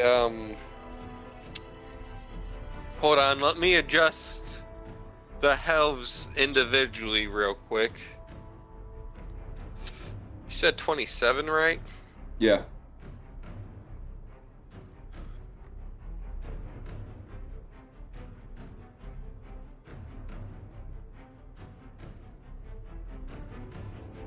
Deja vu, I've been in this place before. Higher on the street.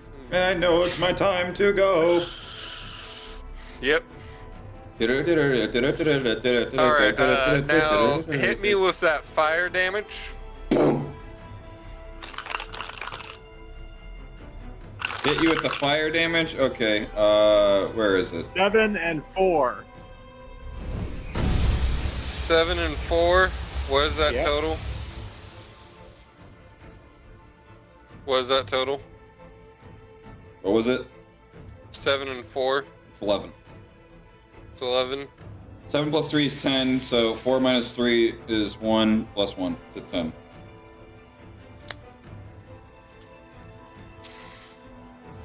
The way I do mental math is try to figure out increments of 10. Unfortunately, dyslexia makes that hard. Yeah, fair enough.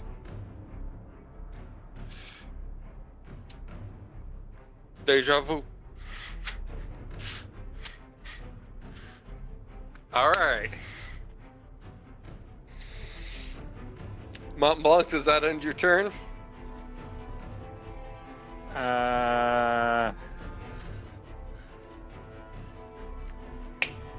Yeah. Alright. Azaza, it is now your turn. Dispel magic 3rd level. On Sakuhana, is Sakuhana in range for that? It's 120 feet range. Verticality distance. She's 30 feet off the ground, right? Yeah. How many squares are you away? 5, 10, 15, 20, 25, 30, 35, 40, 45 plus 30 is 75. I already did the math. Okay, yeah.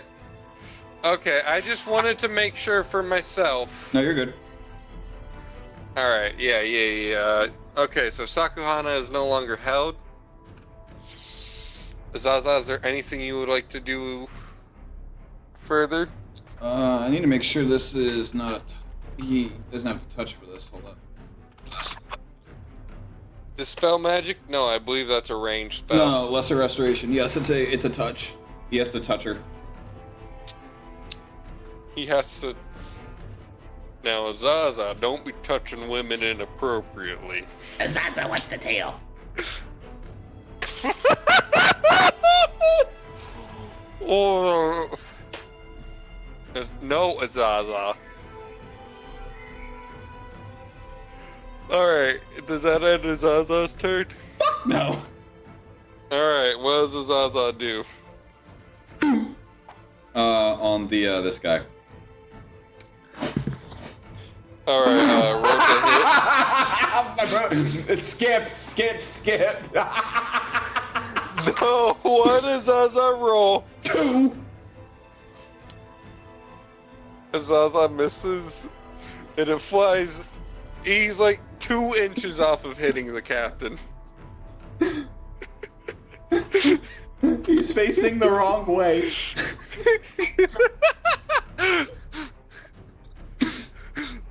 Okay, it is now Gregory's turn. Facing the wrong way, you dumb cunt. Alright. Wait, we need to make a cannon. Yeah, at some point, Zaza turned around. He's looking at the really polished wall. Zaza can see his house from here. The fuck? Zaza, what do you mean you can see our house from here? Made you look. Gregory didn't look. He's like, the fuck you talking about? Zaza cast bestow curse. Just pass. God damn it, before we go into another rabbit hole. What's it? So it's armor reduction. Okay. Gregory, you and your rifle, what do you do? How do you do? Actually, you know what? Fuck it. Gregory didn't... No, Gregory's using his rifle. He's gonna save his concussive grenades for a second later. No, I'm gonna roll to hit with the concussion grenades.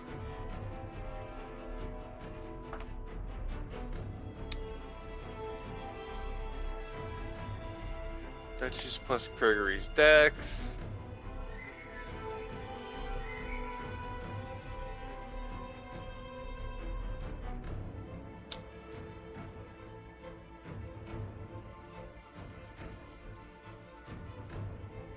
What is that? 15. Gregory's dex is plus. Gregory just barely got it. Quick question. Gregory just barely hits with a. Yes? These glass bulbs that are on top of the pylons. Yes.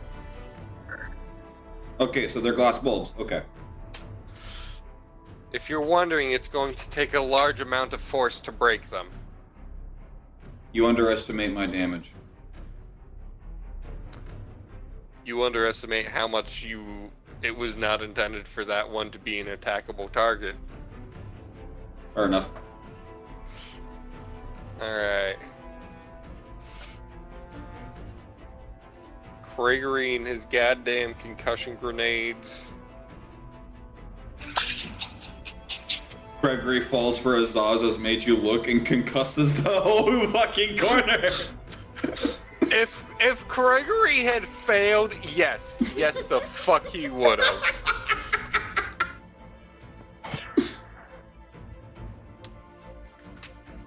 Did I tell you that this past Wednesday we started a new campaign with one of the other GMs and I died session 1? Good. Not down, died. Good. Due to player stupidity, not me the player, by someone casting Shatter! The hell does Shatter do?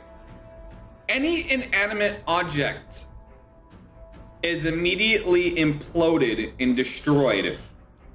Alright. I was a corpse at 0 HP taking death saves. So I'm technically now an inanimate object.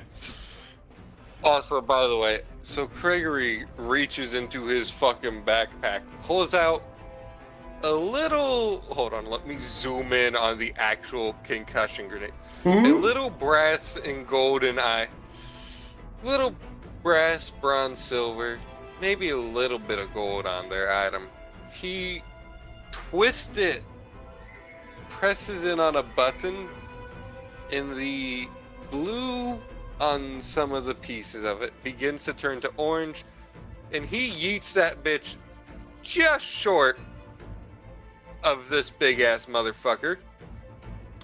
But this big ass motherfucker still takes 19 points of damage.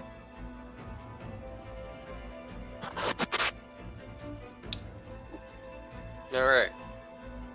That will be the end of my turn. And with that, That will be the I end of end my Prairie's- turn, Kaiba. Alright. Captain, will you get hit? Will you get missed? That definitely hits. That's an 18 plus whatever the hell the hellish machine has to hit. That is an 18 plus 2. That is a dirty 20. Oh, something I realized you haven't been in accounting for. I guess I'll just do it now What? then.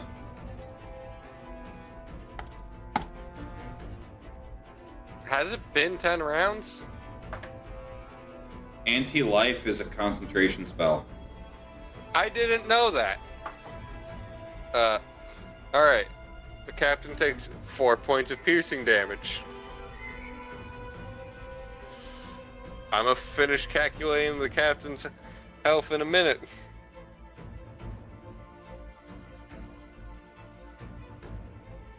Since I'm up here, just how far do you think I've gotten with severing these cables?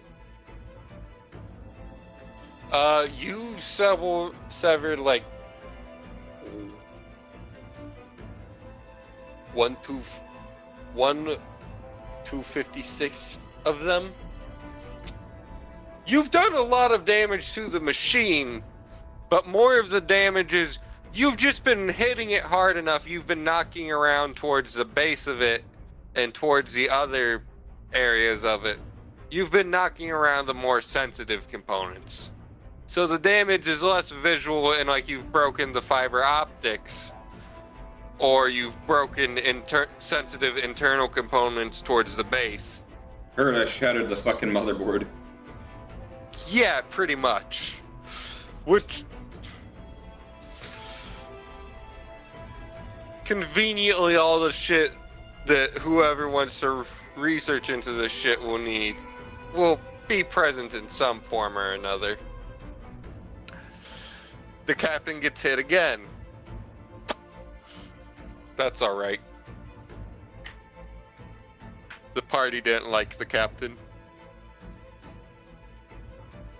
Yeah, for a while I was tempted to have Azaza start targeting him. He feels like he could be of use of Azaza's services. Oh, look, dead party member. We must perform funeral now. The captain was not prepared to come on an adventure. He was forced into this. He did not plan. Uh-oh. It looks like someone didn't sign the waiver.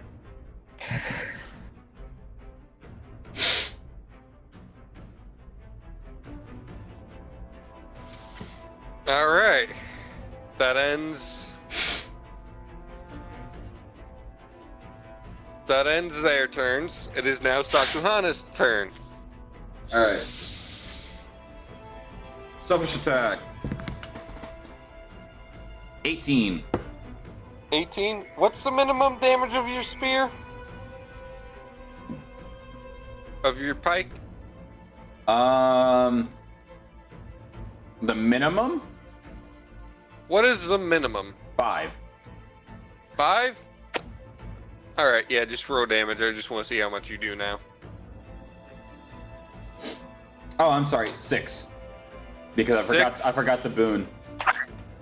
Alright, go for it. Just keep going. Just full send it.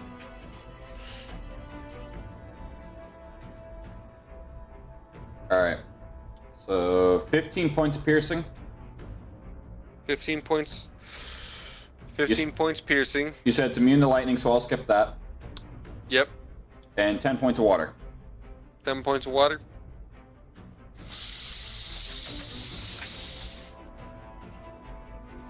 Alright. Anything further you'd like to do, or you wanna hold on for a second? I will hold my action with your wording. Alright. Who has dark vision? Sakuhana. Sakuhana? Does Captain? Azaza? I have it. Gregory? Azaza I have it. should. He does not. Well, I have it too. what? Azaza does Why not. does the captain have it, but Azaza doesn't? They're both lizard folk. He might be a different breed. Are they? Did I make him like a fucking? What's the other book that's like the? We decided we didn't like how things were because now we can't control everything, so we remade all of the 3 main books. Book lizard folk.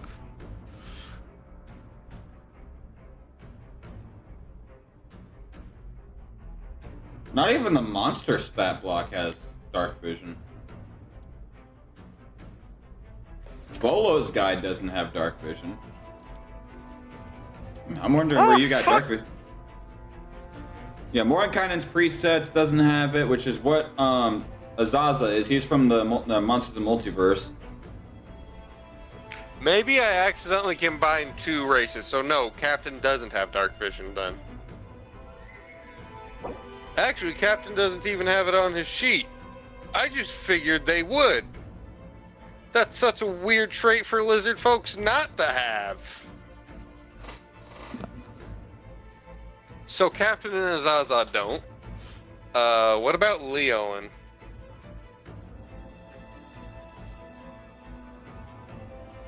Who the fuck is that? The species of Totus is? Oh. I don't The know lion if he does. species? I'm looking at their actual... Yes, they have dark vision. I have it too. Yes. Hey Pyro, how does pitch dark and dark vision work? It doesn't. It doesn't? If it's Alright, pitch so black, everyone- it's pitch black. Everybody's blind? Yeah. Sakuhana, as you strike out the wires, the entirety of the factory itself seems to die. There are no mechanical hums anywhere. There's a light for a few more seconds, and you can hear a shattering sound. I don't actually have a model for what I need because I forgot to plan for that, but that's okay. Gonna light a candle and drop it down to the floor. See if I can still see where he was. Hold on, I'm still doing a little bit of story. A few seconds after you hear the shattering sound, you hear a loud thud.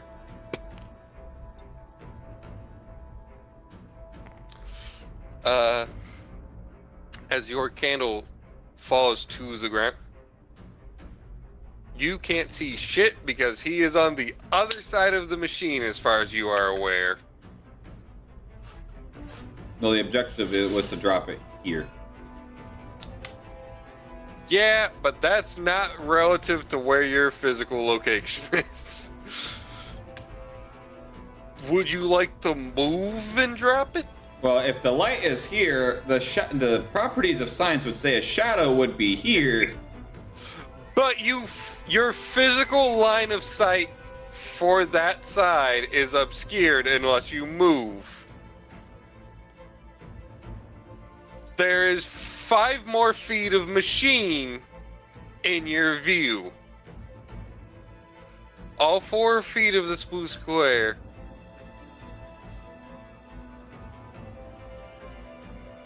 All 4 squares.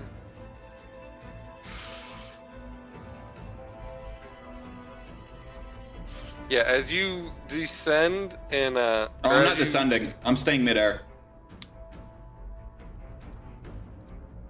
I'm still staying 30 feet up. Alright. But as you throw your candle down and look to see, he's not in the chair anymore. It's completely empty. What range does a candle cast?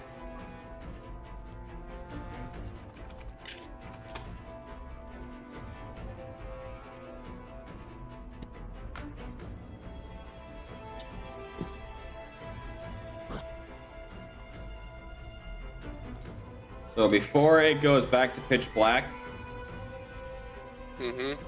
it would be that much. All right. Yeah, in that you can see that this knight is no longer moving. So hold up. Let me put it to you this way. You can see the. That's bright. This is dim, dark. All right. Yeah, that. You see that he is not there. You see that pieces that would have been attached to him seem to have been broken off, but you can see the pieces that clearly was what went in. Those are on the floor. So I already used my free action. I'm going to use another bonus action to light another one. And make an attempt to drop it here. Alright, go ahead and drop it. Alright. Actually, he's pressed right. That's it right here? Yeah. Yeah. So...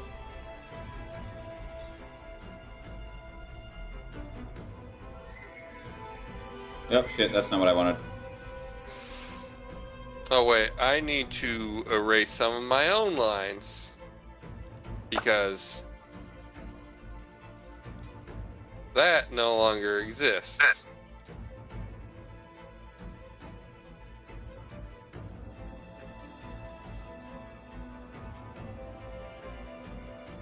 Alright, here's the next line.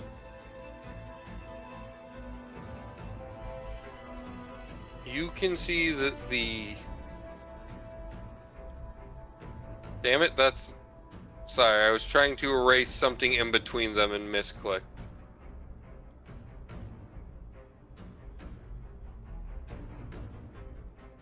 I believe it was centered right there. They're centered about there.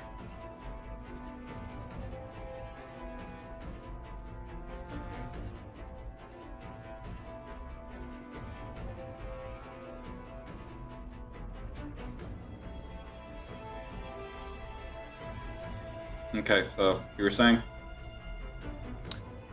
As you can see the light in the eye of the hellish machine, as you've all been calling them, slowly drain before it collapses to the floor, its organic components not able to support the weight of its mechanical components, as it is no longer under any form of power. I'm gonna hold my action. If this dude gets in a point where I can see of the light, I'm gonna pounce him. You watch as you also can see that the knight has become completely steel. Before you notice that, much like the Draylen Knights, their chest had a slight breathing simulation to it for some reason. Even that has stopped. There are no lights on any of its facial sensors. So if I see what was in the chair come in any point of the light, I'm just gonna drop on him. Alright. Pass. That's fair. Alright. You said pass? Yeah. Captain is going to make me a vitality saving throw. Or no, he's gonna make me a contested strength check. Or die. Maybe. I realized I forgot to roll 2 Yeah, maybe, because the captain rolled a nat 1. So about that.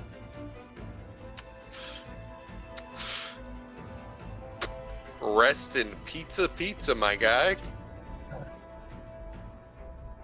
Hold on, I have to configure some stats here.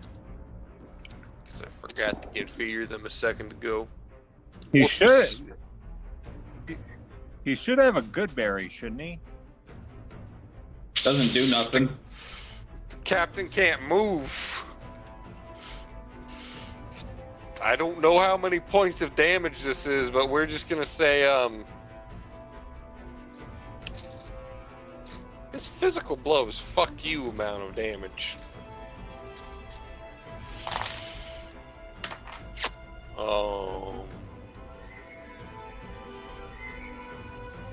Yeah, that makes sense.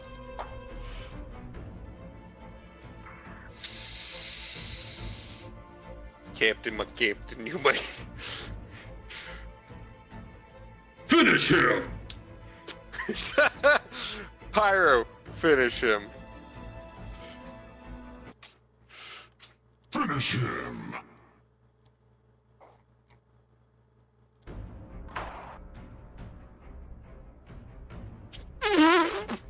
The captain's definitely unconscious with how much health he just lost. Not dead, not down, just unconscious.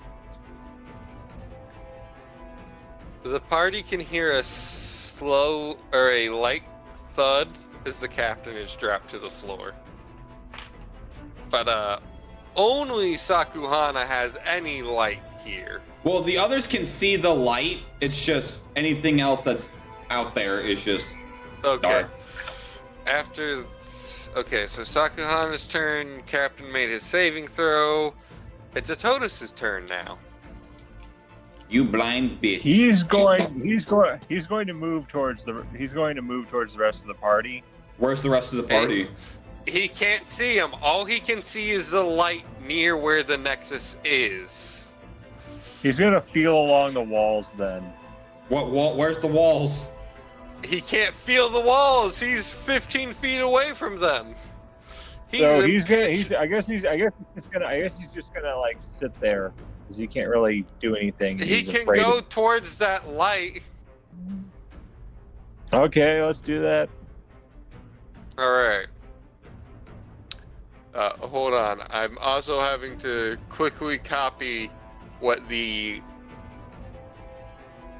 capabilities now that the boss is no longer wheelchair bound. But he's still hurting. He's still hurting, isn't he? Oh yeah. Yeah, we did a decent chunk of damage until I was like, you know what? Let's cut off his support line. I need to charge my vape. All right. So whose turn is it? After Totus, it's now the Machine God's turn. But give me just one moment. By the way, he cannot see me either because I am in midair and outside of the candle reach. Yeah, so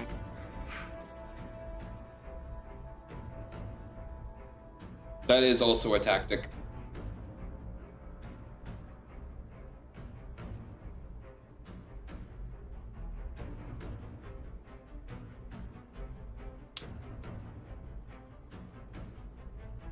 what are his... Of course I didn't take Prestidigitation. Why would I take Prestidigitation? It's one of the most overpowered spells in the fucking game. I know, that's why I'm annoyed I didn't take it. Congratulations, you're welcome.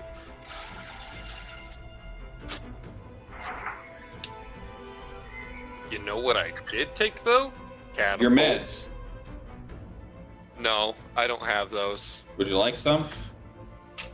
$40. Sure will.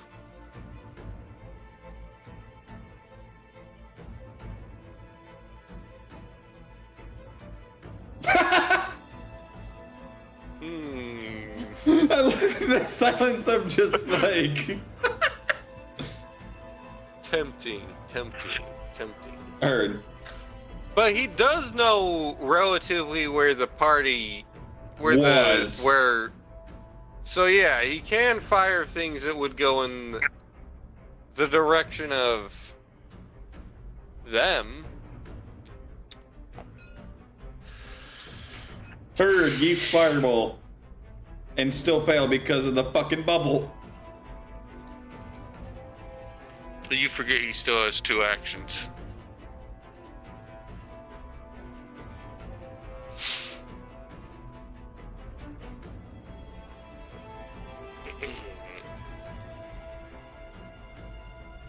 Score. Where's that spell?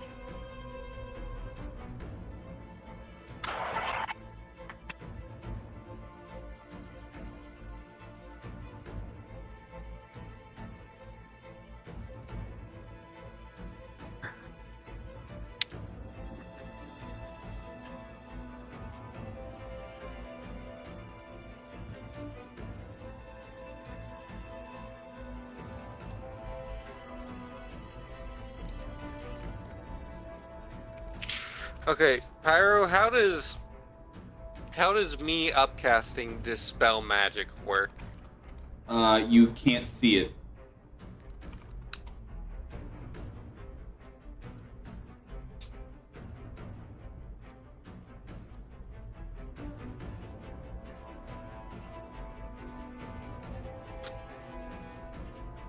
So, but because of what this spell is, if you could, it would have to be at 6th level. Okay.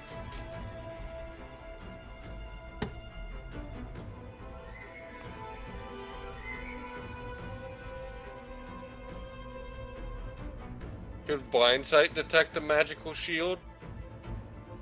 Not exactly. Unless he's got some sort of like sense for like an aura, like paladins do. No.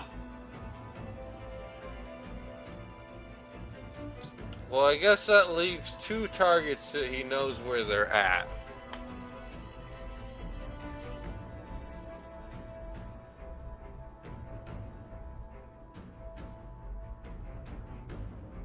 Which means...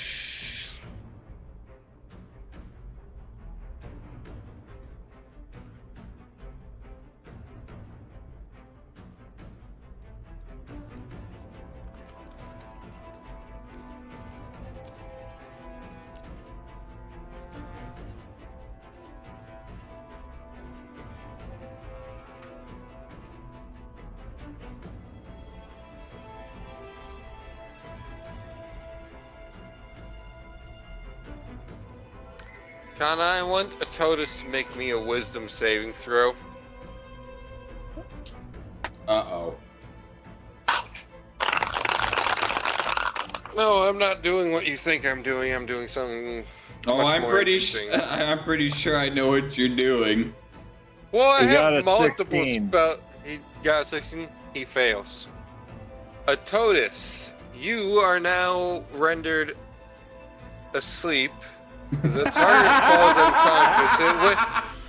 It wakes up if it takes any damage. If another creature uses its action to shake the sleeper awake, which means if someone wants to wake up a Totus, they're going to have to go after him. And now that will end the machine god's turn. And no one knows where he's at. Wait. Did you actually just cast sleep? No, I cast Eye Bite. Ah. I was gonna say it was either sleep or eye bite. I knew it was gonna be one of the two as soon as you said sleep. It was one of the two. Yeah, I don't know what sleep does actually. All right. So long story short, you cast a spell, you roll 5d8. That is a pool of hit points that you have that you can render, starting with the lowest in a group. So let's say you have a group of 5 goblins, each having 10, and you roll a 5d8 and you get max, so that's 40. You would be able to render 4 of them asleep, leaving the other 10, because you would start with the lowest, with it being 10. Okay, now you have 30 to work with. The next one with the highest net health, which would be another 10.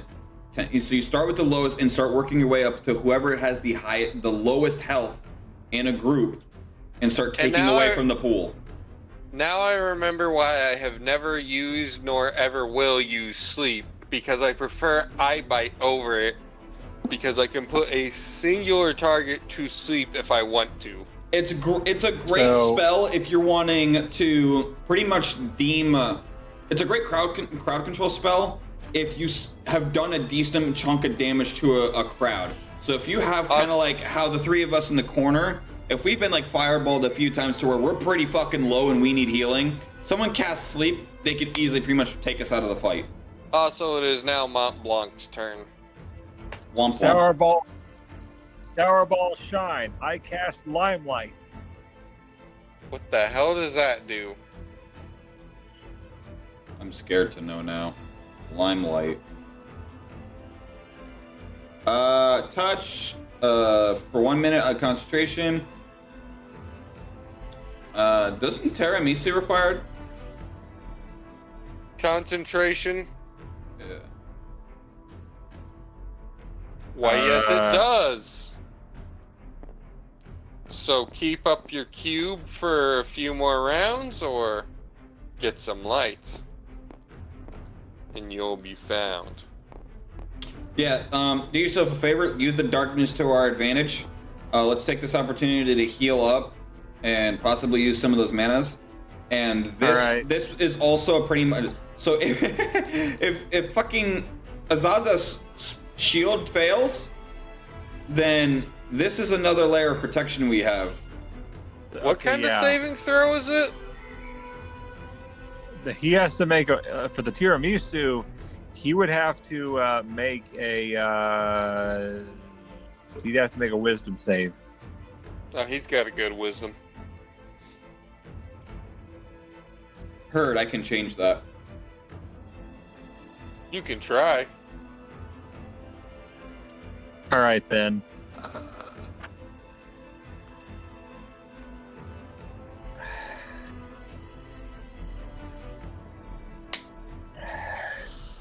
So I guess what I'm gonna have to do. She's like, who's up for a little distraction? Azaza does not like the sound of this. She's going to fire off a gumball blast.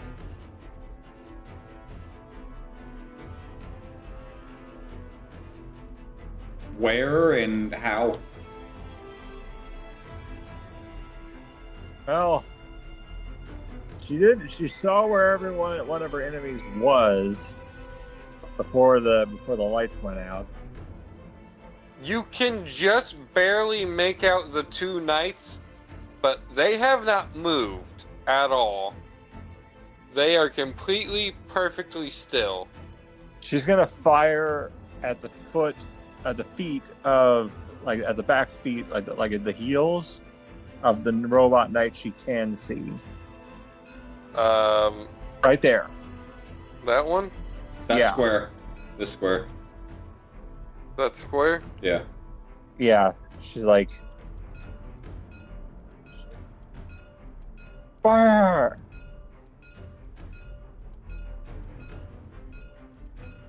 Okay.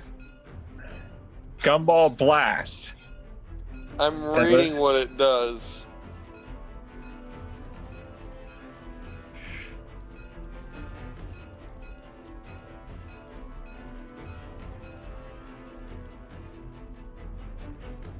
I'm having too much fun with this button.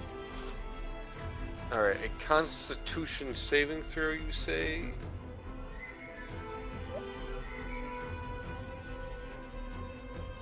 Alright. And unless some magic has happened, your DC is still 16, right? Yeah. Please no, please no, please no, please no, please no. Nat 24. Gosh dang you. Blame RNGesus. Doesn't it do something on a successful even? Isn't it like half damage? Yeah, it's half damage. Yeah.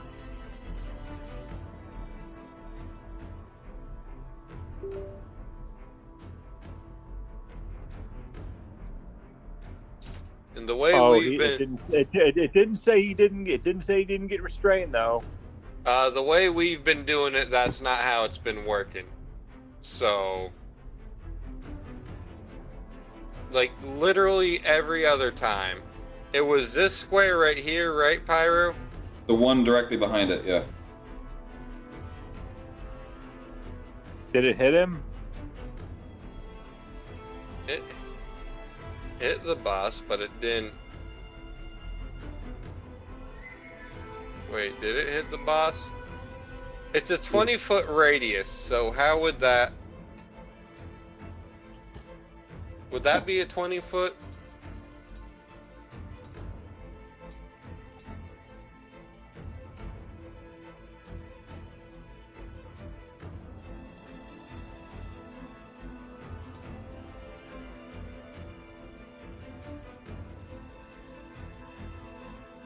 There's your radius. Okay. But also, literally every other time we've done that, and Pyro, I think you remember this too, we've not restrained the one that succeeded. Yeah. As far as I can remember. So, seeing as that's how we've ruled it in the past, I'm going to continue to rule it like that, kinda. However, roll your 3d6 thunder because he took successful. And I mean, if you want to roll the 7d6 against the one that auto-failed, go for it.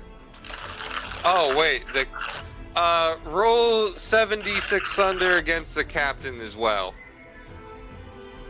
Oh. Yeah. Why? He's in the blast. Oh, he's in rain. I don't want to kill him. You might not have a choice in that given your spell. And we've gone too far into the process for you to uncast it. 4, 2, 6. 4, 2, 6 on the boss. On the boss. And then just roll 4 more for the captain. Hold on.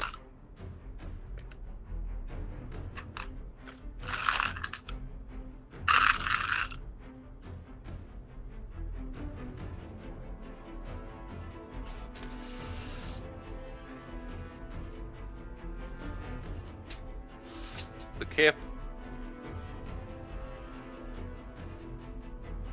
Oof.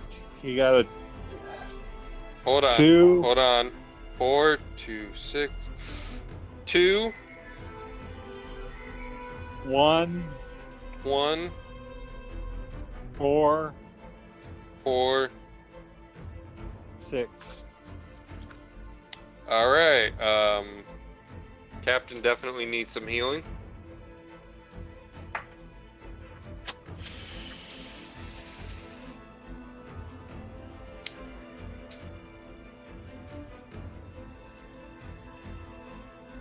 Call an ambulance! Call an ambulance! But not for me. Yes, for me!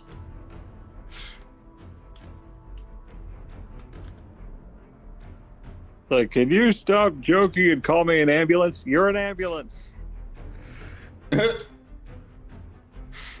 Just reply to that in text.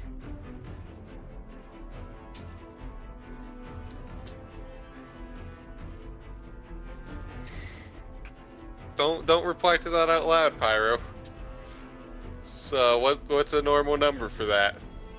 Let me read. Hold up. Oh, could I have Googled this?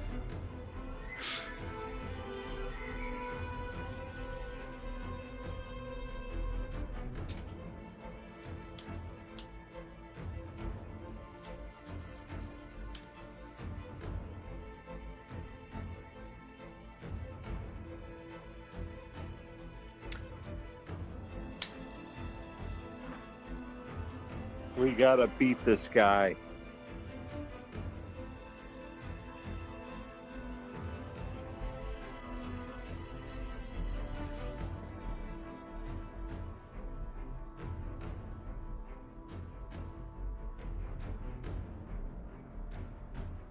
So Azaza will totally be welcomed back when we eventually go and replay this. Once I've made it better and we've decided we want to take a break.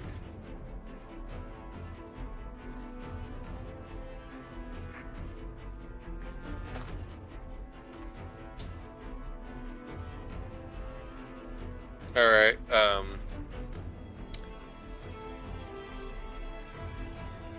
thank you for that information. Kana, does that conclude your turn? Yeah.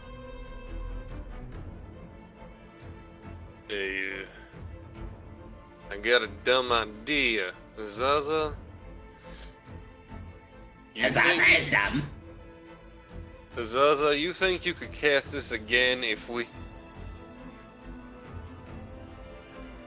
get over to the the light and I gave you another greater potion. Azaza needs potion. Azaza needs potion. Azaza needs potion. Azaza needs potion. Azaza needs potion. 3 hours later. Alright. Oop. But do you think, could you cast this spell again if we were over there in the light? Yeah? Alright. Zaza. Oh wait. I want you to discast the potion. Discast the potion, okay. Discast the spell. I'll get you a potion in just a minute. Grab Mont Blanc and run for the light, quietly and stealthily. Can he lift her? Probably. Throws grenade, lights up LMG. Talks about donuts with sprinkles. If you get what I'm fucking talking about. No, I don't think so. Oh, there's a scene in Battlefield 2 Bad Company. Is like, so you mean to tell me the rainbow sprinkles is the best topping for donuts? Yeah, man, you'll get the different textures between the creaminess of the icing and the crunchiness of the sprinkle. This is supposed to be a stealth mission. Did you need something, Sarge? Did you ask something, Sarge? This is a stealth mission. We need you to clear that door and keep it down. Okay. Yeets grenade and just starts shooting up the place. Oh, I gotta find that fucking scene now, damn you. Alright, anyways, Zaza, seeing as it is your turn.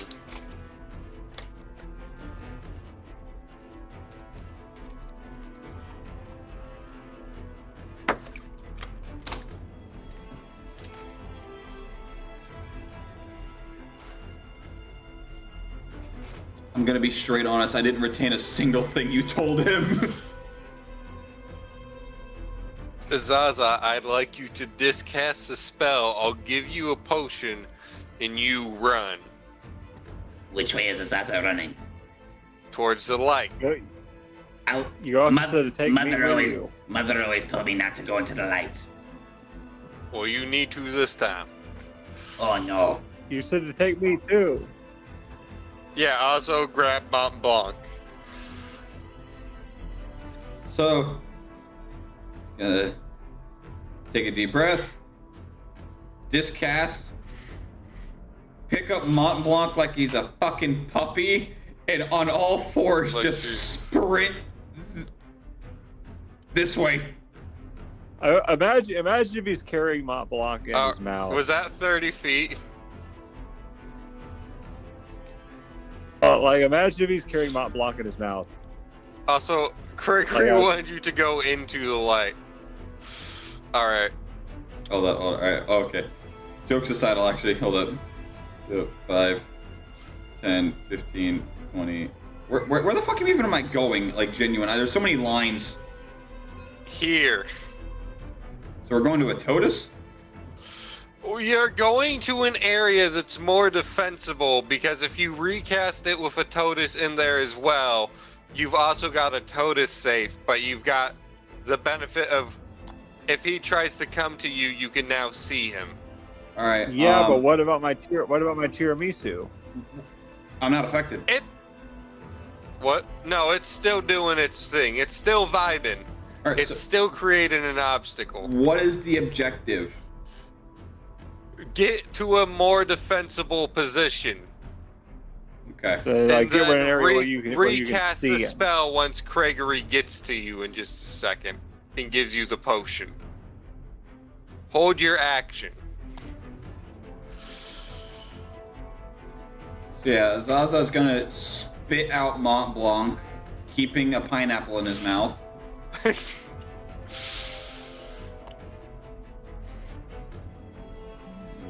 And then hold your action. Yeah, he's gonna pretty much just prime the anti-shell spell in his staff. Will that end your turn?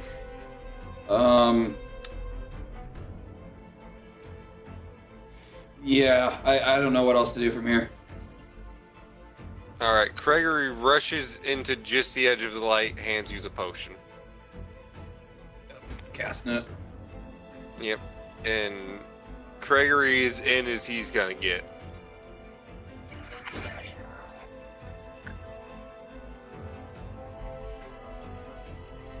Gregory's Hold on. trying to get people Oh, shit, protected. Oh shit! I already forgot the fucking. Forgot the what? The 10 foot. Okay. Alright, we have one greater mana potion left.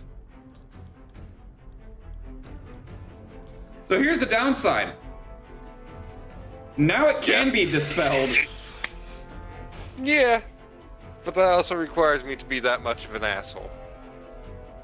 And Mont Blanc says, Gregory, if you can give me that, it's like if I can get that mana potion, there's a good chance I can cast Mass Cure Wounds on everyone. Go for it, short stuff. Gregory tosses the potion over to Mont Blanc.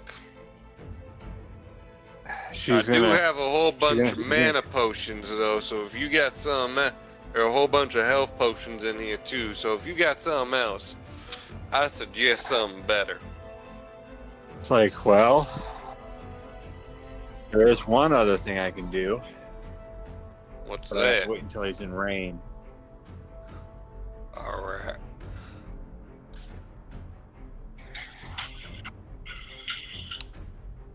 So, the health potions only bring it up to 5th level, right? The greater ones. The mana potions, yeah. What if you quaff a greater and then quaff another one? No. So you get the respective spell slots restored. You cannot stack it. I tried that already. Yep. It's a shame because Bomb Glacier would be really useful right now. You'd have to see him to make Bomb Glacier useful. Alright, also Gregory's gonna end his turn seeing as he can't shoot anything yet. And whatever happened to the captain sounded like it hurt the captain. Gregory's not particularly interested in the business of going back to jail.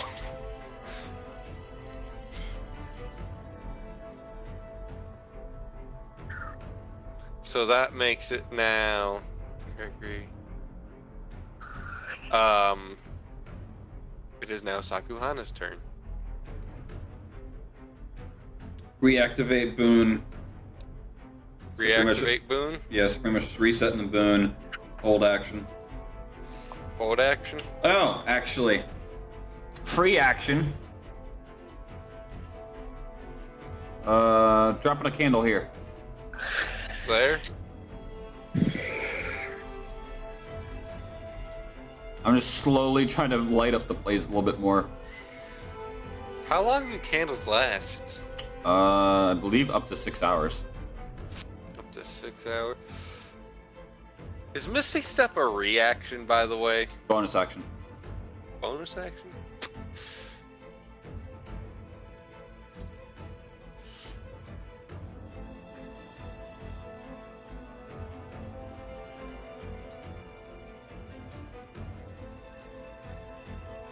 You can now see the machine god. You see the man of an unknown species, tall, slim, pale form with now some color returning to his skin as his blood flows through his body, staring up at you. Well, just staring intently at the other members of your party. While I'm still hidden from him, bonus action Dragon Eye. Bonus action Dragonite. Let me just copy the baseline. It's also it is Arcana, Nature, Religion. Arcana. Alright. Before I roll, get your fucking DC. I have it.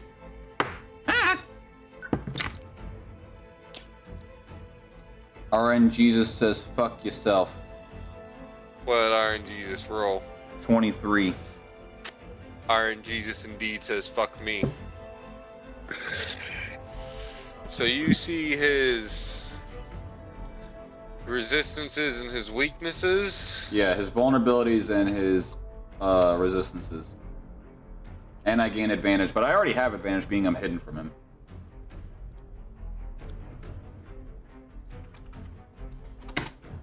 Unless you want to drop it in player notes. No. Okay. Res, what? Oh. I just copy pasted both of them. Okay.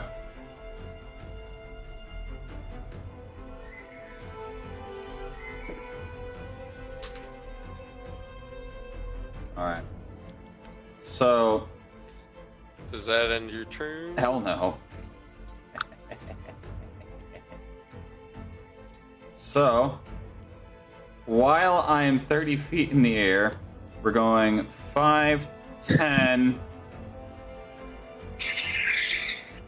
And then... 15, so we're going up another 20. No, up another 10, make it 25. Putting me at 40. No, we'll go here. That way we're up 50. And leap. Just... Alright. With advantage, because I'm hidden. RNGesus really doesn't like you. Or your pilot. It's okay. Natural RNGesus. 32. Natural 32. Oh wait, I forgot an ability I did. Would he be able to notice? Everything has 360 awareness, right? So as you come into the light, he'd notice you. I'm above the light. I'm 50 feet in the air. Yeah, but once you drop down, It'd be a Like- surprised attack, so no. no.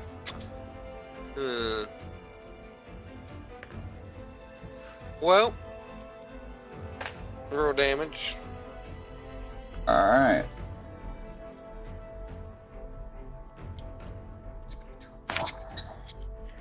Four D8, 3D6, 3D8, 1D12. So, Mont Blanc actually calls to Sakahana, even though she's trying to make sure she doesn't look in the direction that she is. That way the enemy can't tell where she's looking.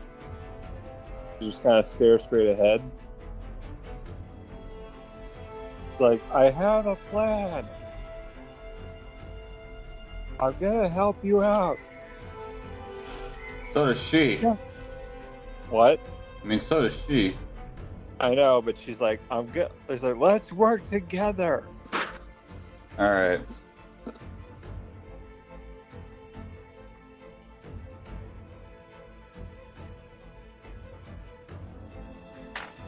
So you ready for this? I am now. 54 magical piercing.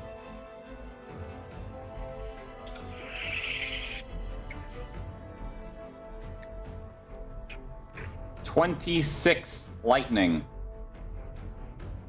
24 water.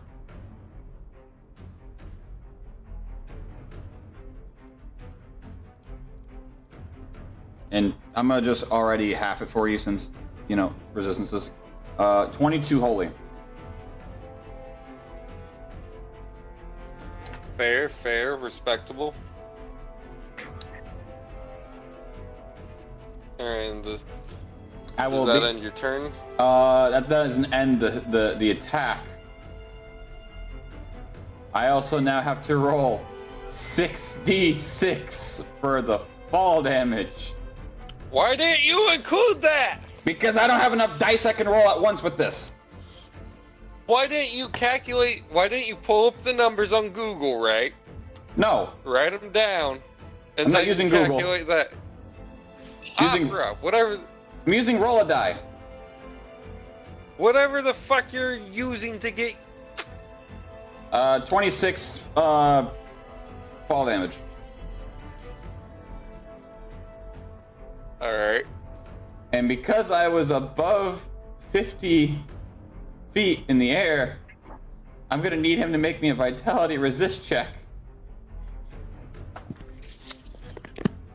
How does a nice nat 24 fit you?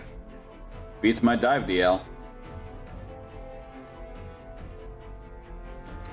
See, And- RNGesus is now telling us both to get I'll let you be the ruler on this one. Does he not get knocked prone from that fall or no? No. Okay. Also, kinda dipped.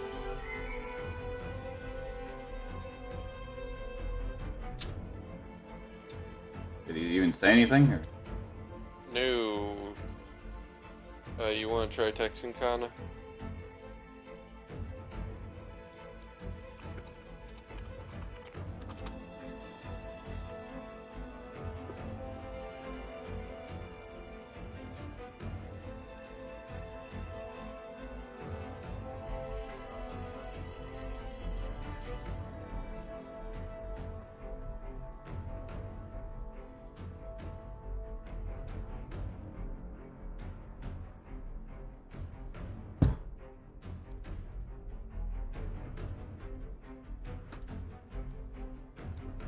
Sorry, it happened again.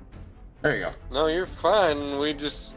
I noticed you dipped and I was like, the hell? Yeah, sorry, it happened again. It silenced me. All right, so I'm gonna choose to land there then. And how is he looking after that hit? You don't really know his anatomy, so you can't really be sure. You know he's definitely more damaged. But anyways, as a reaction, To what? to having suddenly been attacked, he's just gonna...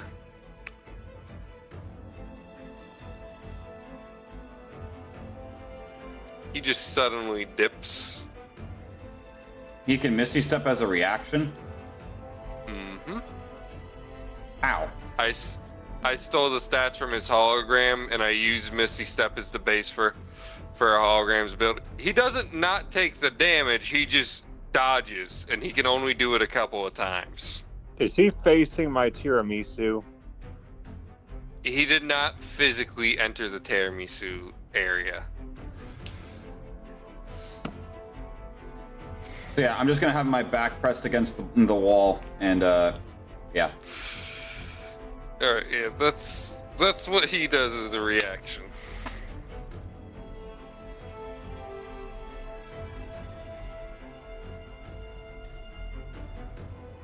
Also, I would straight up tell you, he can only do that twice, and he did that once.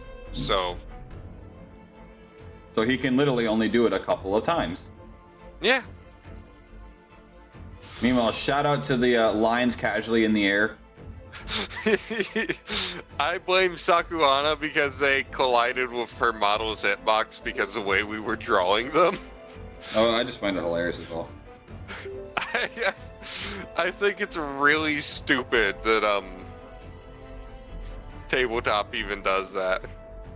From certain angles they are translucent, which is kind of neat. Anyways, that ends your turn? Yeah, now that ends her turn. Alright, now it's the Machine God's turn.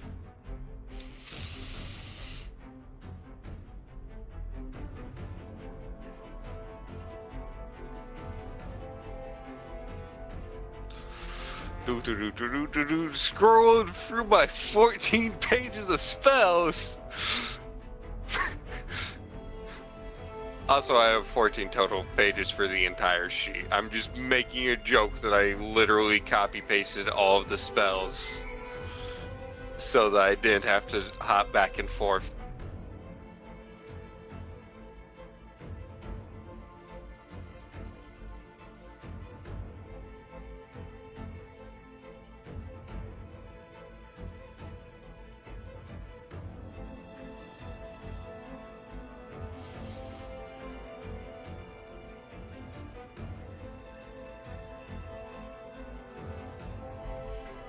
So if I target the spell at its exact level, right? It dissipates Yeah. with dispel magic. If it, you have to cast at or under, at or over. I wasn't planning to do this, but with how much health you did. I also erased the light. Hold on a second. What? Get to Azaza screaming is just fucking hilarious. Yeah. Followed by. So Azazel set him down, set Mount Block down, cast a spell, and just boom. So we're in darkness again? No, No. we are no longer safe. He dispelled magic by fucking anti-life. So our little protective bubble no longer exists. Hold on, one of my TV just conked out for some reason. So I need a moment to readjust all of my things back to where they should be.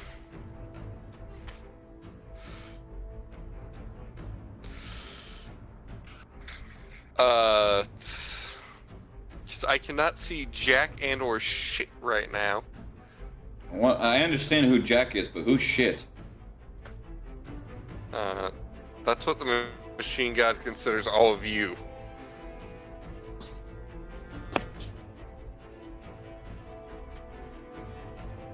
Vermin in his home.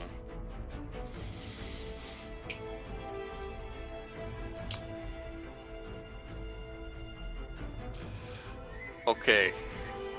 Hold on, my game is still stabilizing because my fucking... Oh.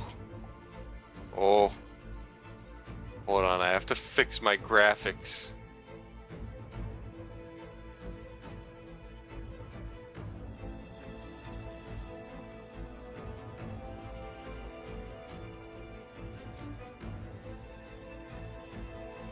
Alright, let me pull everything back up. That's on the wrong screen now.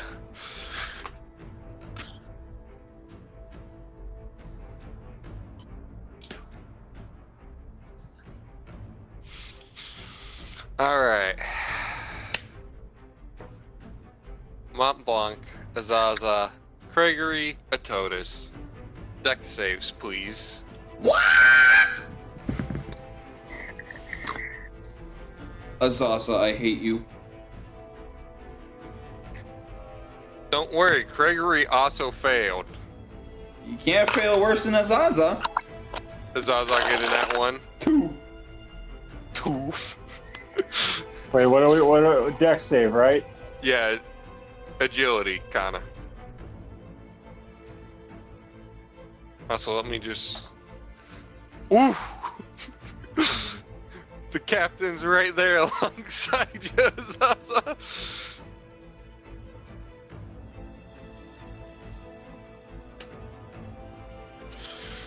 Alright, how much pain am I inflicting?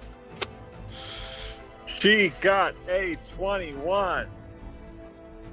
You pass. By the way, you're the...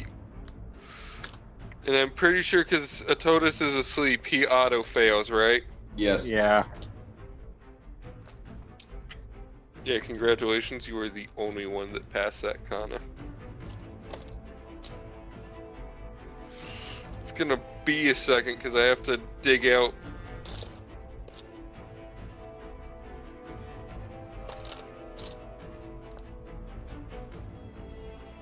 Do I not? How do I not have 10d8?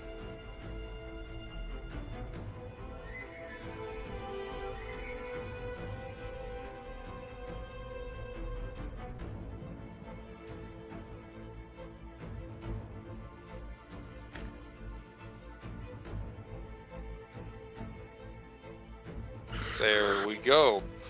I think literally the maximum amount of D8 I have is 10.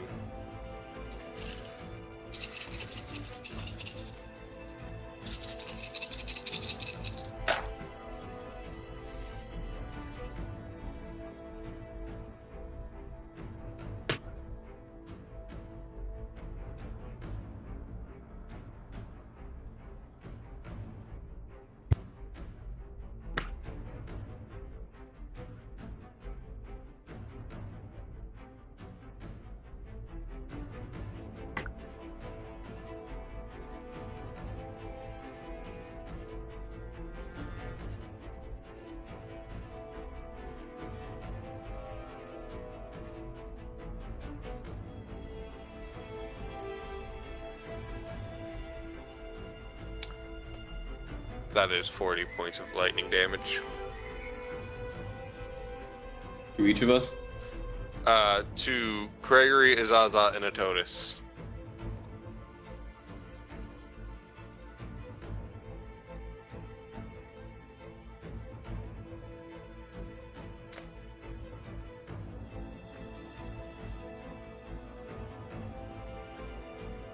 And Mont Blanc will receive 20.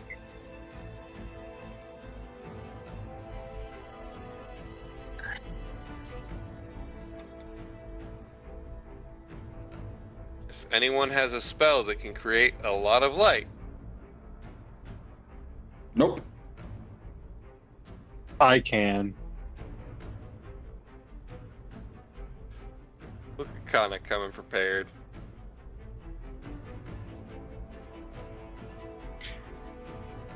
I can create a lot of light. You're gonna need it because you want to see them. Flashbang! By the way, Mont Blanc is at 94 health.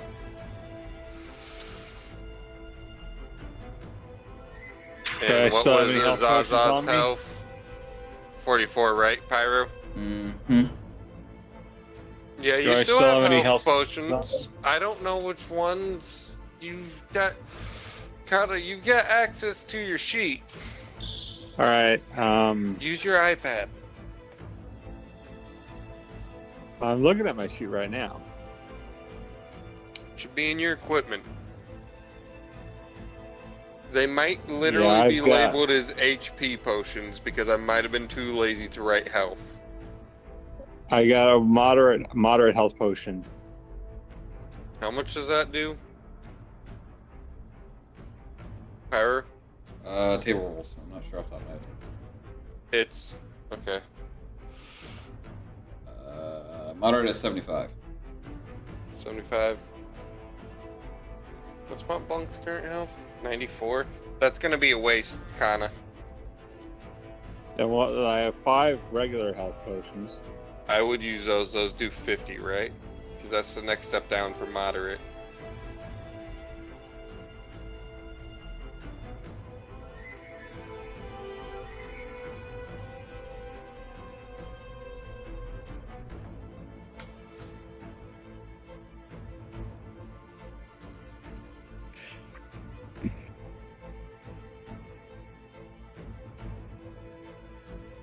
Table rules. Yeah, regular does 50. All right. Hold on. How much health are you at? You're at You said 94 yeah, but I'm trying to figure out of what. of 157. Yeah, that'll be good. Actually, wait.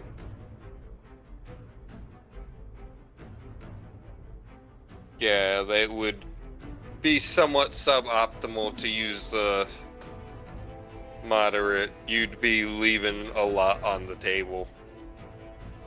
Alright, so you want to use the regular? Yeah. Alright. So wait, is it my turn?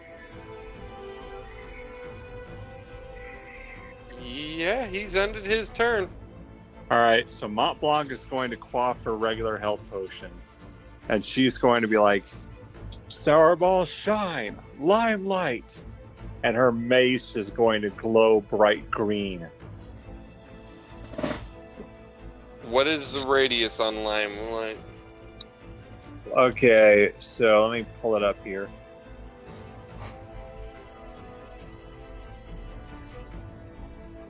And Limelight isn't just some ordinary glow spell.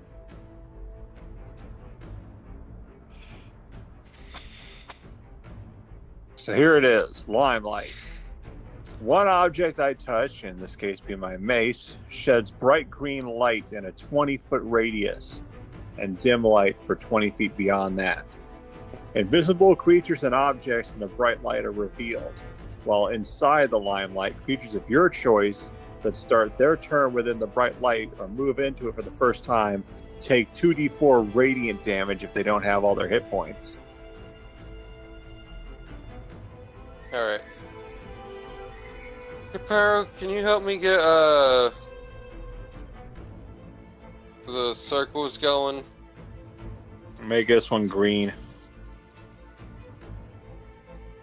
My brain's starting to get fried on math.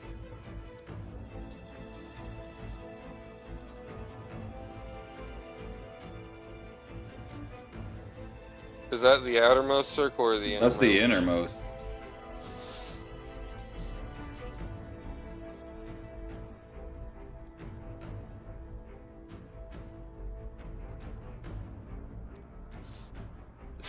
The captain. Yeah, so we're just gonna go ahead and just ignore these. What was the point of this purple circle? Do you remember? That was the gum. Also, you hold on. The fuck? You erase the inner circle for the light.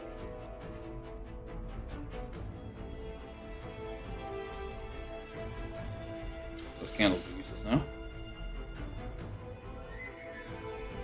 Is that still going? What? Was that a tiramisu? Yeah, he's still there. Is Also, is your mace thing concentration? No. Kana, roll me 2d8 or 2d4 radiant damage, not 2d8. 2d4.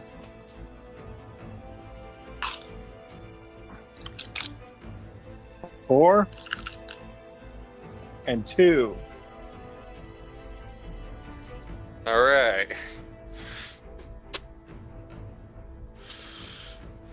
Does that end Mont Blanc's turn? Where is She he? doesn't- Where is that guy? Right here.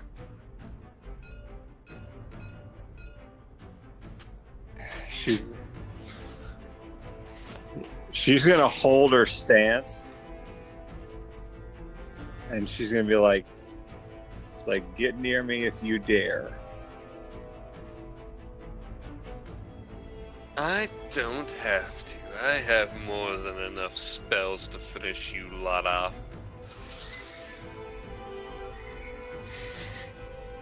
Alright. You don't want to, gently kick a Totus to wake him up? Well, Mont Blanc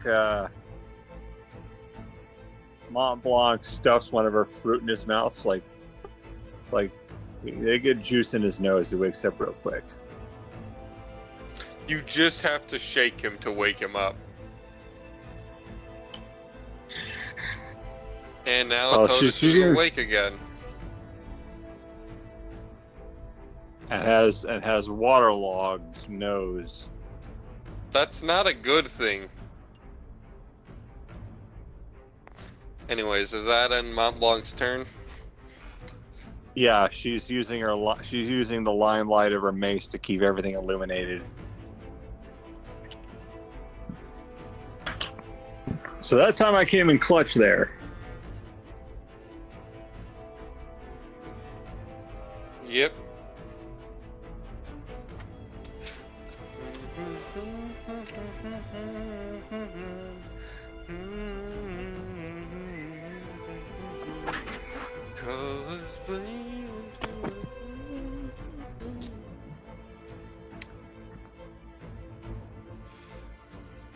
What does Zaza want to do? Old person. Old person? Yeah. Alright, so I make a wisdom saving throw Yeah. against your save DC? 17. 17? I got exactly 17. Alright. No, wait. I got 18. He has a 20 in wisdom. Sorry, I thought he had an 18 for a second. A lot of my enemies had 18 in it. I'm gonna throw a silver ingot at him. Silver? You're just gonna throw a silver ingot at I'm him? gonna What throw a does that... silver. So you know Okay. what an ingot of silver is, right? No. Yeah, Do you know what silver is? it's a mineral. Yeah, it's know what an an ingot ingot is? of... Yeah. Is You're this gonna- some kind of spell thing? No, I'm just throwing a silver ingot. Oh, okay. Roll to hit? I don't even know what 16? kind of.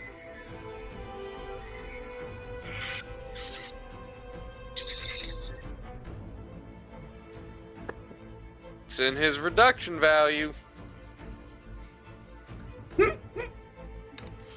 What'd you roll? 7. Or I don't. It's a D10. I don't even. What? It's a D10. Based off weight, it's a D10. Yeah. And so what'd you roll? 7. All right. So Zaza just out of frustration for the spell not working will just reach into his backpack for the first thing he grabs and hurls a silver ingot.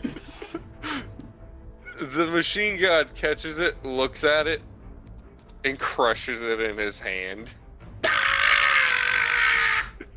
I feel like fucking Usopp right now.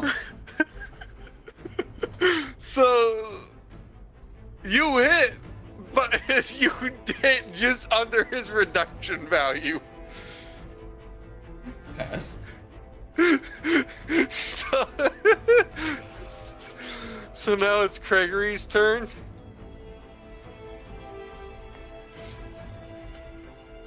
Gregory has some interesting weapons and tools at his disposal.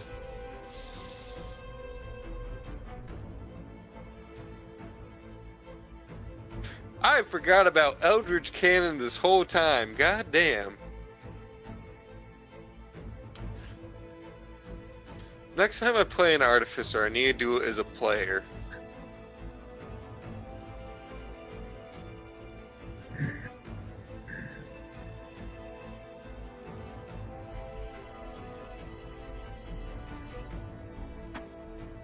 We gotta beat this guy. Unless... Nah, I'm not gonna say what I was gonna say. You can put 2 and 2 together, you can figure it out, but nah.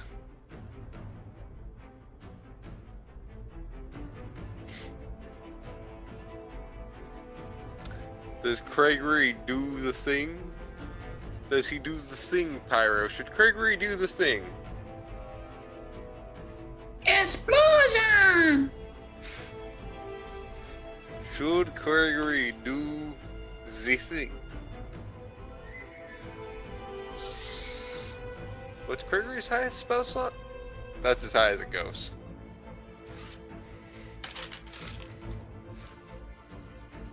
Let me,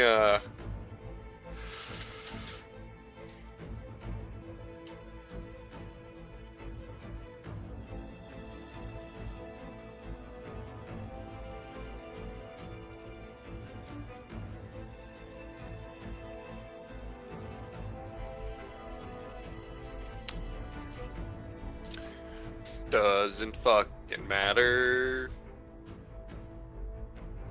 Uh-huh. Mm-hmm. Okay. Alright. RNG just said, get it over with, bitch. I'm tired of your shenanigans. Do I have that many dice? Do I have enough to at least do that once?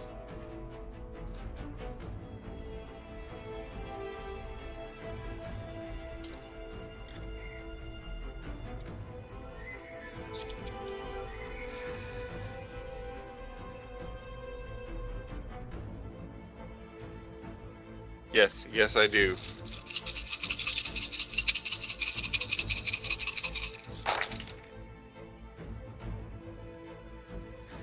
Alright. Now comes the annoying part of calculating. And should I actually roll quad dice, or should I just, you know, not spend that much time calculating dice? And be reasonable.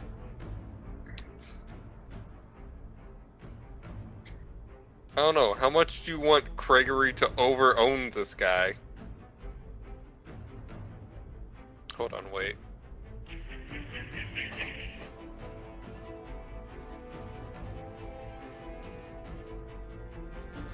Because Gregory didn't just send this guy to super hell, or to hell. He sent this guy straight to the boiler room of super hell.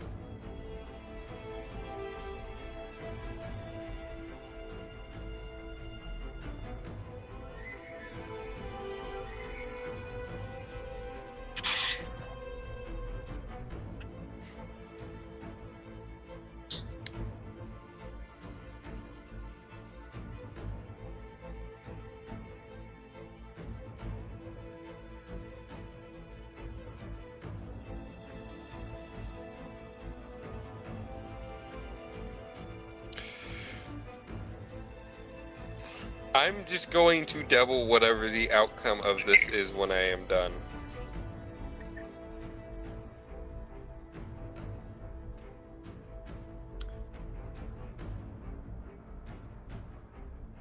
Oh wait, I forgot to... Gregory, you also need to do this. Gregory, what is your spell save DC?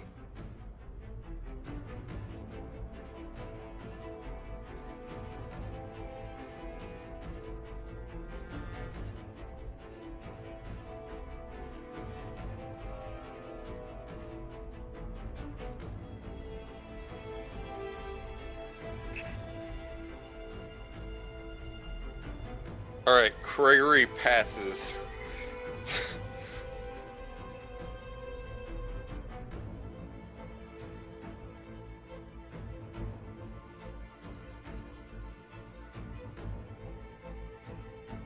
Alright, one. How much negative damage is the boss in?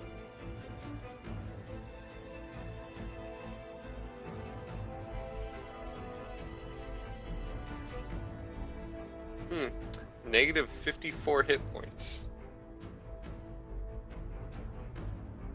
Let me calculate Gregory's damage, because Gregory got the opposite of what the boss got.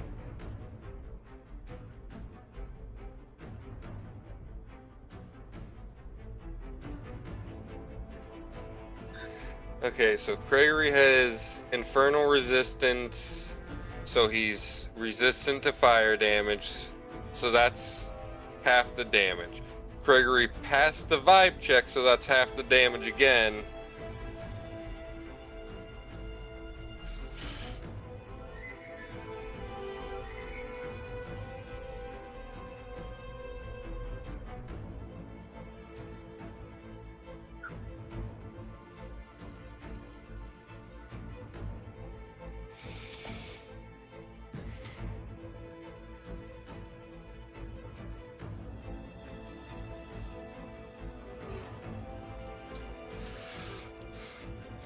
Azaza, Sakuhana, seeing as you two are the only two conscious facing towards Gregory. Wait a minute, what's the radius on that spell? 20-foot radius. Centered there. Azaza and Atotis might also need to make me a vibe check.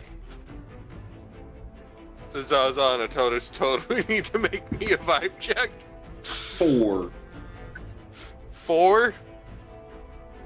The Zaza does not pass. When does he pass a vibe check? Zaza is incapable of passing the vibe check. He got a natural 20.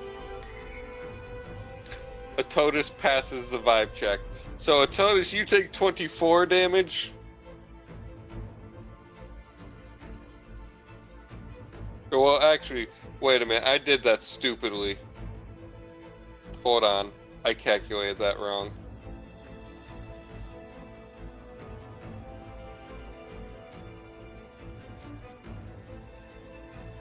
I didn't pass that vibe check. Okay. Zaza, you take 41.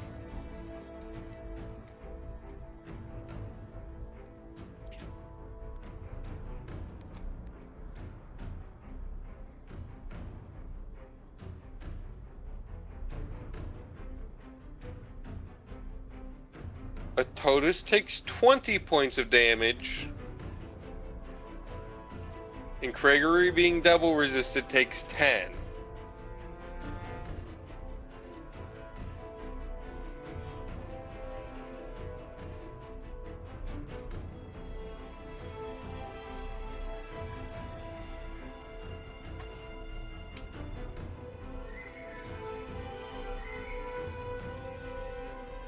Alright, Zaza, how many hit points does that bring you down to? 3. It's okay, Zaza. We have enough health potions. Oh, the health potions don't matter, because remember, I've still got the one spell on me. You You all watch as Gregory or Zaza, you're the only one who sees Gregory just do this. Or Zaza and Sakuhana, Mont Blanc and Atotis can hear what Gregory says. You know what, motherfucker? I think your vibes are quite fucking rancid. Why don't you step into the afterlife? Before a fireball, just like you, Azaza, in slow motion, you watch as the magic ignites the air around his shoulder. The spark spirals around his arm, growing in intensity before shooting off of his finger as a full-fledged fireball before the machine god is completely obliterated, taking 59 points of fire damage. Well, you're the one who ended up killing him? I finished off the machine god, yes. There is not even ash left of his corpse.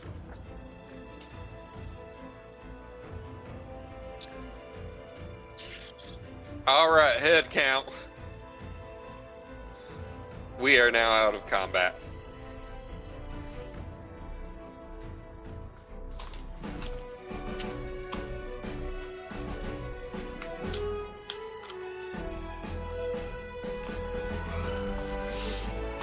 So did you guys actually like the machine god fight? I find the kill a little bullshit, but you know it's over. Look, you said explosion, which was the only thing which triggered me to do fireball. I thought about passing Gregory's turn. I just decided we'd gone on long enough. And that you said that made me think, yeah, Gregory can do that. So he might as well just end this shit so we can get a move on and finish this. Alright, everyone, head count. Pyro, you not hear me? Azaza wants to go home. Yeah, we're going home, Azaza, but first we need to make sure everyone's here. Alright, I can see you, Mont Blanc, and Atotis still stand. Hey, yo, Sakuhana, is it?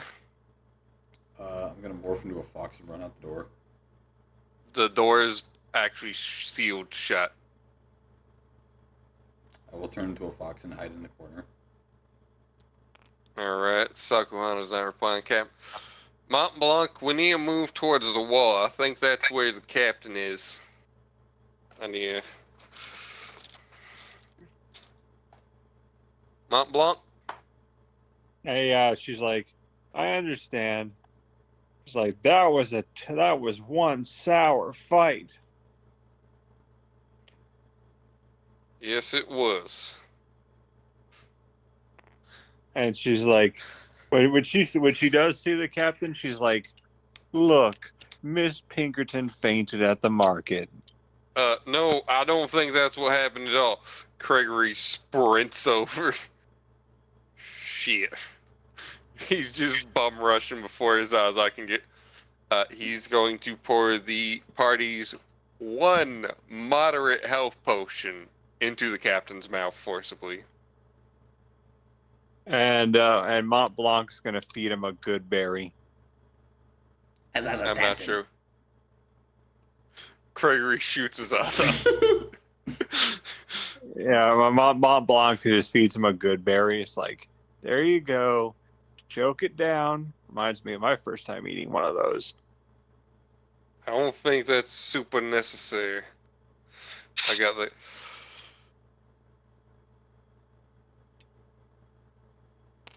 Sakawana, you alive? Hey, Atotis, can you sling this bastard over your shoulder, seeing as you're the big strong guy here? And he does so.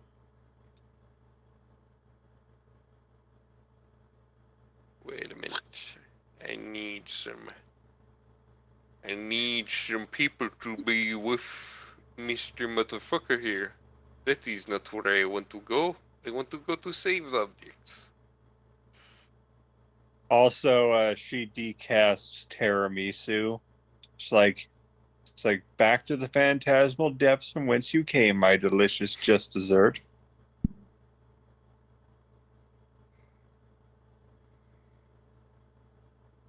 I'll call on you again soon.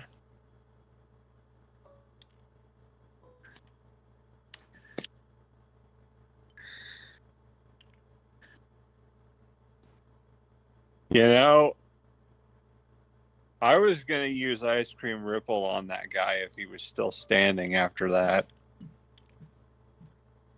What spell slot? Cantrip. Oh, Ice Cream Ripple. Yeah, that's right. That would have hurt too, because it was D10s. Yeah, Pyro literally just so happened to remind me that Gregory had Fireball. And I was just like, yeah, we've been doing this shit for long enough. Oh shit, yeah, they are all that size. Well, if you hadn't ended it, I was going to hit him with Ice Cream Ripple. So, after a few minutes of sitting in only Mont Blanc's light and everyone just being kind of confused, you hear pounding on the door for a moment Whatever you're before selling, we don't want it. it stops. And Mont Blanc's like, get ready, folks. This fight might not be over yet. Whatever you're selling, we don't want. The pounding stops, and the large blast door in front of you, you can hear the mechanisms within it working. Ah! They want to sell us stuff.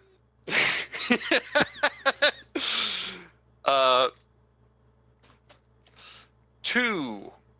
You can see a large, tall figure, flanked on either side by 2 Draylen knights holding lanterns. Azaza's going to die. Sir. Not factory knights. It's the other kind of knight that chills out around here. Where is it? And Mont Blanc is turning what remains of the machine god into red hots. The machine god, nothing remains of. And also all of this material is immune to that type of magic. Morgan Freeman?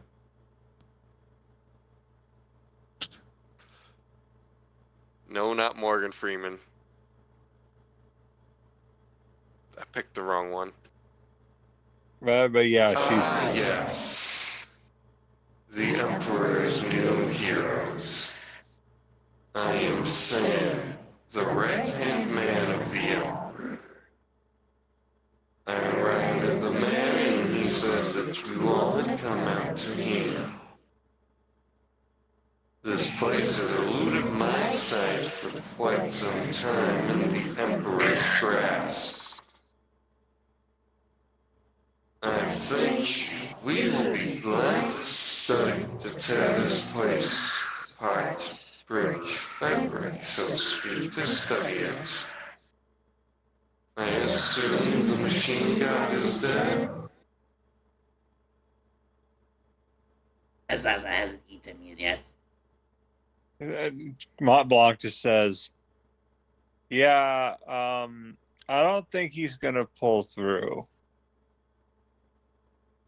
What a damn shame. The Emperor did not want to have to kill the gods, but if they will not surrender and seek to try such a heinous act of killing a people and harvesting their parts to make some form of automaton, our hands are forced. Now, is this all of your party? Azaza still wants the tail. What do you mean the tail? There was a blue tail.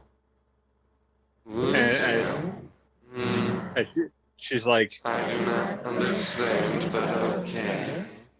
she's like, Hey, Sakuana, I think they sent someone to get us out of here if you want to come with. I'm gonna roll stealth. Alright, roll for stealth. Oh god. Nat 1. 24. You rolled a 24. Mm-hmm. 19 plus 5. The objective is to pretty much just try to slip past them. You evade the party, but you watch as the tall, gaunt figure, who gently lowers his staff to just block your exit right about here. My dear, where are you trying to go? You have nothing to fear. You have the protection of the Emperor's right-hand man. I am the second strongest being in this nation. I am the commander of the entire army. For all they see, I see. Though, as you can tell, I do not see. He raises up his right hand and points to his helm, which clearly has a large visor piece over where the eyes should be. There's clearly oh shit. It has a large visor piece over the over covering his eyes completely, but it itself has it has a strange symbol of an eye with several other symbols surrounding it on that piece. I was not able to put any design on the helmet visor, which is very disappointing. But the light kind of makes it hard to tell his true physical appearance, but he is very much taller than all of you and taller than the two knights flanking him. Well, Sakuhana does not care. You're just gonna watch as her head kind of like dips and the fangs come out and she's just very lowly growling. And Mont Blanc is like, I don't think I could eradicate all of you in but a second. She's gonna try to attempt to go back around and just her eyes staring at him. Mont Blanc just says, like, I don't think she's afraid. I think she's just antisocial. My intention was to teleport all of us back to the town of Akron, but you're welcome to walk. As I understand it, it takes a few hours. And Mont Blanc's like, you can teleport. You can teleport us. I just feel like she's kind of a loner. It will not do to have a rogue element. Zaza wants the tail. It will not do to have a rogue element wandering the countryside of trail. He's just having his monologue and just Zaza wants the tail. Yeah. One of the knights begins to approach, and you notice something different about these knights. You're still in talking mode. Oh, shit! I keep forgetting to do that. You do actually notice something different about these knights. They do actually have forearms, and they are much larger than the other ones you've encountered. Well, actually, no, they're probably about the same size because the other ones were 10 feet. But these ones are much more formidable looking, and the other ones were also very formidable looking. Yeah, Mont Blanc just says, I think that she's just antisocial. She's been trying to leave this place ever before the fight even started. Just as Zaza goes up to her and she's like very just skeptical, like, if you fucking touch me, I'm going to kill you. And Zaza just very slowly reaches down, picks her up, and just starts walking around like the little kid. Is she a fox? Yeah, she's in fox form. Kid, like how a little kid carries a cat, just like the long cat meme way, where the front arms are sticking out and the rest of the body's just hanging. I think I got her. Come on, guys, let's go. Zaza's got the foxtail. And yeah, and Sakuhana's very much got the I don't get paid enough for this bullshit kind of face. Yeah. Sam quickly taps his staff on the ground once, and a blue and black smoke, similar to the poison cloud in the basement, fills your vision, actually. Yeah. And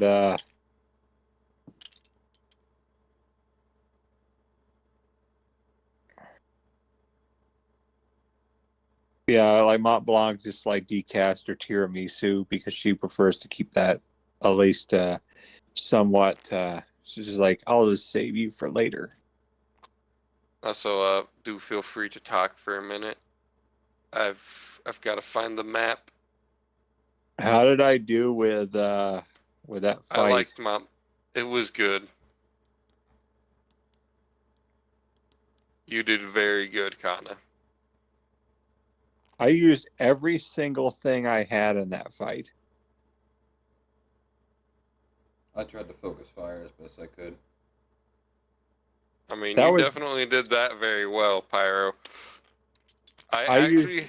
So, while still attached to the Nexus, I had to give the boss a healing ability in order to not have it get murked instantly. I used every spell I had. Because you almost 3-rounded that fight, Pyro.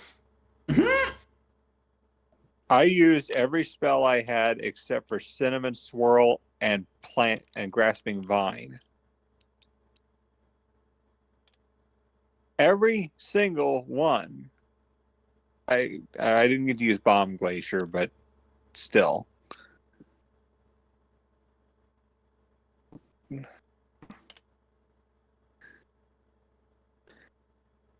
That was the toughest fight that I've been in yet.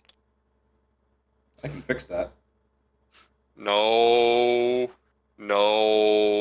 Oh, you guys haven't even thought of what I've happened with the Faceless King, which is gonna be a fight I can no longer do. Why? Because I'm having to cancel that campaign because the players derailed it so hard, the next few sessions will result in a TPK. There's no avoiding it.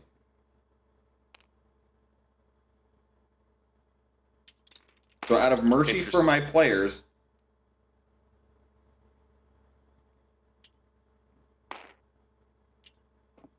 Interesting. Get it. Unselect all. Give me the ones that are upright. Pyro, could you help me flip up the ones that are upside down? Goddamn. Let go of them. Let go. Okay. Well, that makes it easier to...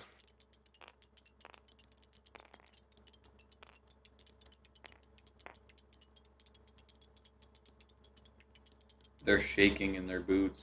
They don't know what to do. Oh.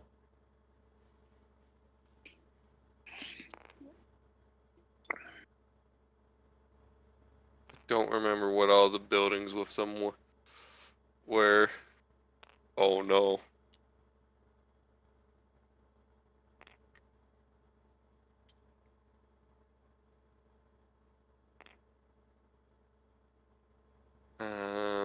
The mayor, the city hall had quite a few of them. I think I had one on each bridge. Power, would you set one on each bridge?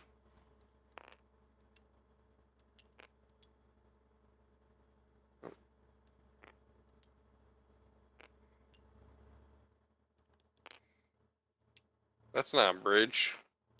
Yes. That guy's there. I think that person's there.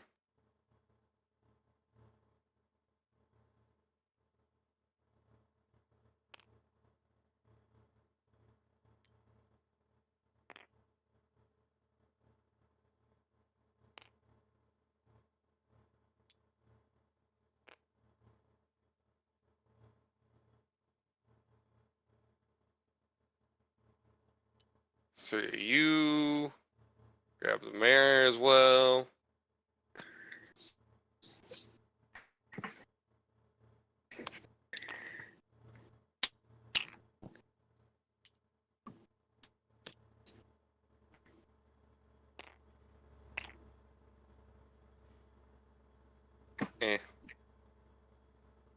bothering much with this.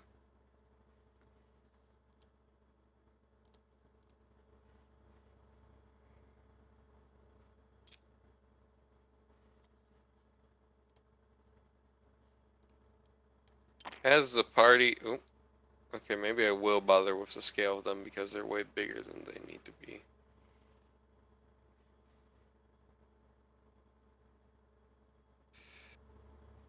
As the party is teleported back into Ekron, there is a large crowd of which you all find yourselves amongst the back of,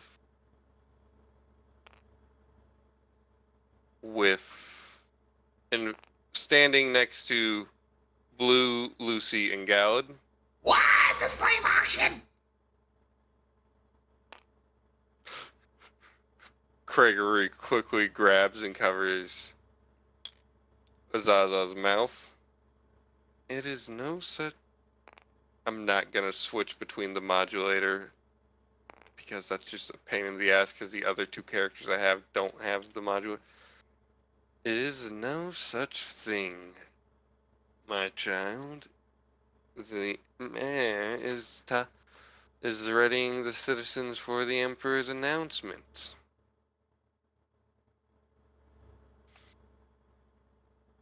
Oh wait, I just realized I turned his voice into the mayor's voice. Fuck it. Whoops. My good fellow citizens of Drayla, our friends who went to the strange factory have quite succeeded in their endeavors. The machine... Now I've given... Hold on. I gave the mayor Sam's voice and Sam the mayor's voice. My good citizen... Hold on.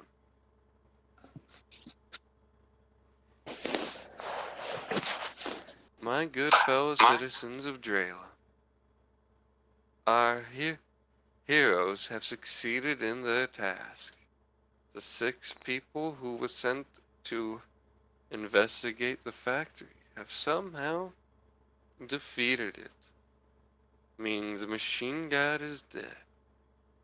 Our Emperor's right-hand man and the rest of the army can resume their normal operations, and I'm told even the Emperor himself has a special announcement. And he seems to be in much better spirits than I have ever heard him to be in a very long time. The mayor... Oh wait. Lucy's not actually in the back of the crowd. He is up by the mayor, being the mayor's right-hand man.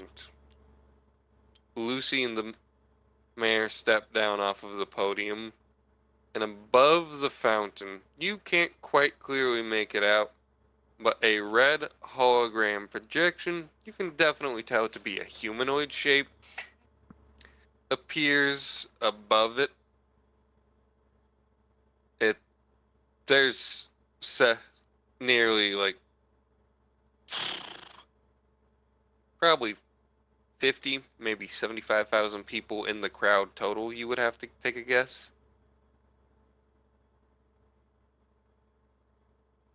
Hold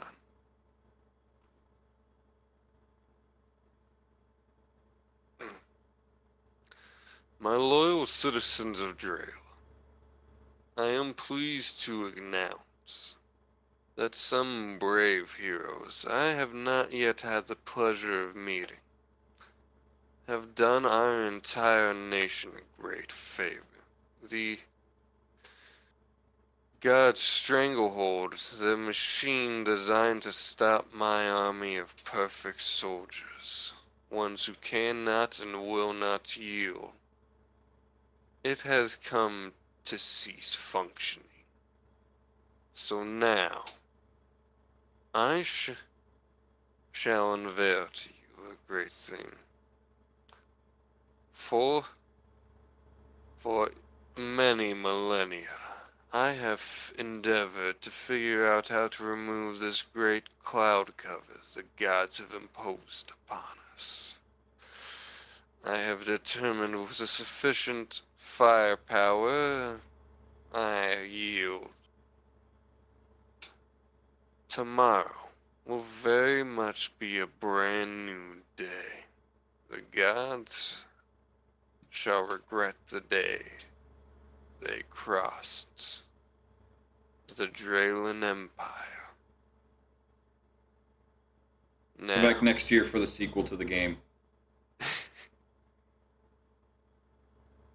please, I'll turn your attention towards the capital. You watch as everyone turns to the left and the Emperor's Is that a hologram blade? the Emperor's hologram cuts out.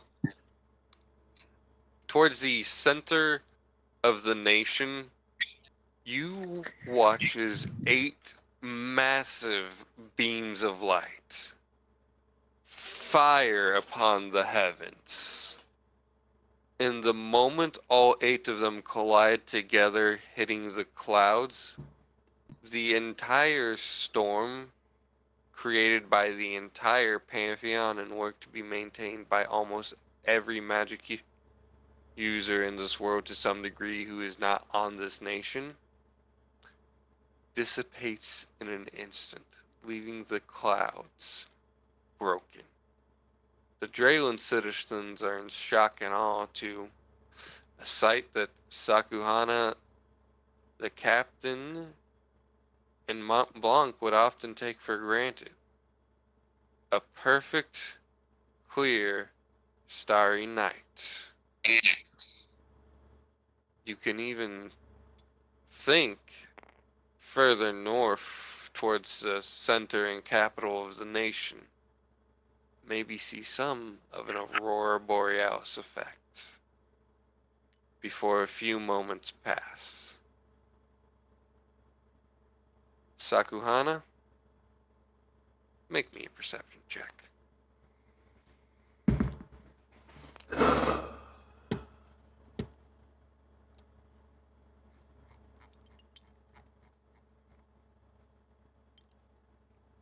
$15. 15? Hold on.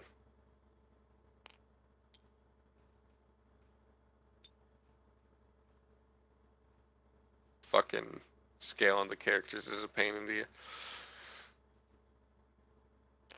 You notice as another set of boots walk up behind you.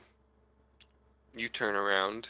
So being that my blade is still drawn because I've never sheathed it yet, I'm gonna whip around and kind of like press it to whoever, depending on height difference, either their throat or their chest. Probably their chest. This man stands at an imposing 6'8" and has boots that have a 2-inch thick heel. Whole foot above me. So yeah, right against right between the pecs.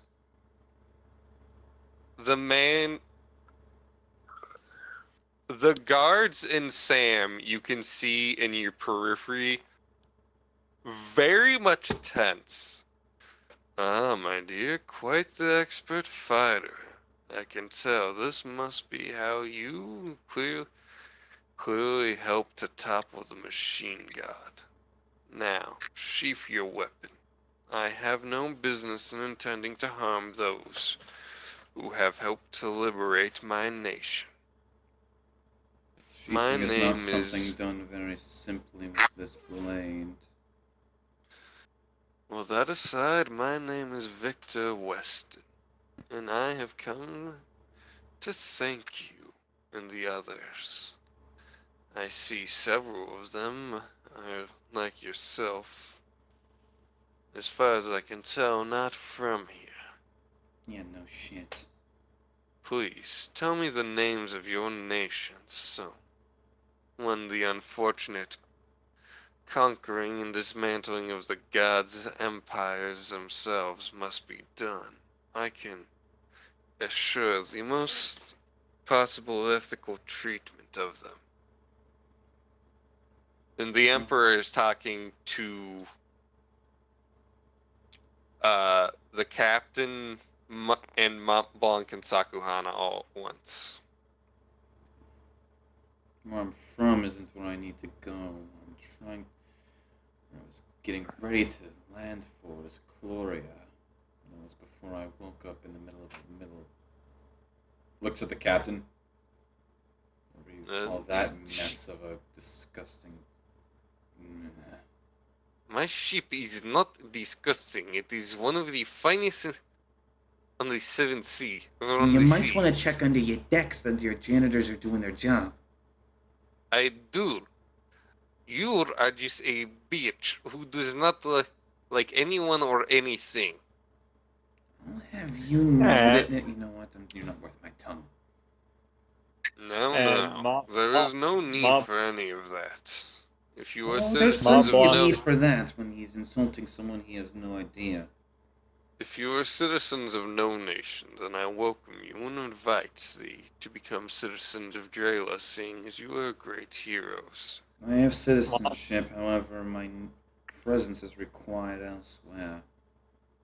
Mont Blanc just says, it's like, I'm from Caceres Spires. It's a mountainous town that's located in a canyon. It's a great mesa mountain, correct? A city quite known for magic users, if I am not mistaken. Yeah. Are you aware of the king? He was once a good friend of mine. Oh, that was eons ago now, though. Oh well. And she's like, honestly, I can only feel happy. So I'm just enjoying myself. Yeah, it must be nice. Besides, that was one of the toughest fights that I've ever been in. A fight that wasn't even worth fighting. You have saved countless billions of people.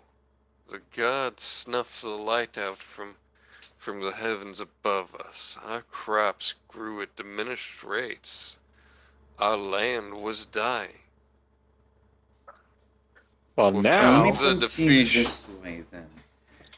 You scooped up a bunch of randoms that you had not a clue of their existence until mere hours ago. I had done no such thing. Your ship had come off course and into the periphery of the Great Storm. It was designed to keep all vessels from exiting Drela. The waters for several hundred miles were quite dangerous and treacherous. Only within 20 or 30 miles of my own shores where they become passable again, allowing our own cargo ships to go around the island or go around the nation and help resupply other regions. So those trying to simply just pass by are not allowed to because your storm sucks us in. No, because the gods storm. I wanted nothing to do with the storm. Eons ago, when they started this fight, I gave them the option that I told them was the only one acceptable after they had killed my wife and daughter, and then proceeded to torment me and any other family I would try to have. Mont Blanc just says, I told them that they shall not be unwelcome in this land, but that their forced worship shall not be tolerated or enforced. They would not have it. They had become corrupted, like the very pantheon we had fought to kill before them.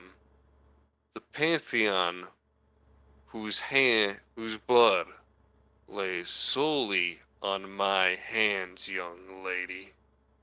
And if you think you can win a fight with me, I would so best ask that we leave this town and that you ensure that all of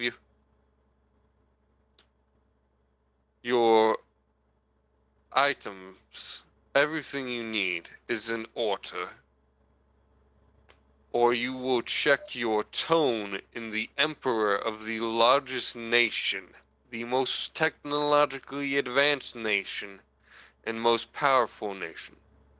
uncle to several of the gods, and the man who's installed all but 5 into their very place of being. Yeah, And Blanc. may your gods bless you. There are no gods I worship. Then whoever you do, hope they listen to your prayers. Zaza rushes away. No.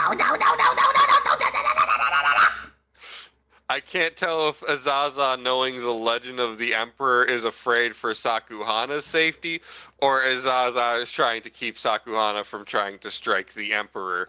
Oh, a little bit of both, because he's reading her tone and is just like, oh shit, she's challenging him. Sam is just stood there watching, knowing damn well the Emperor could snap, and she would cease to exist. Mont Blanc just says, sorry about her. She's a real sour ball. She's willing to fight anything. And honestly, if it weren't for the fact that she really came in clutch, we might not have made it out of there alive. I did not sign up for this bullshit. I did not sign up for any of this. I just wanted to get a job I signed up for done. Not any of this pansy bullshit. If you did not sign up, then why did you fight? Because you gave me no fucking choice. I just wanted to get out of here. I have delivered no such choice to anyone in recent time. I do not like wasting the lives of people, my citizens or not. Actually, I think the mayor sent them on a... Yeah, he did. The Emperor's expression, from what you can see above the scarf that covers half his face, goes completely blank. Now your own pieces are falling together. You hear him say the mayor's name. It is not a noise or sound you think you could ever replicate. I don't have a thing for it. Just imagine like a redacted sound effect. My name is Relay. No. My name is, and it is completely yes. Like that is how it sounds to you. Because the language in which it is an ancient lost language. He and I will be having a conversation later. I know he will be needing a good sparring match, and I will accommodate that for what he has done. Azaza's like trying to push Sakuhana back because he's reading her facial expression and she's ready and primed for another fight. If there's any way that I can repay the 6 of you who have thwarted the machine god, let me know now. Get me the hell out of here. I could use some food. I will procure a vessel for you to get out. Yes. To where I need to be that I got somehow kidnapped upon such a fine ship. Blame the gods.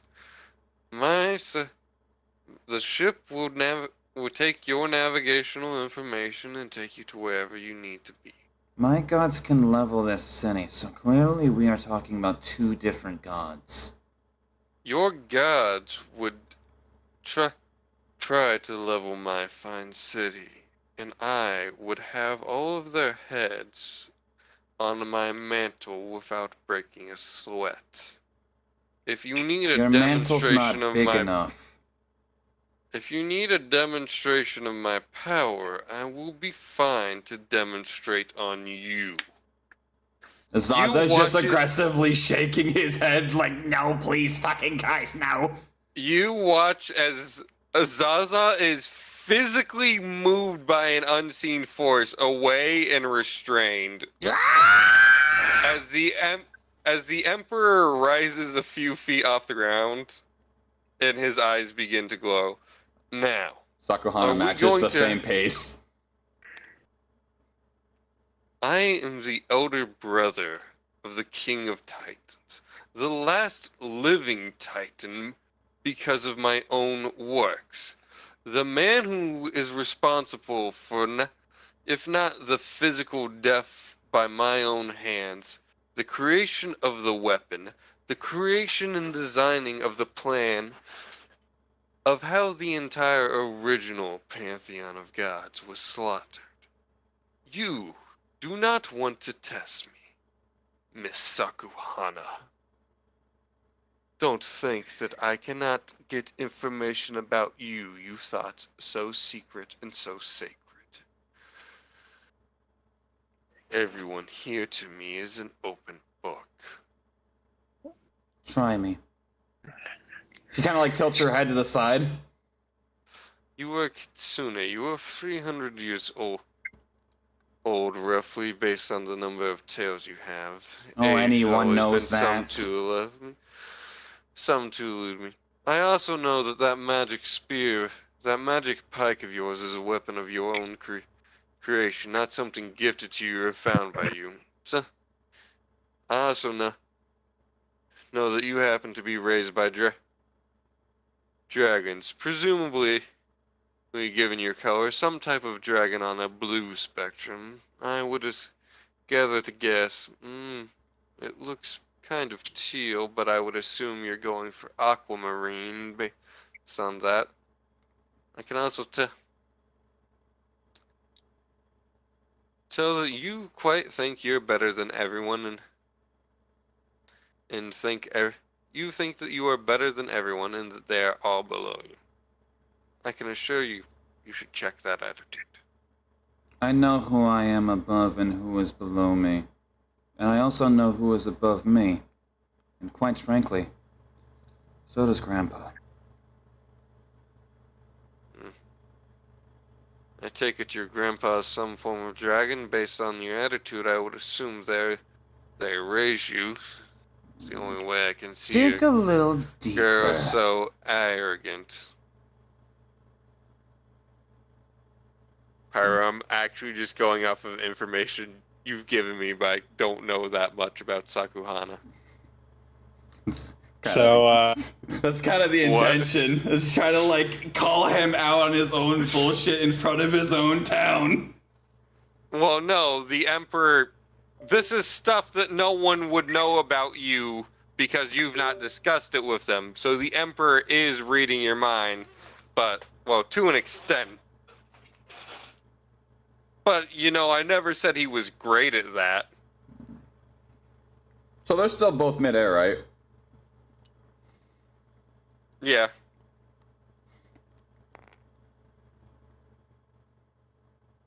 So now what? I feel like there's just a Mexican standoff at this point. Sakuhana's trying to have a pissing contest with the literal 21st strongest being in the universe, strongest mortal alive.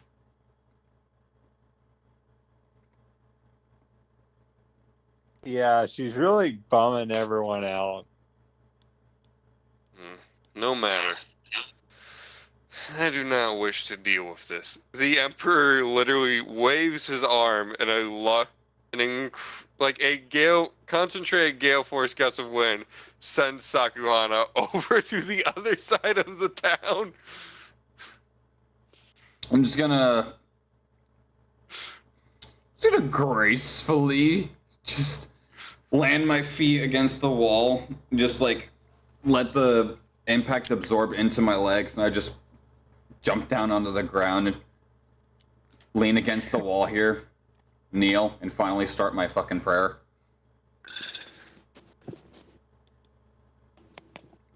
So I'm gonna be there for a minute.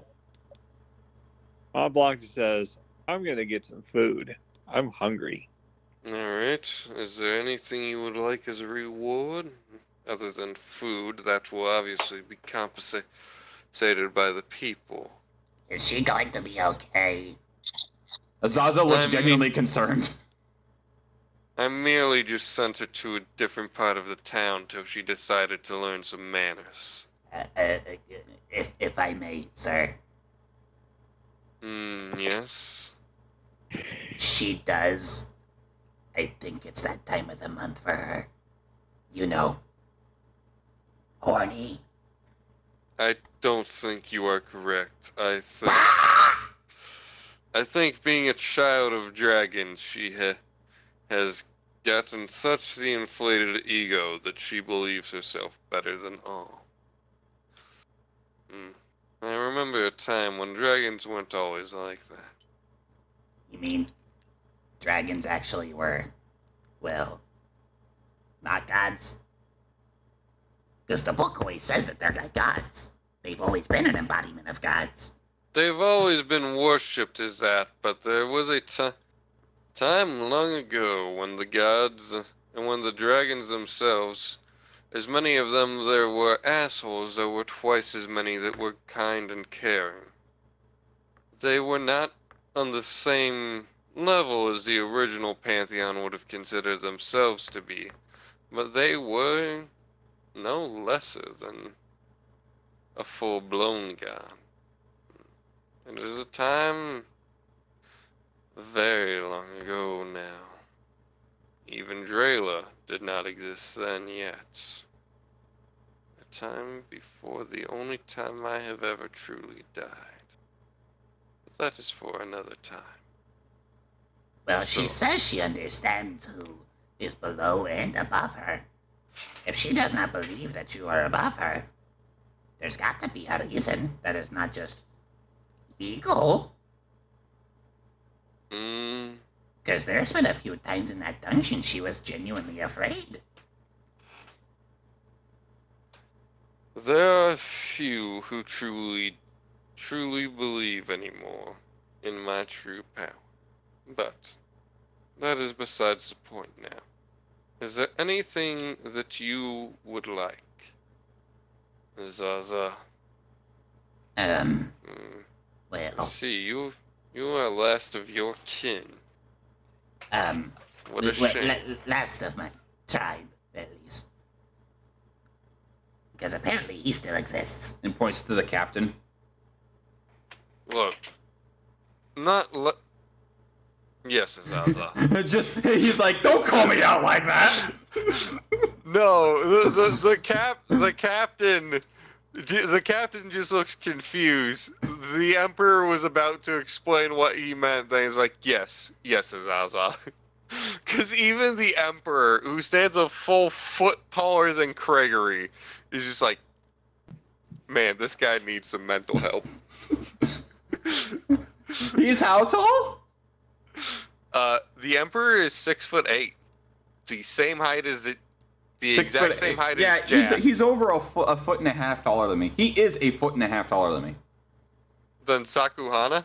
No, than Azaza. Oh, Azaza? Also, Sam is supposed to be 14 feet tall, by the way. I'm having trouble. Okay, that's what I was asking about. Yeah, so this is the Emperor, this is Sam. Okay, yeah, so the Emperor is a fucking foot and a half taller than me.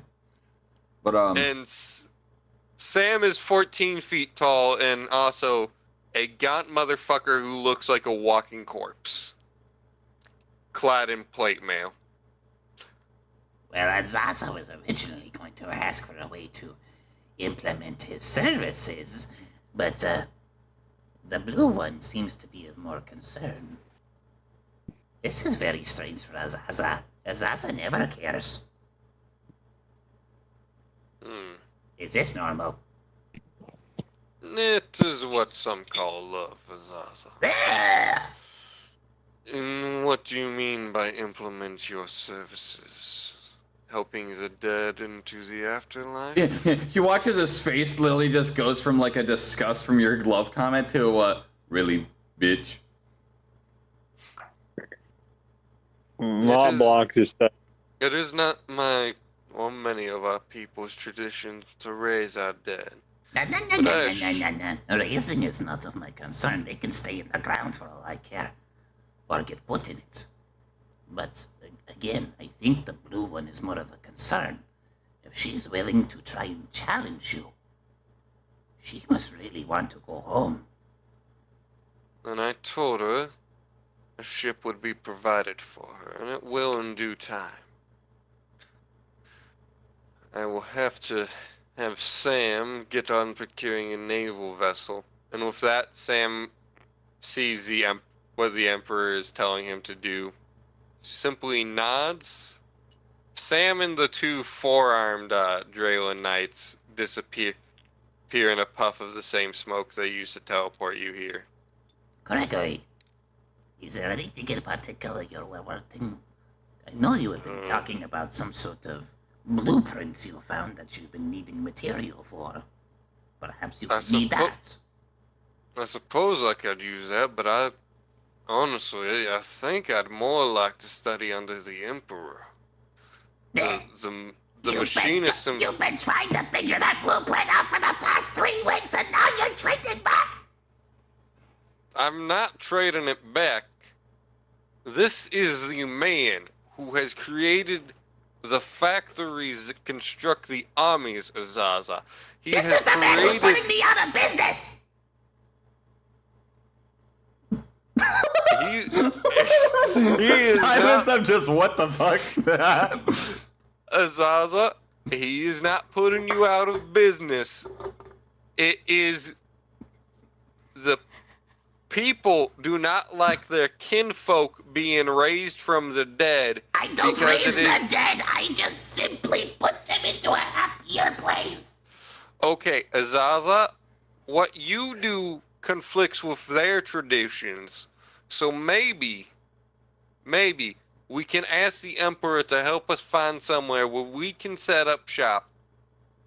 I can be the engineer. I can get the materials for the blueprint I'm working on. I can get a good new shop, and we can find a people whose tradition aligns with yours. Because people don't like when their traditions get interrupted in certain ways, such as how they bury their dead. Me personally, when I die, don't let them dissect me, and I don't know, I guess just throw me in a hole, cover me up, and call it good to go. Okay. I don't care Picks if I'm you in my up and starts walking around with you.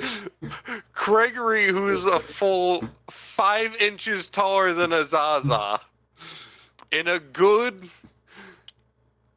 Wakey, time for school. How much does Azaza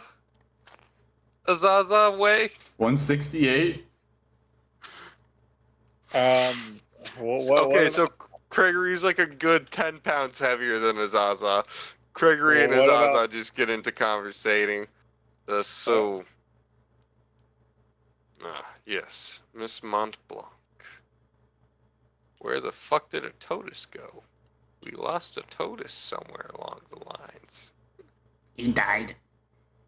A Totus didn't die. He just fucked off back to being with the rest of the town guys. He died. I found a Totus literally just fucked off to go talk with Lucy. That's what happened. He died. He died. Yeah, he probably knows about her and where she hails from and what she does. Yes. Look, I don't really care if you stick around, but do not steal any of the food from my citizens. You will find soon enough we will have quite the excess. And she just will be says, plenty to go around. She says, I don't steal from just random citizens.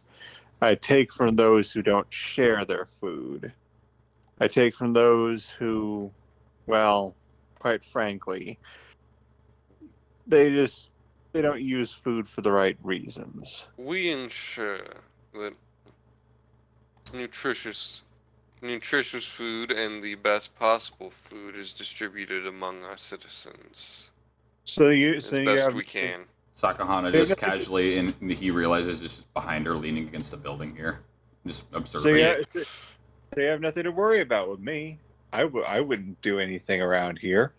All I want to do is just cook delicious meals and maybe just get a little appreciation for all the food that I've been whipping up.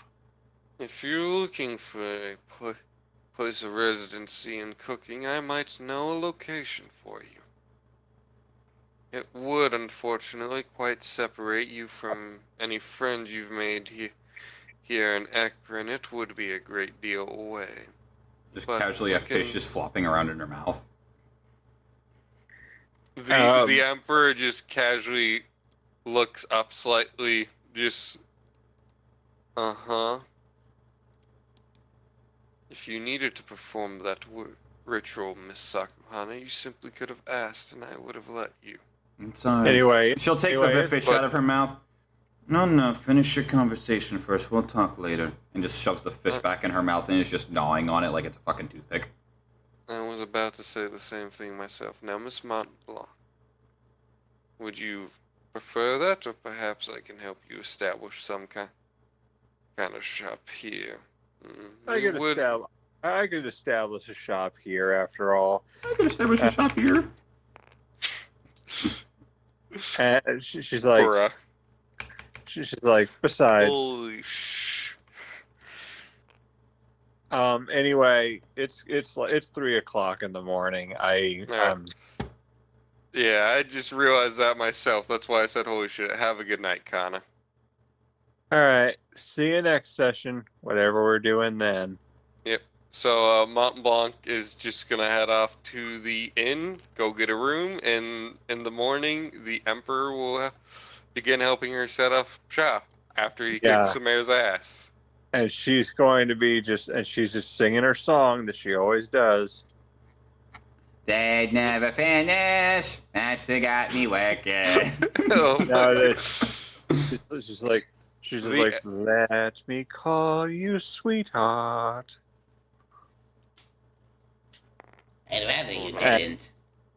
Just one moment, Miss Sakuhana. And anyway, yes, yep. Have a good night, Kana.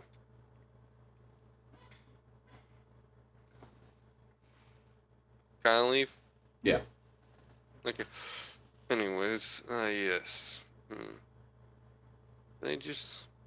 Even you don't remember your own old name. Well then, Captain, I will have a crew out to help repair the damages done to your ship and get it underway.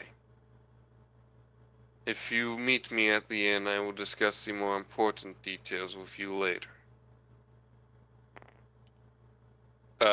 Captain, Gallet, and Blue are all just gonna head towards the inn and go start drinking. Per usual.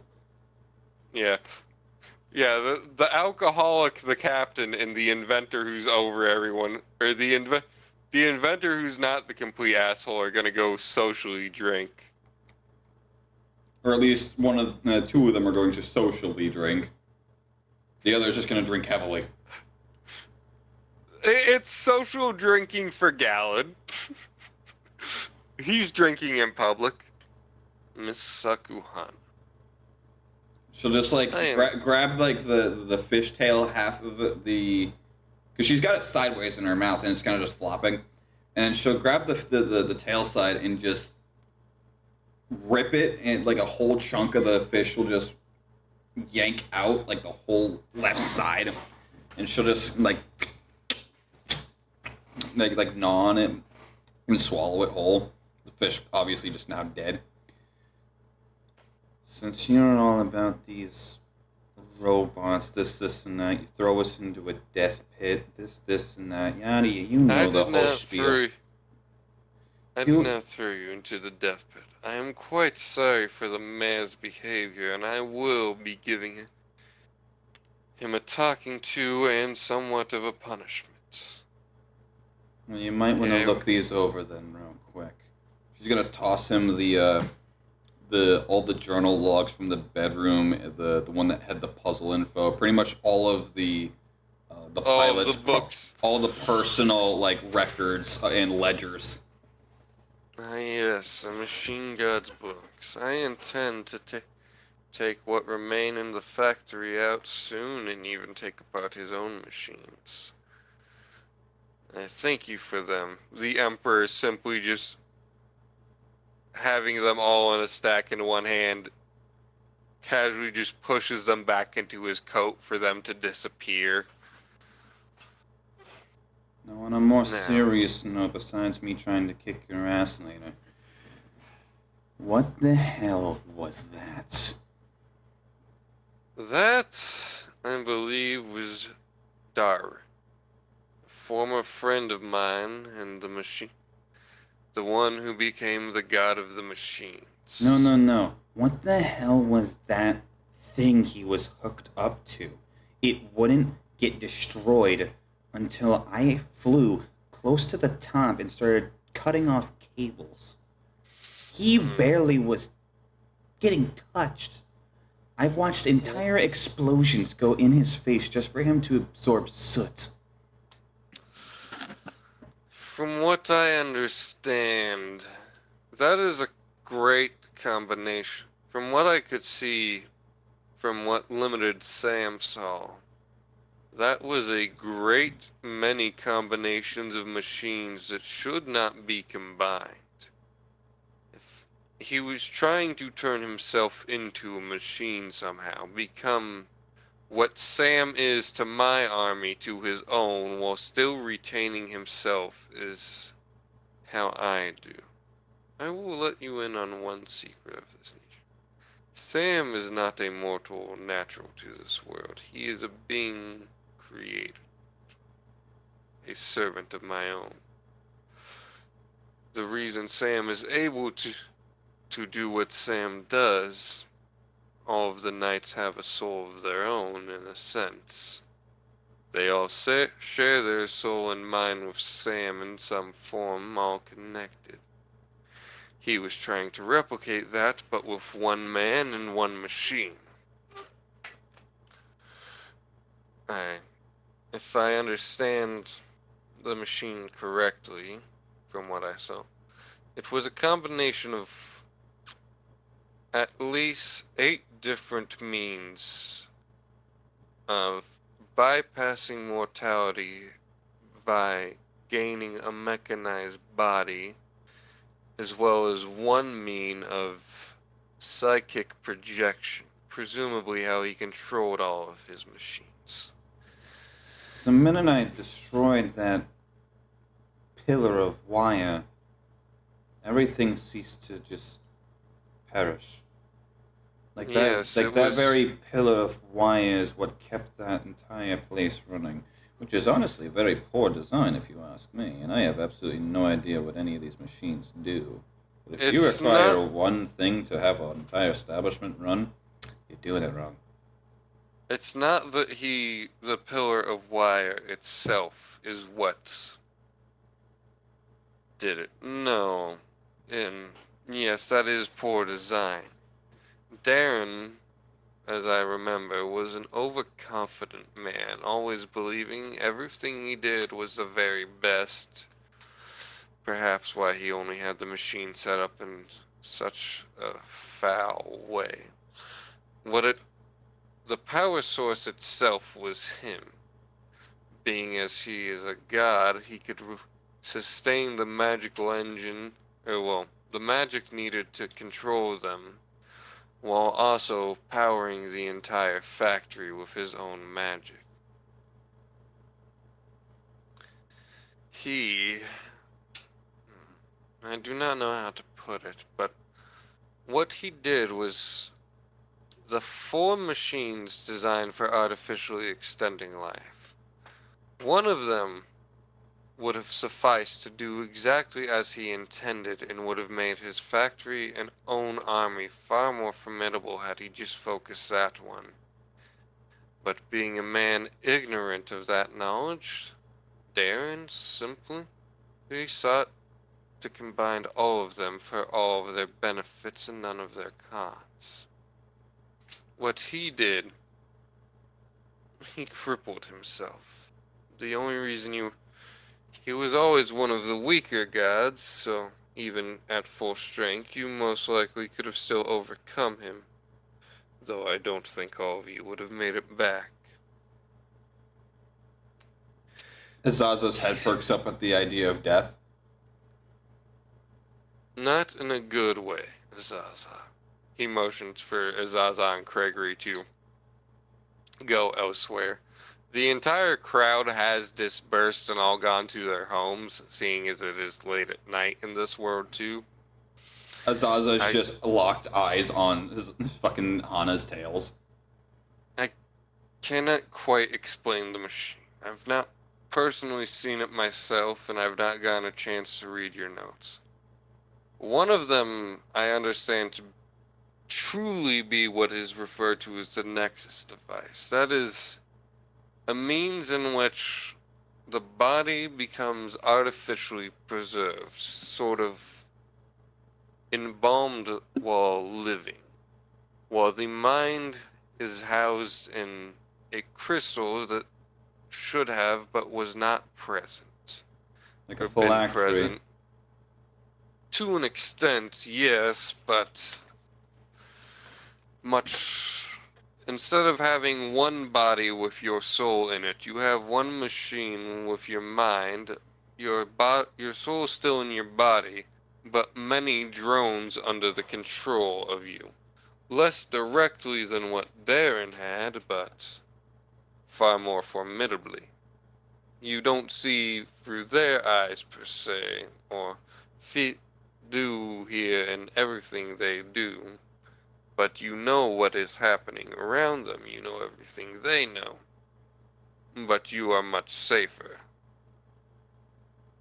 It just sounds like a lich with extra steps. To an extent, yes. It's those who like to create machines and pursue certain sciences always do like to outdo magic or prove how they can make it useless. I think they need to accept that both exist and both have their own uses. I do have my man, Sam, getting ready a vessel to get you to wherever you need to go when you are ready and when it is ready. It should only take a few days to have it over here and docked in our Fat City. I only wish heroes like you could have arrived sooner. Perhaps Darren would not have taken so many innocent lives. But for taking over 200,000 lives, I'm going to have to put my foot down at what the gods are doing. They had once been peaceful about it, and not try to kill my people in genocide. But having seen that Darren's factory truly does exist, and knowing that you all are the ones who sent him to the grave, the gods cannot retaliate against me directly yet, for I have not killed a god. I intend not to. I intend to take their nations using the mechanical soldiers of my own to storm the palaces and fortresses without being able to be injured by mortals. The gods would have to try and intervene to them, and I told the gods I will not attack them unless they attack me. They attack my army, then they will have me to deal with. But as long as they stay out of my way, all that will happen will be the dismantling of their power structure. The time for a pantheon, I believe, now obsolete.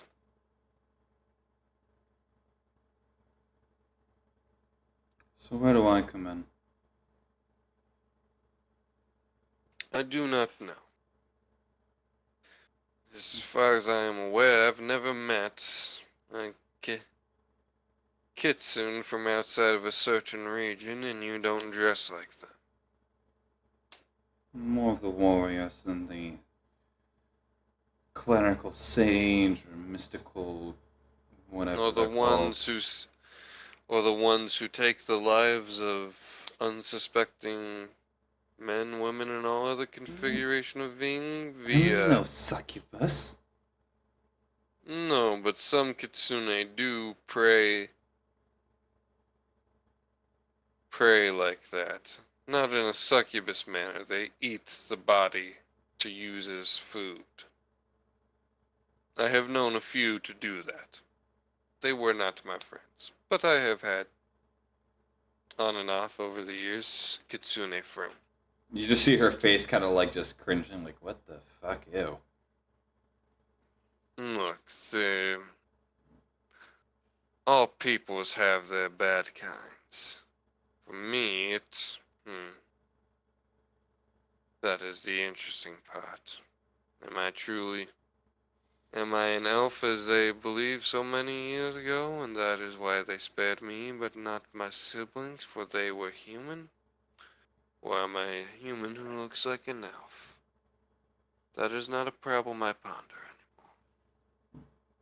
anymore. I'd consider no one to be my people. The only bad of my people is me, the malice that festers deep within my heart from eons ago. But that loyalty relies your on problem. scales. Relies on scales of what? As you clearly know, I was raised with, beside, and for dragons. Oh, you mean the scales of dragons, yes. I have no intention of harming any of them. Most of them they have not forgotten who I am, usually. They try to stay out of my way, and I try to stay out of theirs. I let them have their territories and their worshippers, and they let me have mine.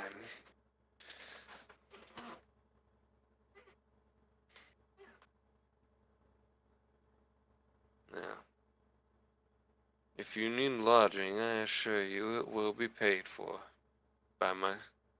from the royal treasury.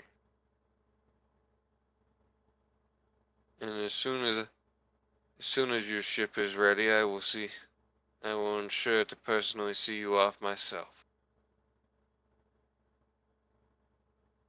If there's anything else I can do for you besides the ship, please do not hesitate to ask now. What's my next assignment? You clearly need me. I can do things none of your men can do on the triple. Well... And I think I'm the only one who's got the balls big enough to try to take you on. And Zaza just whips his head around like, don't you fucking dare! If you want to take on the man who has forged an empire that makes even the gods quake in their boots, you are welcome. But to the far north, I have a problem of a cultist. I think her name is Lavinia or something. She seeks to bring about a cult. Bring about some form of elder being into this world, and that I detest more than gods themselves. And they are the only beings I detest more than gods.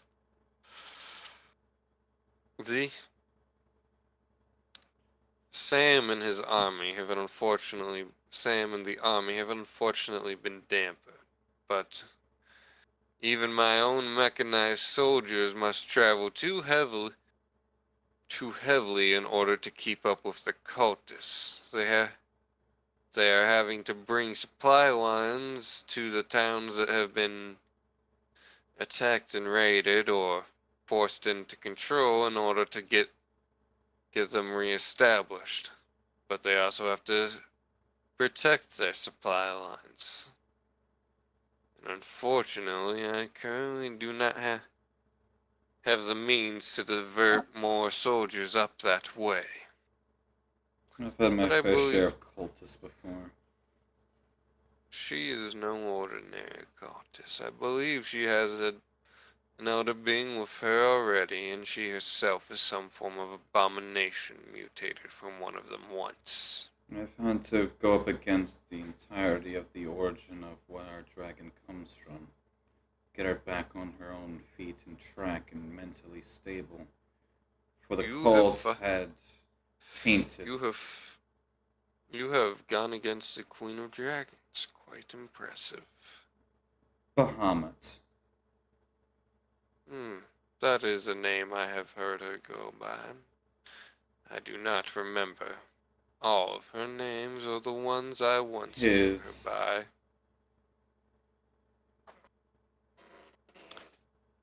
If you're referring to Mornikin, she's doing well. Bahamut, however, was the one who was brainwashed to the point of wishing to see ceasing of aggressions. Wiping the slate clean and refreshing it with his own image. But then again, not his image. The cult's. Yes. I can assure you, I could supply you with some men of more worldly standing, women too as well, it doesn't matter. But they would be able to keep up with you. I don't have many who I allow to actually fight due to the dangers of it. But there are some whose their skills are too valuable to suppress.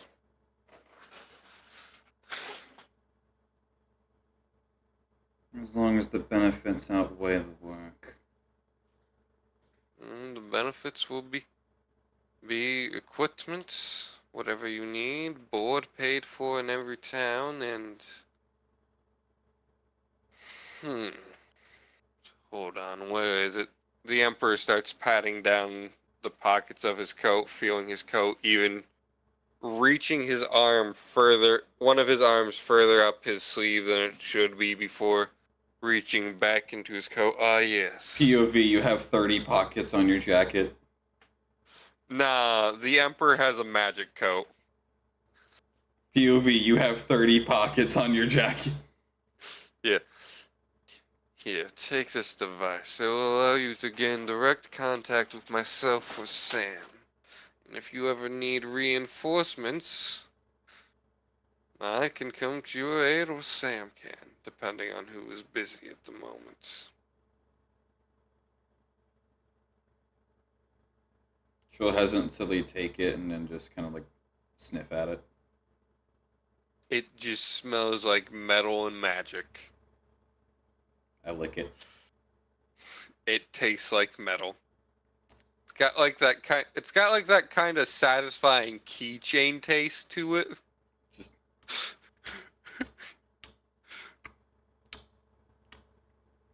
What is that? That's right.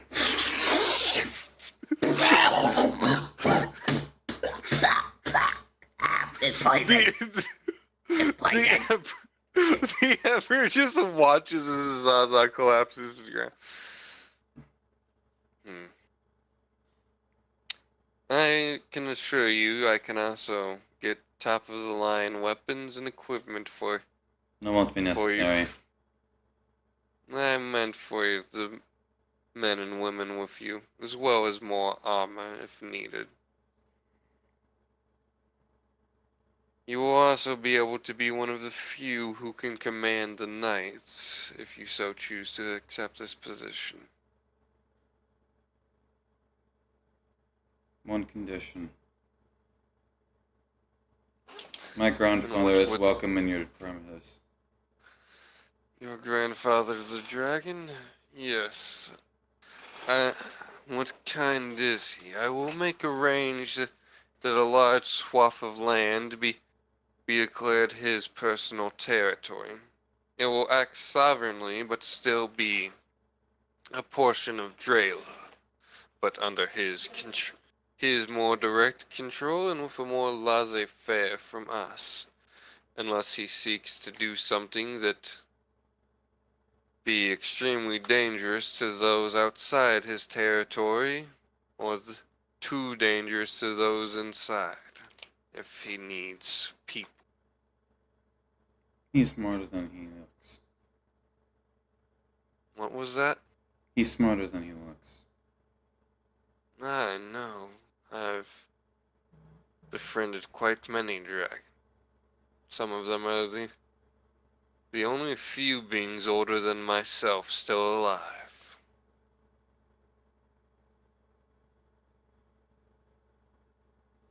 But, what form of climate and territory does he prefer? The Emperor simply pulls out Underwater. a mat underwater. I can provide in a vast lake that itself has no nearby towns or villages to disturb you or any peoples he would bring, or even a clan of dragons. He's cousins with the... How do you put them? Leviathans? Ah, yes. I have conversated with a few Leviathans once. I much prefer the dragons to them. Cousins even. Somehow the Leviathans are more stuck up and far more rude. But most dragons, I find, tend to be good company when your feelings about life are as interesting as theirs, no matter what way you slice it.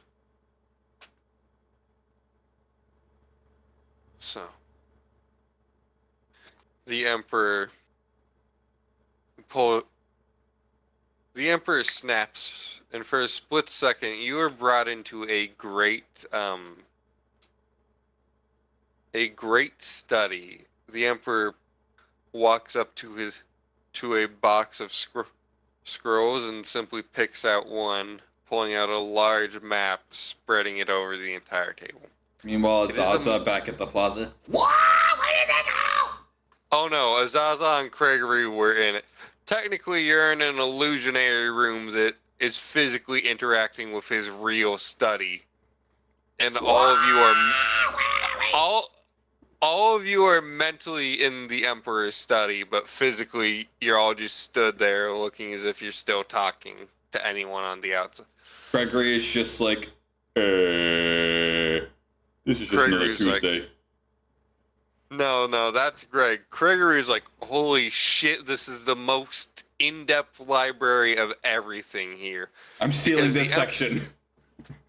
The Emperor has every book that has ever been written and publicly published, and every language it has ever been published in. Hey, there's my book. Every variant. Wait a minute, Adventures Within, huh? That's not written yet.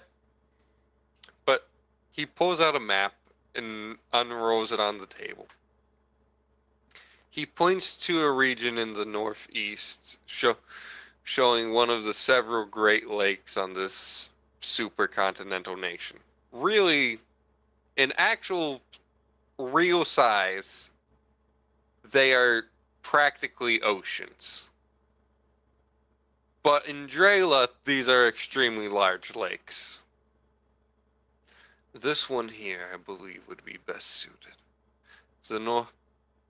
The very northeastern of it is steep mountains, making it quite the formidable ingress from the shore. Sheer cliff faces on some of them. No, this Lavinia you speak of, where's she in correlation? She is here to the far northwest. Zaza will look at where he's pointing. Wait. Points to a random spot. This is where my swamp was. Yes, that was indeed. This bitch is taking over Zaza's swamp.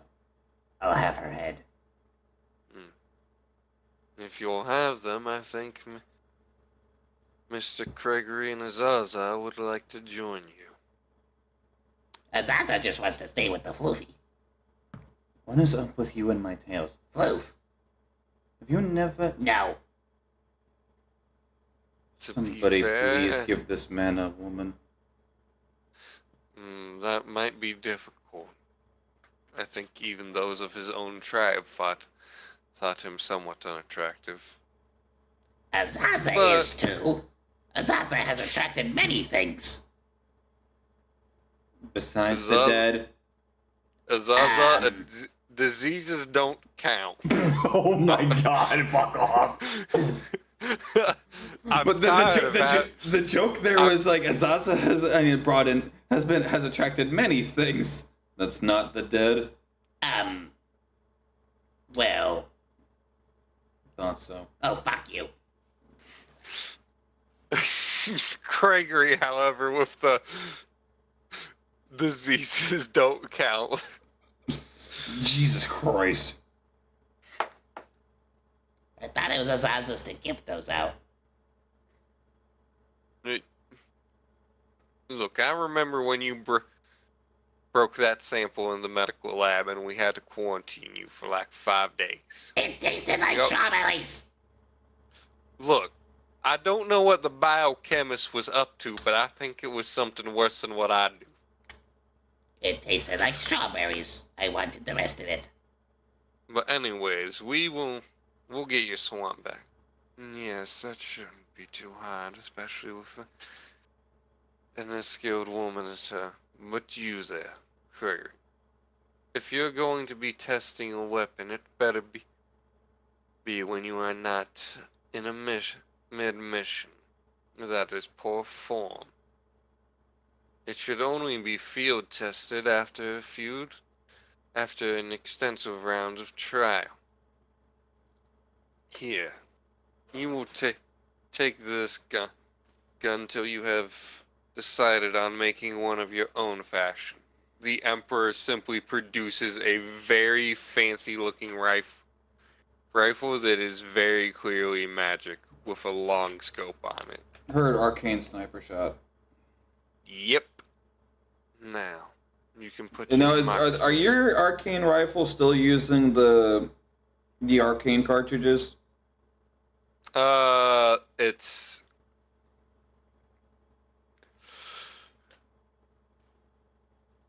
Maybe.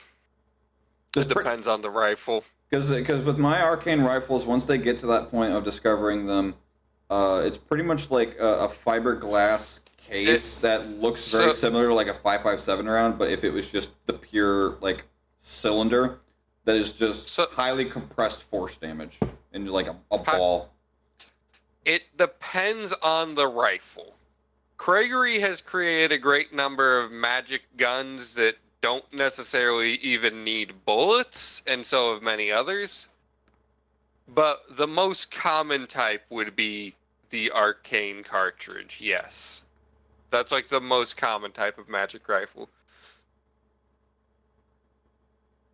Or even just pistol. Now, I should transport us back to Draylon and let the three of you get rest. You will have to begin heading out in the morning. Sam will meet you with the details of where you'll be going to gather your crew. We will supply vehicles to aid in expediting all of your transportation. And we will try to have those who will be joining up with you be put into either your direct path or sent to where you all should be going. It should be a force of between 10 and 20, given all accept. Does that sound good to you? Like I said, as long as the benefits outweigh the costs. The benefits, I would say, already do. Quite the fine lake and quite the large swath of land. An autonomy in a nation that's quite well known for being in my iron grasp. The Emperor raises his right hand to show that it is quite literally mechanical.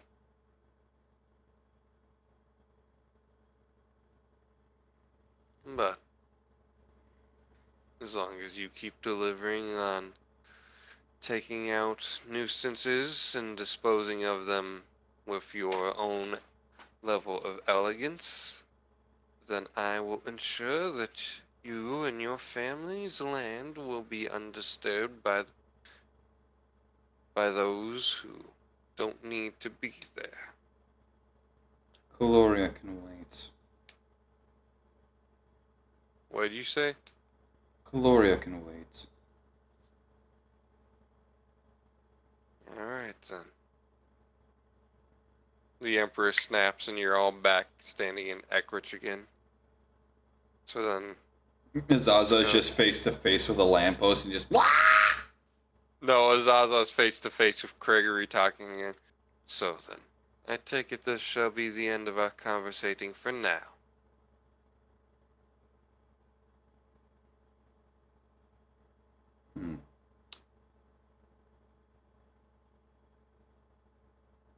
Is there something else you needed? Obviously, very playfully, he's just gonna just slug his shoulder. You gotta kick your ass. And just kind of walk off this direction. The Emperor quickly whizzes by her, flying into the mayor's office before... Just through the wall, just creating a crater, and just boom! No, he flies in through the door, knowing that the mayor will always be there. If you were to go and look, though, the Emperor and the mayor would not be in his... Open the damn door! Make me, fat ass! the Emperor... Nah, man, the Emperor would just teleport in. All you hear is just screaming and explosions. Anyways, if she were to go check for the mayor and the Emperor, she would just find a stunned Lucy in the mayor's office and the mayor's paperwork half finished. The mayor and the Emperor have gone to kick ass, or to get... The Emperor has gone to kick the mayor's ass. Because that is not what the mayor or the Emperor would have wanted the mayor to do. Just to let you know. That was him acting all on his own, sending you there. He saw, as he viewed it, lives the Emperor might deem expendable. And although the Emperor is slowly losing his grasp on reality, he still has enough of it to tell that he knows he definitely still cares about the lives of the innocent, because that's what his wife, daughter, and other families he's had would have. But did you see this? See that the Emperor was gonna become, or was gonna be Victor, or was that a good plot point? Oh, I had no fucking clue. I had no idea. I don't even think I remember who Victor was until you said it, and it's like, wait, is this the motherfucker? That is Victoria and Greg's umpteen times great-grandfather, and the man who currently has what would be the equivalent of the main story party in the entire Grimbard family frozen in time. With the exception of one. Because he's frozen in another plane. Oh, no, because they were the only person who happened to be literally just outside the borders of the land region and have now gone and attempted to get themselves killed because they believed their entire friends and family were erased. Not gonna lie, part of me was about this close of hoping we would have a Goku and Vegeta level of a fight. Literally, the Emperor would have one-tapped her. Not even gonna lie. Well, that's not very exciting. No, but he is literally the strongest living being in my universe currently. And the reason I specify strongest living, the Celestials are not classified as living in any normal circumstance. I wasn't saying that he had to lose. I'm just saying at least make it a decent fight. Look, if you're gonna challenge the Emperor to a fight in such a stupid fashion, he's not gonna hold back. He's gonna obliterate your ass, then resurrect you from the grave and be real smug about it. Because I've told you the reason why he's called Victor, right? Not off the top of my head. If you have, I don't remember. Well, 2 reasons. One Dr. Victor Frankenstein and one Dr. Victor Fries. Or Freeze, depending on which version of Batman it is. Freeze properly. No, so Mr. Freeze. Yeah, he is named after Mr. Freeze and Dr. Victor Frankenstein. Because he has an obsession with resurrecting people, creating life. People who he can't figure out how to resurrect because he can't find components needed to, i.e. their souls, because none of the people who he thinks are dead are actually dead. Because in my universe, his first daughter, Lilith, she, upon death, becomes a light goddess. She's like the second highest light goddess. Not the, but if the died, she'd become the. His wife is actually the goddess of the orcs. And she was before they even knew she was.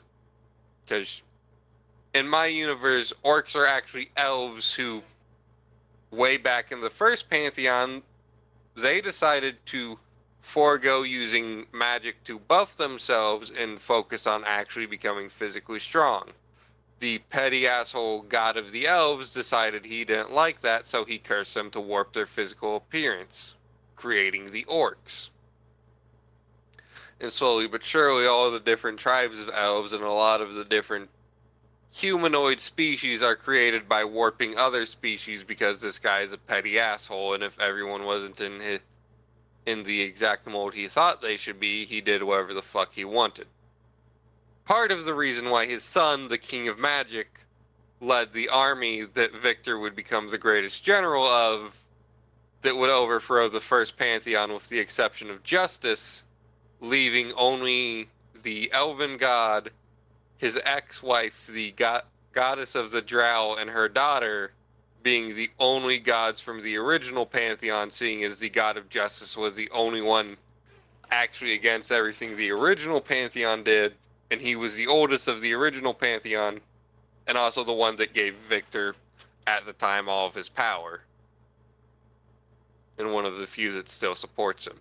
Because that is Grug, who, via time travel shenanigans, after dying and becoming the god of justice, gets sent back by the current god of time to go always have been the first god of justice. And later make the other 2 gods of justice the other 2 gods of justice.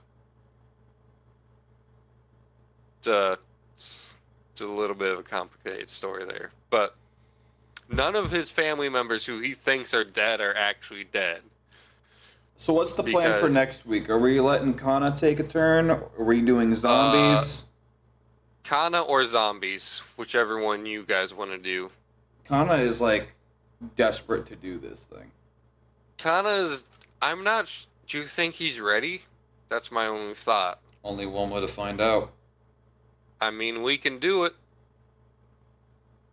I wasn't ready, and we still, I co-DM'd you because I figured you at least had a little bit of a common sense on how to go about it.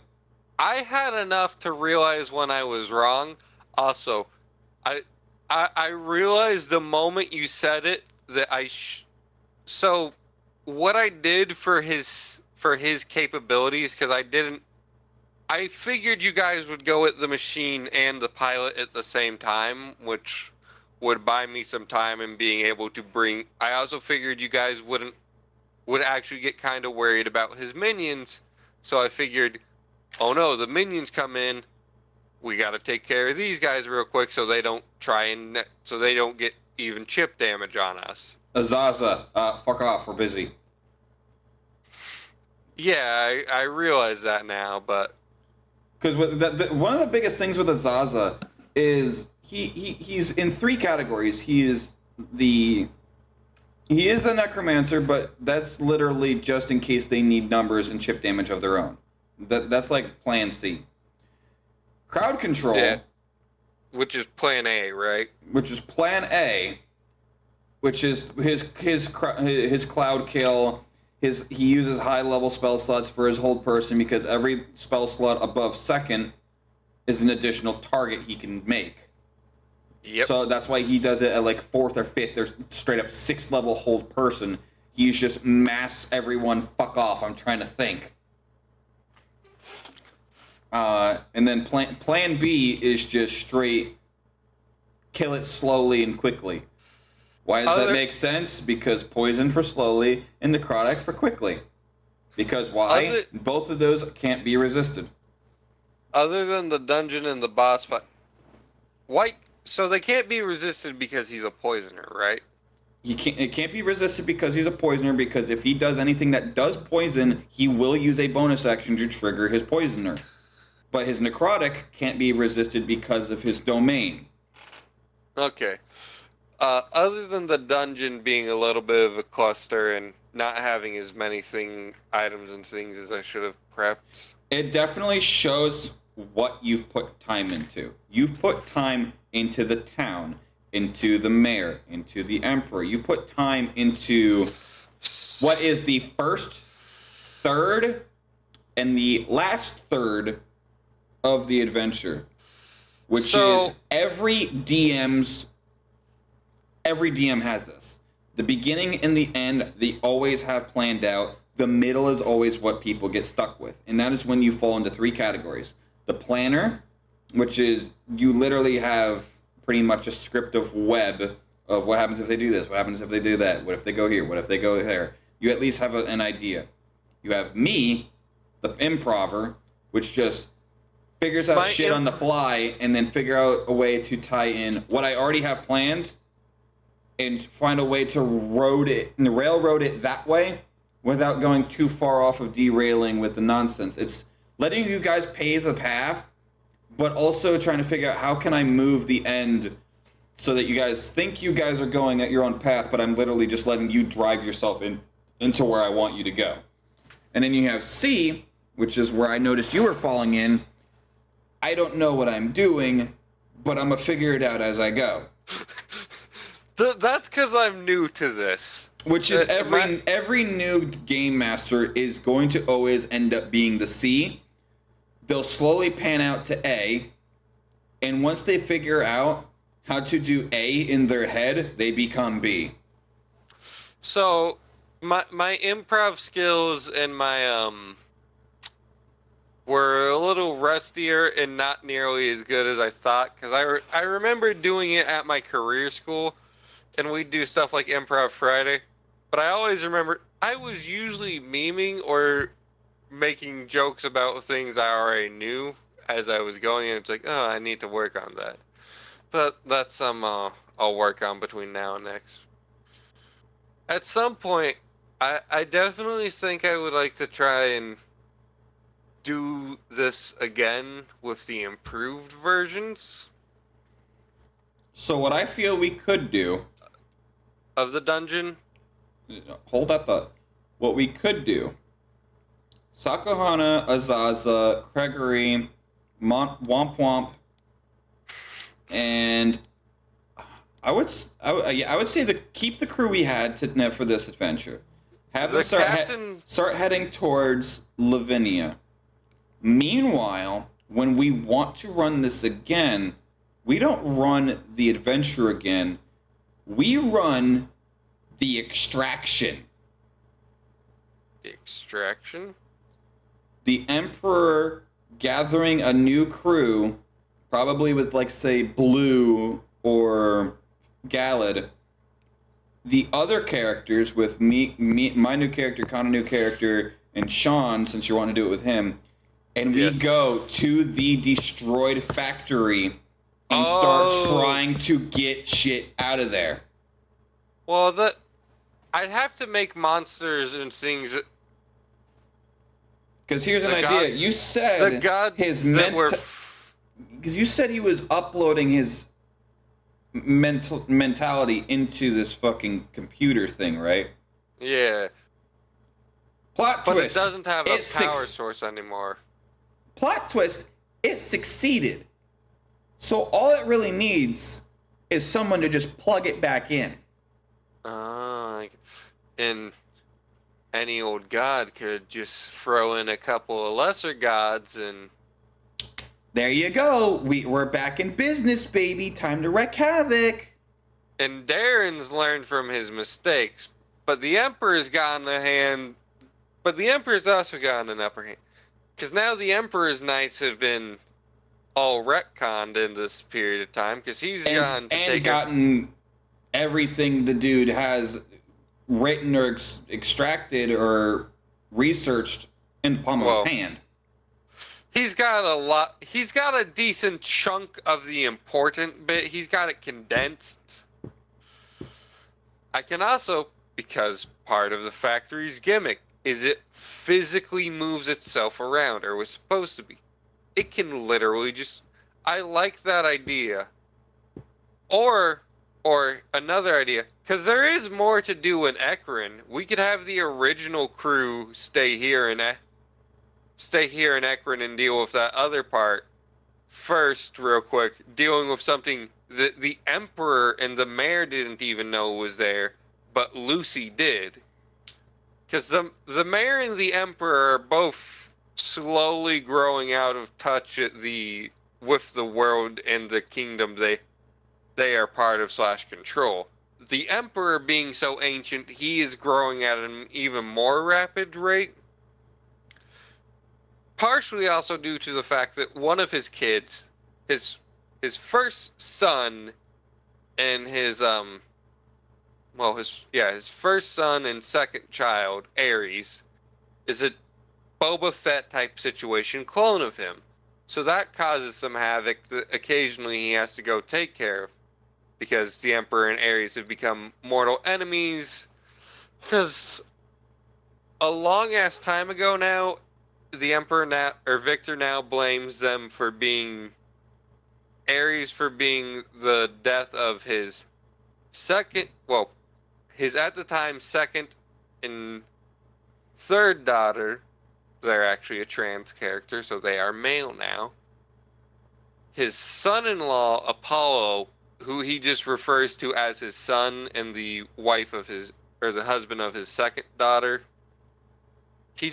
Because he's so old, it's just casual to be like, yeah, this is my son, because that's how everyone viewed it. You are part of the family, you're my son. You're not genetically my kid. No one's doing that except for the fucking very elite, and even then we're like... like Sakahana and her grandpa.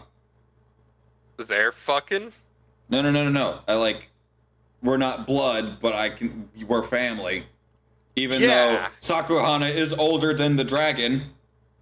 Or like Victor and his brother, who are not biologically related. Because since the veil's now been lifted, the only being that could exit and enter, now no longer just being Victor, I might actually have some of Victor's extended family show up, because the gods that are on his side are Kronos, the god of war. The 3 gods of justice, 2 of them begrudgingly, but also because Victor is an old friend, even though he doesn't recognize them anymore, and they recognize he's slowly losing his mind. They're still trying to save their friend / great uncle. And Cyrus, who's a muse, Maxwell, who's Octavius' grandfather. Yeah, I could literally just have the whole Drakenhay branch of the family just pop in. Although I think Maxwell's already in Drela, so I could just have the rest of the extended family pop in and just be like, motherfucker, what the hell are you doing? See, I already have an idea I know it's your campaign and your adventure, but Jesus Christ, I've already got ideas. So I'm getting an actual world map. So what I'm getting in my head is like a Resident Evil, like disc A and disc B kind of thing. Disc A is this crew doing what they just did, and then they come back. Now they're going to now do the Lavinia thing. Disc B is a new crew going back to that same dungeon and doing pretty much the cleanup and having to deal with him coming back.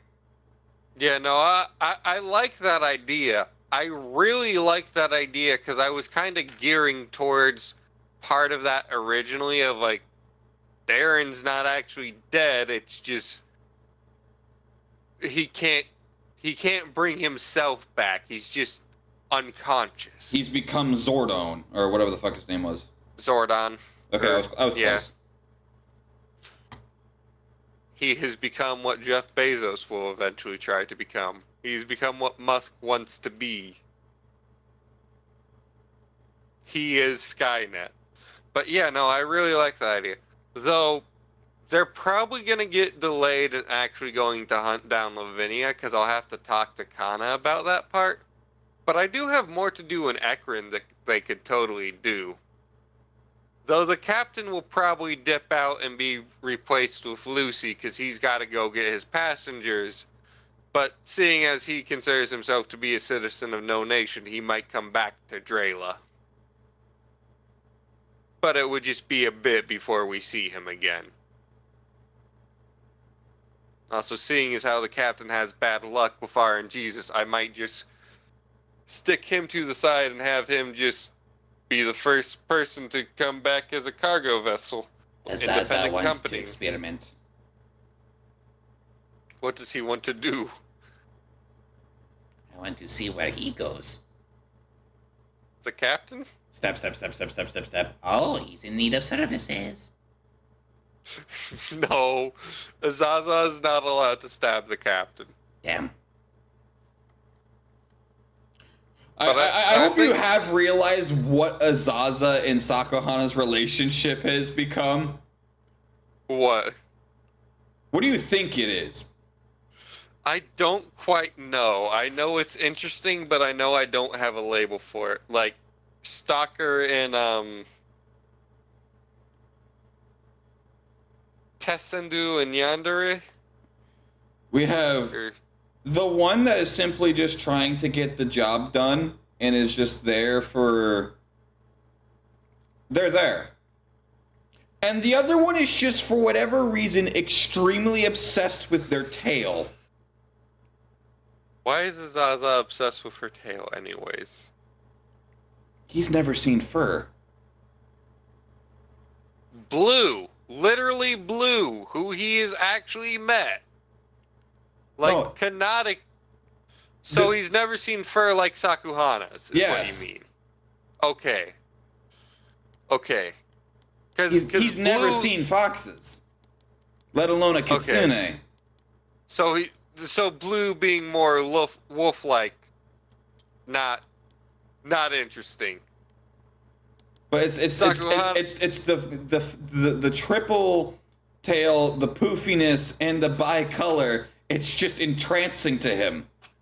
Mm-hmm. Also, he also sees massive pillow. Yeah. One thing I'm really disappointed about that you didn't get to.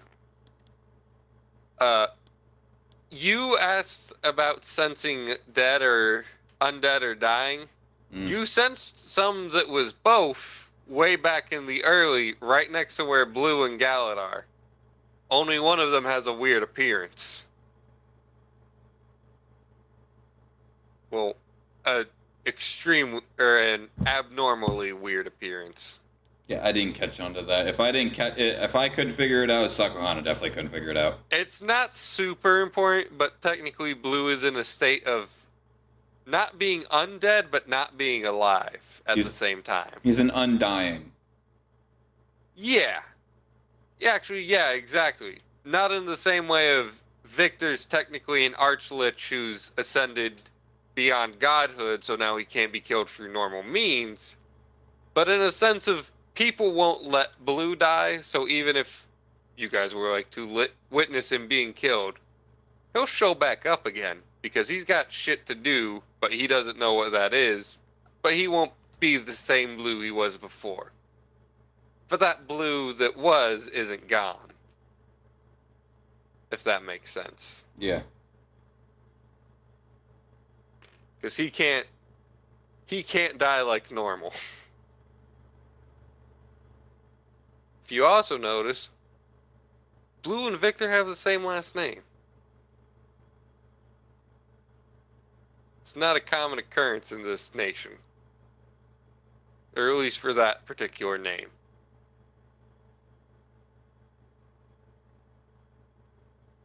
Anyways, we should both probably head to sleep even though neither of us have work tomorrow. It is 4 fucking a.m. And we're closing in at 8 hours on the stream. This is our longest stream and we've just been fucking talking. At least for the past 45 minutes. Yeah. Minus another 20 minutes for when the stream nearly died. Yeah. Our previous longest stream was the Jade Blade fight in which Jack and Armaze were forced to... Was it? Yes, that stream went on for 6 hours. And the only reason I said God damn is I looked at the time and it was getting close to 3:30, which is roughly around when that fight ended. And you, me, and Kana were the only ones there because Kana was so enticed to see what happened. You and me were going back and forth at each other with Jack Armaeus and Jade Blade all kicking each other's asses. A new plan, 648. That yep. Is that the Jade fight? Yeah, because a new plan is Jack realized he could fireball himself and get away with minimal damage. It's only 20 minutes longer than the chatter episode when you guys interacted with the chatters for the first time. Yeah, but that episode didn't actually go as late for some reason. We started earlier on that one somehow. Because I wasn't up till 3 a.m. for the Chatterer one. But anyways...